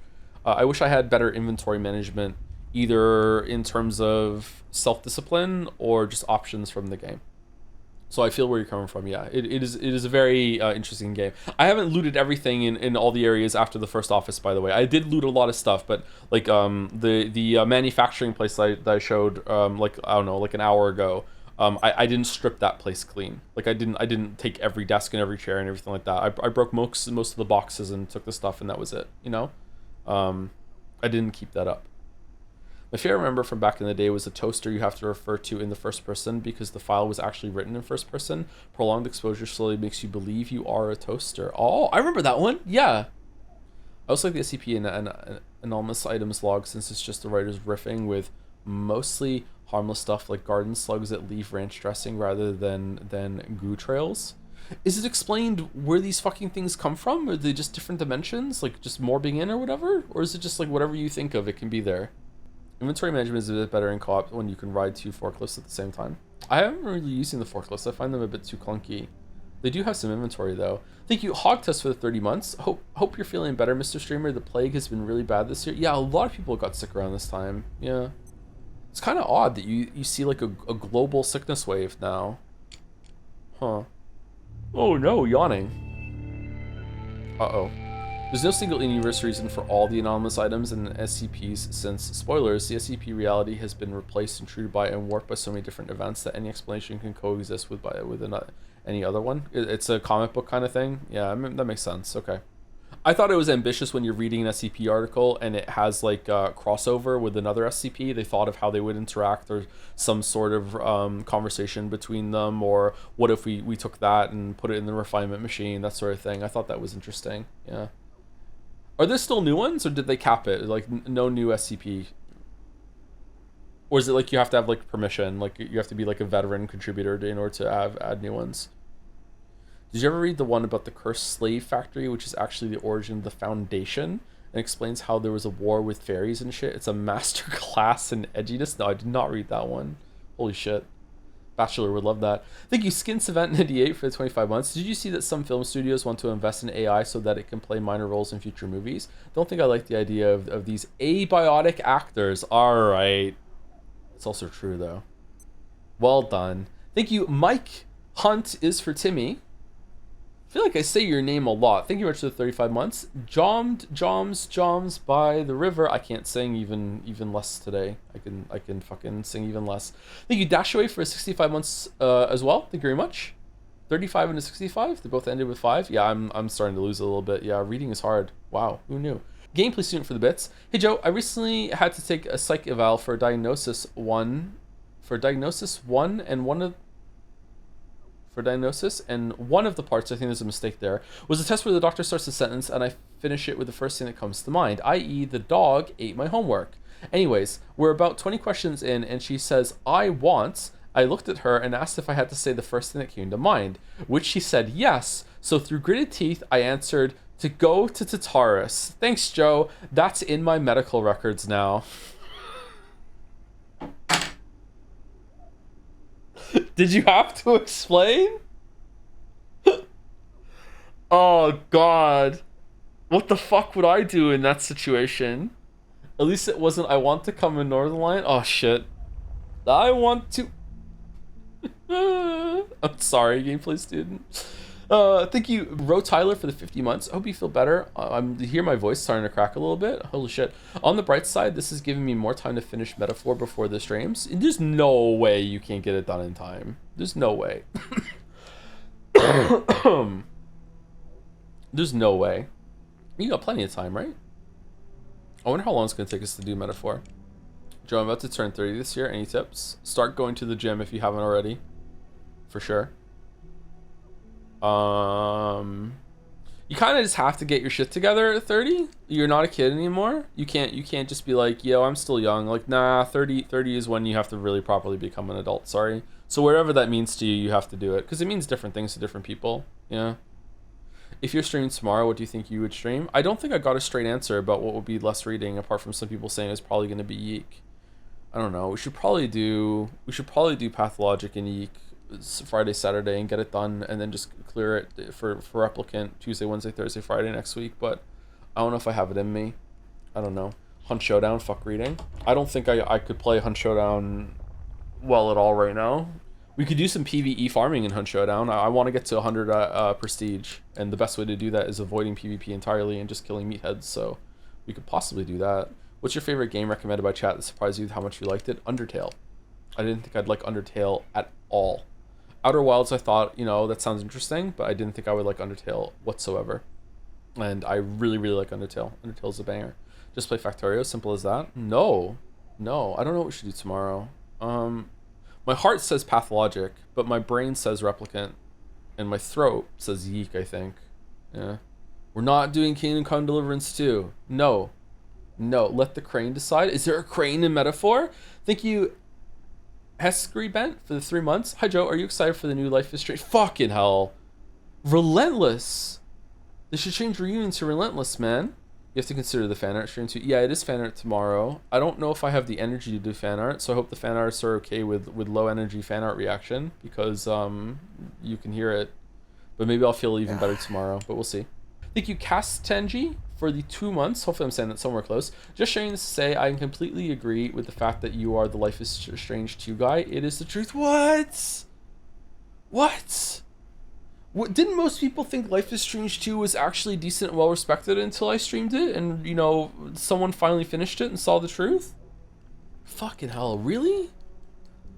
I don't want to be the Life is Strange 2 guy. Thank you, Emeril, for the 5 months. Hi, Tom. Glad you're better. That's also fun to say. I had my first post-promotion meeting today with news from above of layoffs, so it was great to have streams back in the background to keep things light. Uh-oh. Oh. Did you dodge? Considering you just got promoted, I'm gonna guess yes, but it's like that really sucks to go through. I'm sorry. Uh-oh. Well, hope it was somewhat of a distraction. I don't think this was a very good stream, but you know, hopefully it was something to fill some time and space and sound. Thank you, Isef, for the 12 months. Thank you very much. For the 1 year. Thank you for a year of streams, Joe. I hope you'll get better soon. I hope that I clear this cough by tomorrow. Yeah. And that's it. I'm caught up. We did it all. We did it all. What were you expecting from Pathologic streams in itself, by the way? They were much different from what I expected from them, from the streams. I knew next to nothing about Pathologic going in, so I thought it was going to be more of like a mystery and more... okay, I guess the biggest surprise is that I didn't expect it to be day-based. I didn't think there were going to be like, here's an allotment of time and you have the day to get things done, and if you don't get it done, there may be consequences, maybe not, but because we didn't fail anything, so I don't know what actually happens. But I didn't think it was going to be like that. I thought it was just going to be free form, like go here, do this. Maybe there'd be some sort of time passing at some point and you could go do something else instead, but I didn't think it was going to be like that at all. No one on our team got hit, thankfully, but it was a hell of a vibe check first thing. Oh shit. Well, I'm glad that no one close to home got hit, Emerald. It's weird how Google has gotten a lot worse around the time admins went all in with AI. I kind of fucking hate it. I watched a couple of AI videos over the weekend, and it's really funny how there's just a bunch of experts that are just saying, could this lead to like some sort of conscious state AI? Yeah, probably. We like maybe not in the probably not in the timeline that they're saying, but you know, by the end of the century, yeah, maybe we should really turn it off. just everyone seems to like be unanimous in agreement. Yeah, we should probably turn them all off and wait and put more safeguards in. But if we turn it off, someone else might not, and they're just gonna get all the money before they do. So we have to keep it on. It's fucking so hilariously fucking scary, but it's. The Chiba voice, great filter, nice. Warning, biological. Do you know there are a bunch of people that are kind of like hoping that it does, and they're like egging it on, and they're already like preemptively like worshiping whatever's gonna come. There's like so many people are like with the AI psychosis and shit, man. It's crazy. Like, I don't know, maybe I'm downplaying it, or I'm not worried enough as I should be. To me, it's just fancy autocomplete. I can't see it as anything other than fancy autocomplete. But then some guy was like trying to explain how exactly it learns, and it was just kind of like there was a lot of shrugging. It's like, okay. Its ass is not thinking. Yeah, but here's the problem, and I agree with you, but here's the problem, chatter. Can you define thinking? Because it's like the define art problem, where you're just kind of like, oh shit, like we're asking a bunch of questions that we never really had to ask before. The main issue with AI is AI at art? It's so stupid at the moment, so if that gains consciousness somehow, then we're screwed. Yeah, I don't think it's going to gain consciousness from what it has right now, but it's a very fancy algorithm. It can't even do math. You need more for intelligence. AI technology has nothing to do with thinking. This technology is not going to become sentient or anything. I mean, I agree with you, but I don't know enough about it. And I know a lot of people really, really, really hate AI.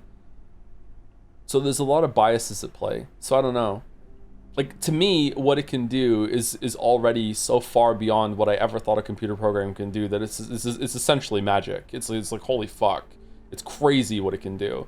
The amount of experts, air quotes experts, but like people that generally I respect, that are worried about where the trajectory is going with this when it comes to is it super AI or just general intelligence AI? I don't know what the fuck they're calling it. There was mixed terms there. The amount of people that seem to be genuinely worried about it and showing concern and being like, hey, I don't think it's going to happen, you know, in the next decade, but the way we're going, it could in a few more decades, is, you know, giving me pause. It's like damn. AGI, yeah, that's it. The videos I was watching weren't using the term AGI though. In my opinion, we're too deep in the hype phase to have good information to know where it's going. That doesn't sound like you, Merrick. Did ChatGPT write that message for you? Whose videos were you watching? I was in a fugue state. I don't remember. I think one of them was, I was watching a bunch of Hank Green's videos over the weekend. I think one of them was Hank's. He was talking to somebody.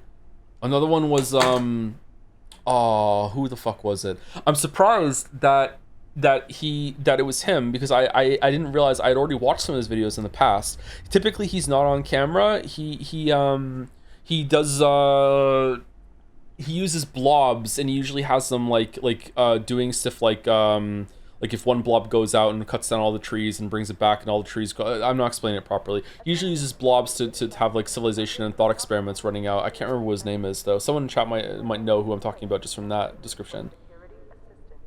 But he wasn't using his blob people with diagrams for this one. He was actually in front of the camera. I'm surprised.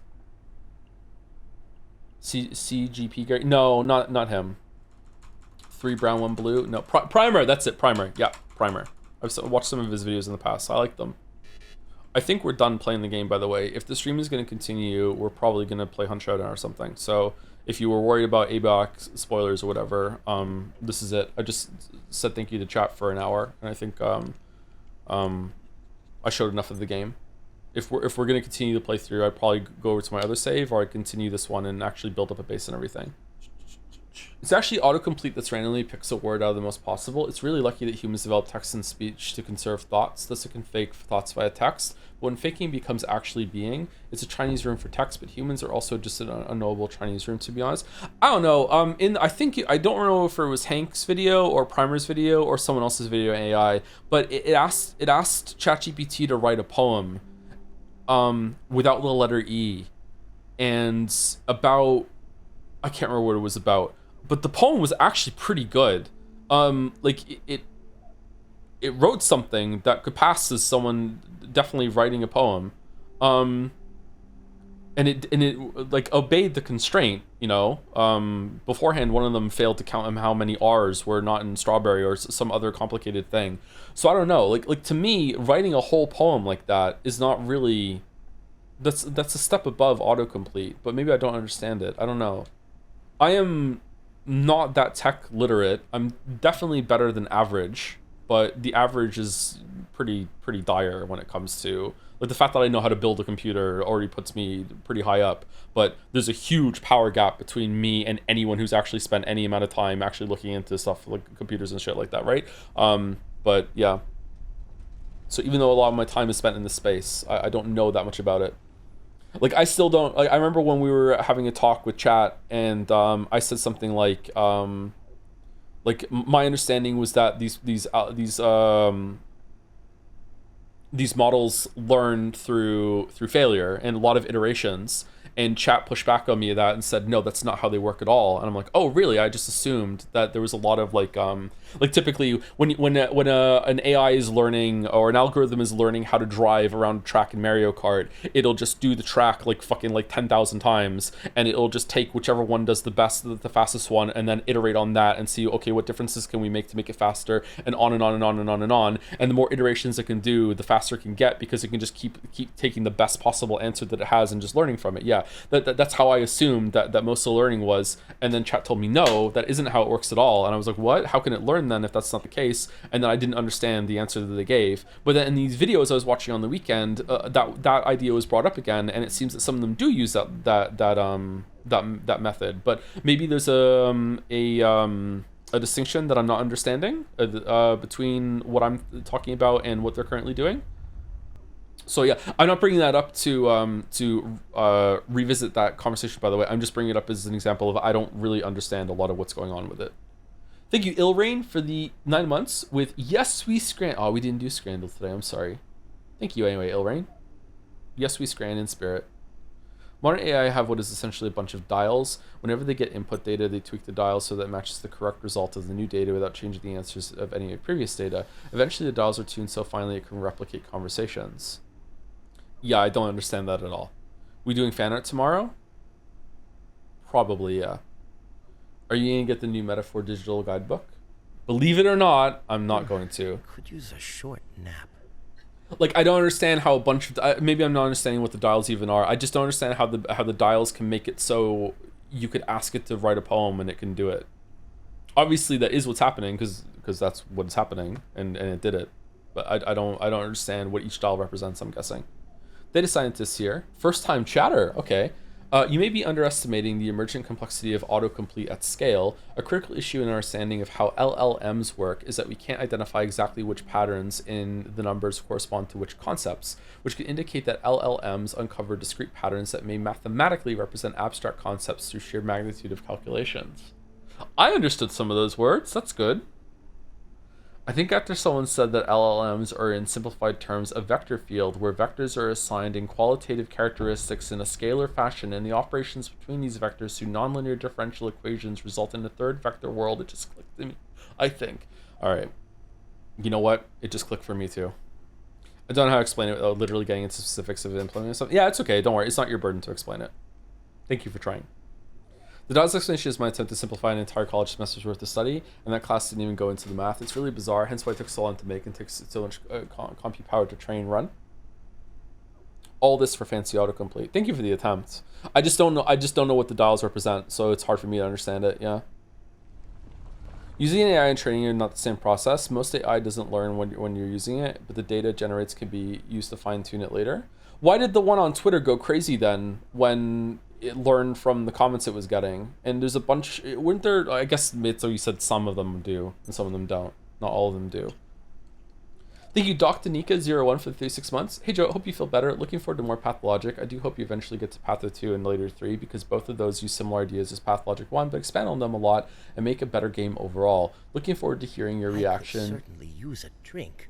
To it, especially with the added context of finishing Pathologic 1. What the impression I got from the trailer of Pathologic 3 that I went through was that the people in Pathologic 1 don't feel real to me, because the only real characters are the ones you speak to in their houses, and everyone wandering around just feel like puppets. So like I'm not sure if I'm supposed to care, but I actually don't give a fuck about saving the town, because none of the people there seem real to me, and I wonder if that's going to be different in Patho 2 and 3, if they're more reactive or it's more lifelike. I'm not sure. Maybe that's on purpose. I'm not sure. Maybe I'm supposed to feel like that. Thank you, Corny German, for the 23 months as well. If you want to be less worried about AI becoming sentient, just ask any of them about Expedition 33 endings.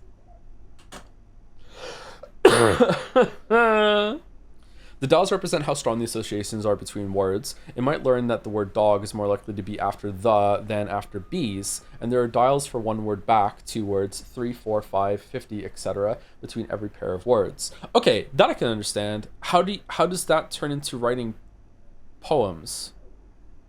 It's like a whole set of poetry dials. It generates one word at a time. Somehow it works. You don't really know for sure. Each word is connected to each other word by how likely it is to come next. The entire history of poetry is available to the creators as how it determines what the word should be. But it's a new poem. I don't know. I'm just struggling to figure out how it could make anything new. New is a bit of a stretch. Okay, here we go. When did I last sleep? Poets sweating in the chat right now. Uh-oh. Wait, what? That's not allowed?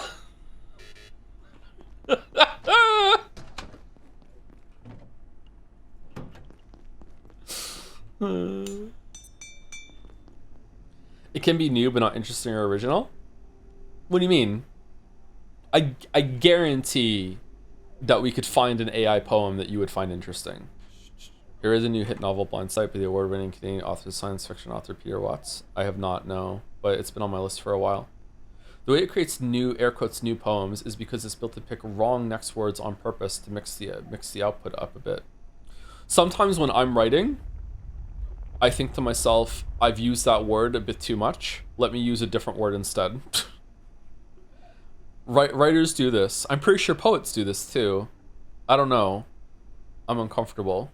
Yeah, but you're actually a person, so that's fine. Yeah, that's what it seems like it's coming down to, and that's why I'm uncomfortable. It's becoming this circular thing. It's only bad when AI does it, but I also kind of agree that it's bad when AI does it. So, like, I don't know, that's why I'm not very happy right now. Yeah, it turns out intention matters for art. Yeah, I agree, but we're not really talking about right now if the ChatGPT is making art. We're talking about, like, how it, air quotes, thinks. Like, how is it going through that process? And is it just fancy autocomplete? Or is there some level of, like, rudimentary, almost thinking going on? And I think at that point you have to, like I said, define what thinking is.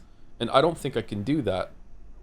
AI explanation is a random number generator that just chooses a word out of range. Very intricate number generator that cuts a layer the most or least likely dependent on settings. From what I understand, it looks at what makes a poem good based on what people have said online and works off that. But people can do that too. Deserts more hydrated than I am. And can go through that same process when making a poem of their own. I would say that a lot of beginner poets have probably done something like that. However, I'm not saying this in order to counter or make any proper argument, really. I'm not saying this to counter and being like, therefore the AI poem has the same amount of artistic merit as the person that did the same process. I'm not talking about artistic merit right now. I don't really give a shit about that at the moment. I'm talking about the thought process. So you're explaining a thought process, or not thought process, you're explaining a creation process that the AI is doing, and saying, like, look how like fabricated, artificial, whatever the fuck word you want to use, like, but people do that too. I guess people could also just sit there, roll a dice, and then just go to the page number where the dice landed, roll another dice, go to that paragraph, roll a dice, go to that word, and then just put the words together, and if they don't fit, cross them out and get another one. But then this thought process there being like, how do you know it doesn't fit? I don't know. I don't know enough about how computers work. Some people describe brains as, like, very, very, very powerful computers. Like, is a brain like that? I don't know. I think that was brought up in one of the videos. I think maybe Hank brought that up, and he said yes. He thinks the brain is just a very, very powerful computer. I don't know if I agree with that or not. It's not so much it doesn't fit. More statistically, there's a higher probability of a connection to the previous context of words. I work in disinformation. What? And to be honest, I am less worried about AGI and more worried about these tools being increasingly controlled and filtered in a manner that constructs truth. What the fuck are you talking? People see these Gen AI tools as objective, wrong sometimes, but in a naive manner rather than a malicious one. That's where, okay, you fight against disinformation? I work in disinformation, and these AI is taking my job faster than any other job that's out there, and that's bullshit. My disinformation has way more soul in it than anything an AI can generate. Sorry, I work in research related to disinformation, okay? I can feel my blood sugar falling. There was that big event that happened last week that I don't want to talk about and name on stream because I don't want to get into that, but there was a moment when I was following some of that in the headlines and everything, and I saw some media come out for it, and I watched it, and then I actually had to stop myself and go, hold on, this may be AI generated.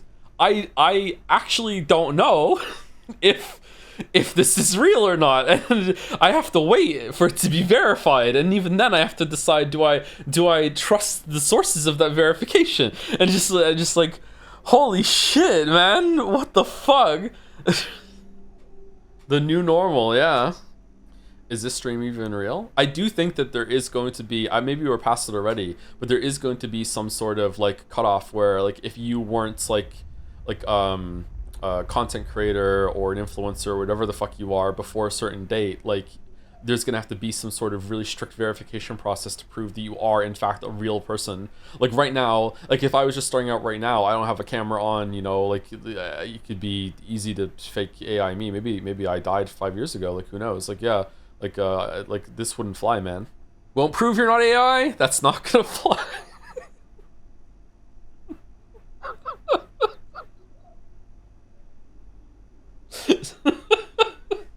anything AI generated needs to be legally required to be clearly marked. Like, we can't trust the world soon otherwise. Yeah, I know, and I don't think we have governments that are willing to unify on that, because some of them benefit way too much with the disinformation that they can claim from it. Yeah. So unfortunately, yeah, it might be too late. Might possibly have the worst political climate to that we need right now in order to fucking like draw some lines in the sand about fucking AI authenticity and shit. Oh fuck. Did you see the blatant AI generated pic on today's scandal? I did not, no. It's just stressing me out. I need to go talk to my AI girlfriend. You mean our AI girlfriend? Oh,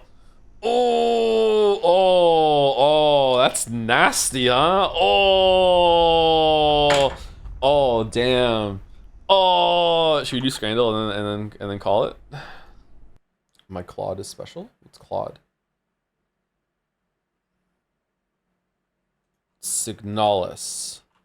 Oh, it's the slot machine, the pit game, pit something. It's Clover Pit. That's what it's called. Thank you, chat. Clover Pit. Was this good? You ever see a game trailer or game come out and just know that they designed the whole game just to get NL to play it? What the fuck? I don't know what this is. Final Fantasy Armored Core? Armored Core 5. It is Armored Core. Armored Core. It's not fucking Fires of Rubicon, is it? No. Which one is it? Armored Core 1. It was Armored Core Verdict Day. Okay, my bad. Sorry. What the fuck is that thing up there?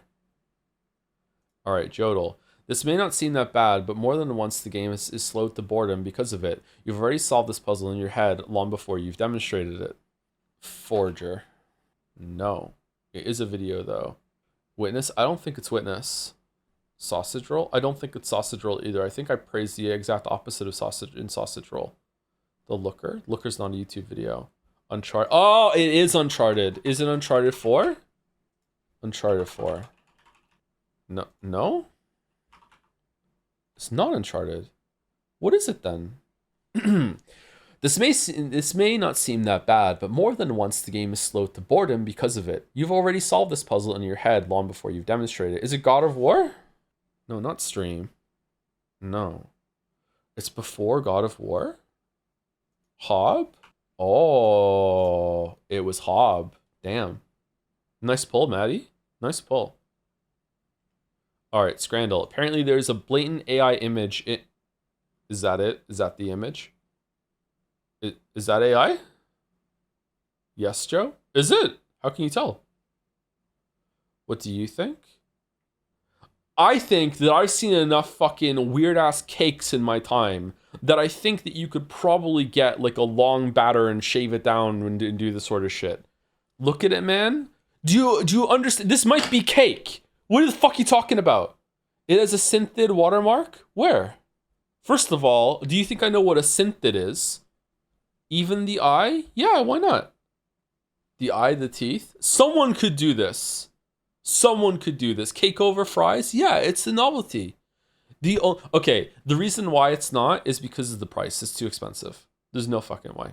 There's no fucking way. All right, will this take it over crispy Korean chicken with spicy glaze on a better fry? I think it's left. It doesn't say cake. It doesn't say not cake either. Tub of grasshoppers versus aubergine and mushroom katsu curry. Both of these look gross. Right looks so good. Really? Right also looks AI generated to me. Are they all AI generated? Is that today's bit? Why are these streaky long compared to short and fluffy? What's going on here? Huh? Okay, left is a tub of insects. It's got to be right. Okay. It's grated radish. Oh shit. Okay, that's an edible. Yeah. Sharing box. 2 burgers, 2 pies, chicken strips, cheese bites, mozzarella strips, 2 drinks, and a program. What's the program? Versus Indian box. No price data. With a face? Thoughts on aioli? Very hard to say, so I don't like it. This does not look like a lot of food. And this crispy, this is AI generated too. I'm going left. Halloumi gyros versus Stadion Plat. Imagine being in a relationship and eating left. Just imagine. Imagine how checked out you have to be in a relationship and eating left. Holy fuck. Holy fuck. I'm going right. Okay. Steak sandwich. That looks fucking awesome. With chips and a drink for £24 versus chicken tenders and wedges. Those look okay. I want it to be left, but it's so pricey. Oh, fuck, man. It's just too expensive. It's not enough food to bypass the price. It's got to be right. Yeah. It's got to be right. It's too expensive. It's too pricey. Katsu curry fries for $6 versus pie and mash with lost lager. Lager. Easy left. Fuck off. That's too high.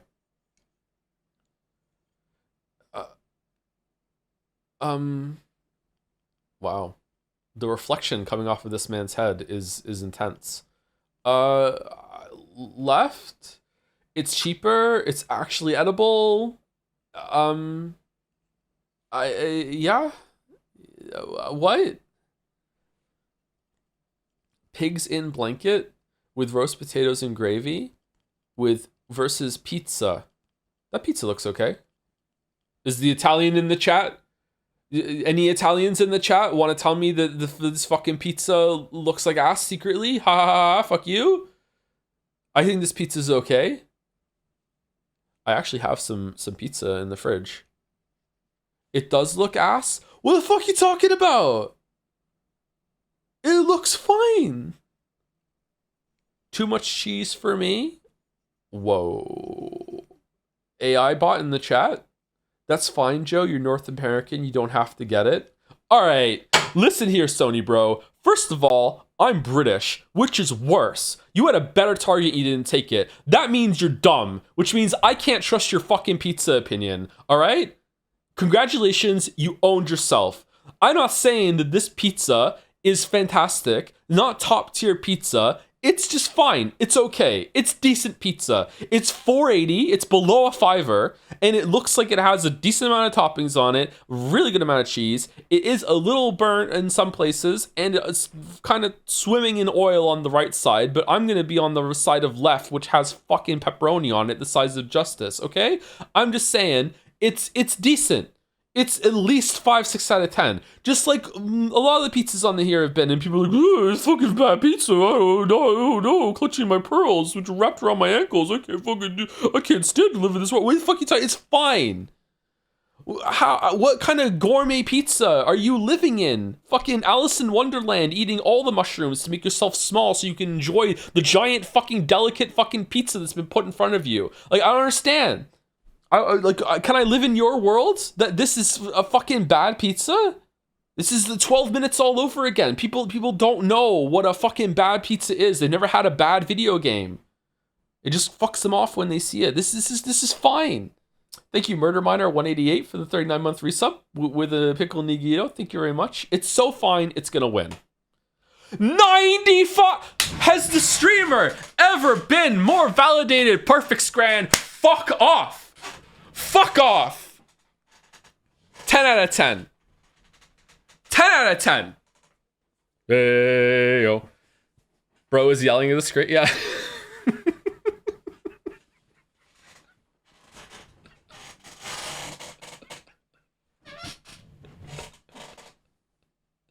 Maybe not AI. Oh, man. I will say that is higher than I was expecting. 95 for that pizza? Wow. I guess it's portion with price. I got too excited. I'm going to be coughing for this later. Oh, no. Oh. I'm surprised that's 77. What? Why don't they add up to 100? They're not put together in contest on the site that gets the ranking. This basically, each picture has been independently shown to a bunch of Scrandal pundits, and they basically vote, would I eat this or not, yes or no, and that becomes the percentage. And then they're matched up together later on, which is why they don't. These aren't choices. Like in another Scrandal round, the shark might be put up against the Katsukari fries, and then you have to like. There's a game of like remembering how how high the last one was when I saw it, that sort of thing. Yeah.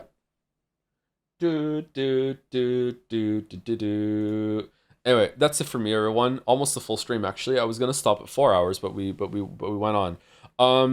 I would really, really feel better about things if I got Pathologic and Yeek done as soon as possible, but I don't know if I have it in me to do that stream tomorrow. So it's gonna depend on how I feel when I wake up tomorrow morning. I'm sorry, and before stream.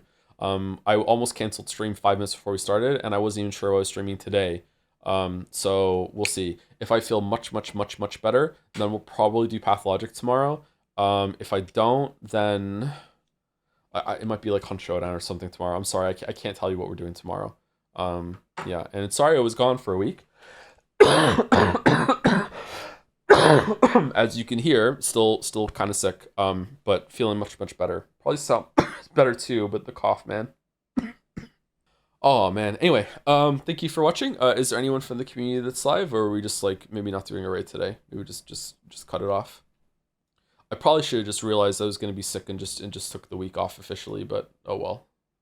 Moa streaming Forgotten City. Okay, that sounds like a good raid to me. The rare Moa raid, man of answers. Oh, I'm sorry about the coughing. Oh no. Alright, I'm going to push the raid through early, and anyone who checks out Abiotic Factor because of the stream, hope you enjoyed it. Hope you enjoy it. I really like that game. I don't think I gave it the best showcase, but you know, yeah. Hopefully I can show more of my base when the spoiler is not a factor anymore. See you later, everyone. Gotta hold in the cough. I don't want to end on a cough. Gotta hold in the cough. Oh no. Oh no. See you later, everyone. See you later.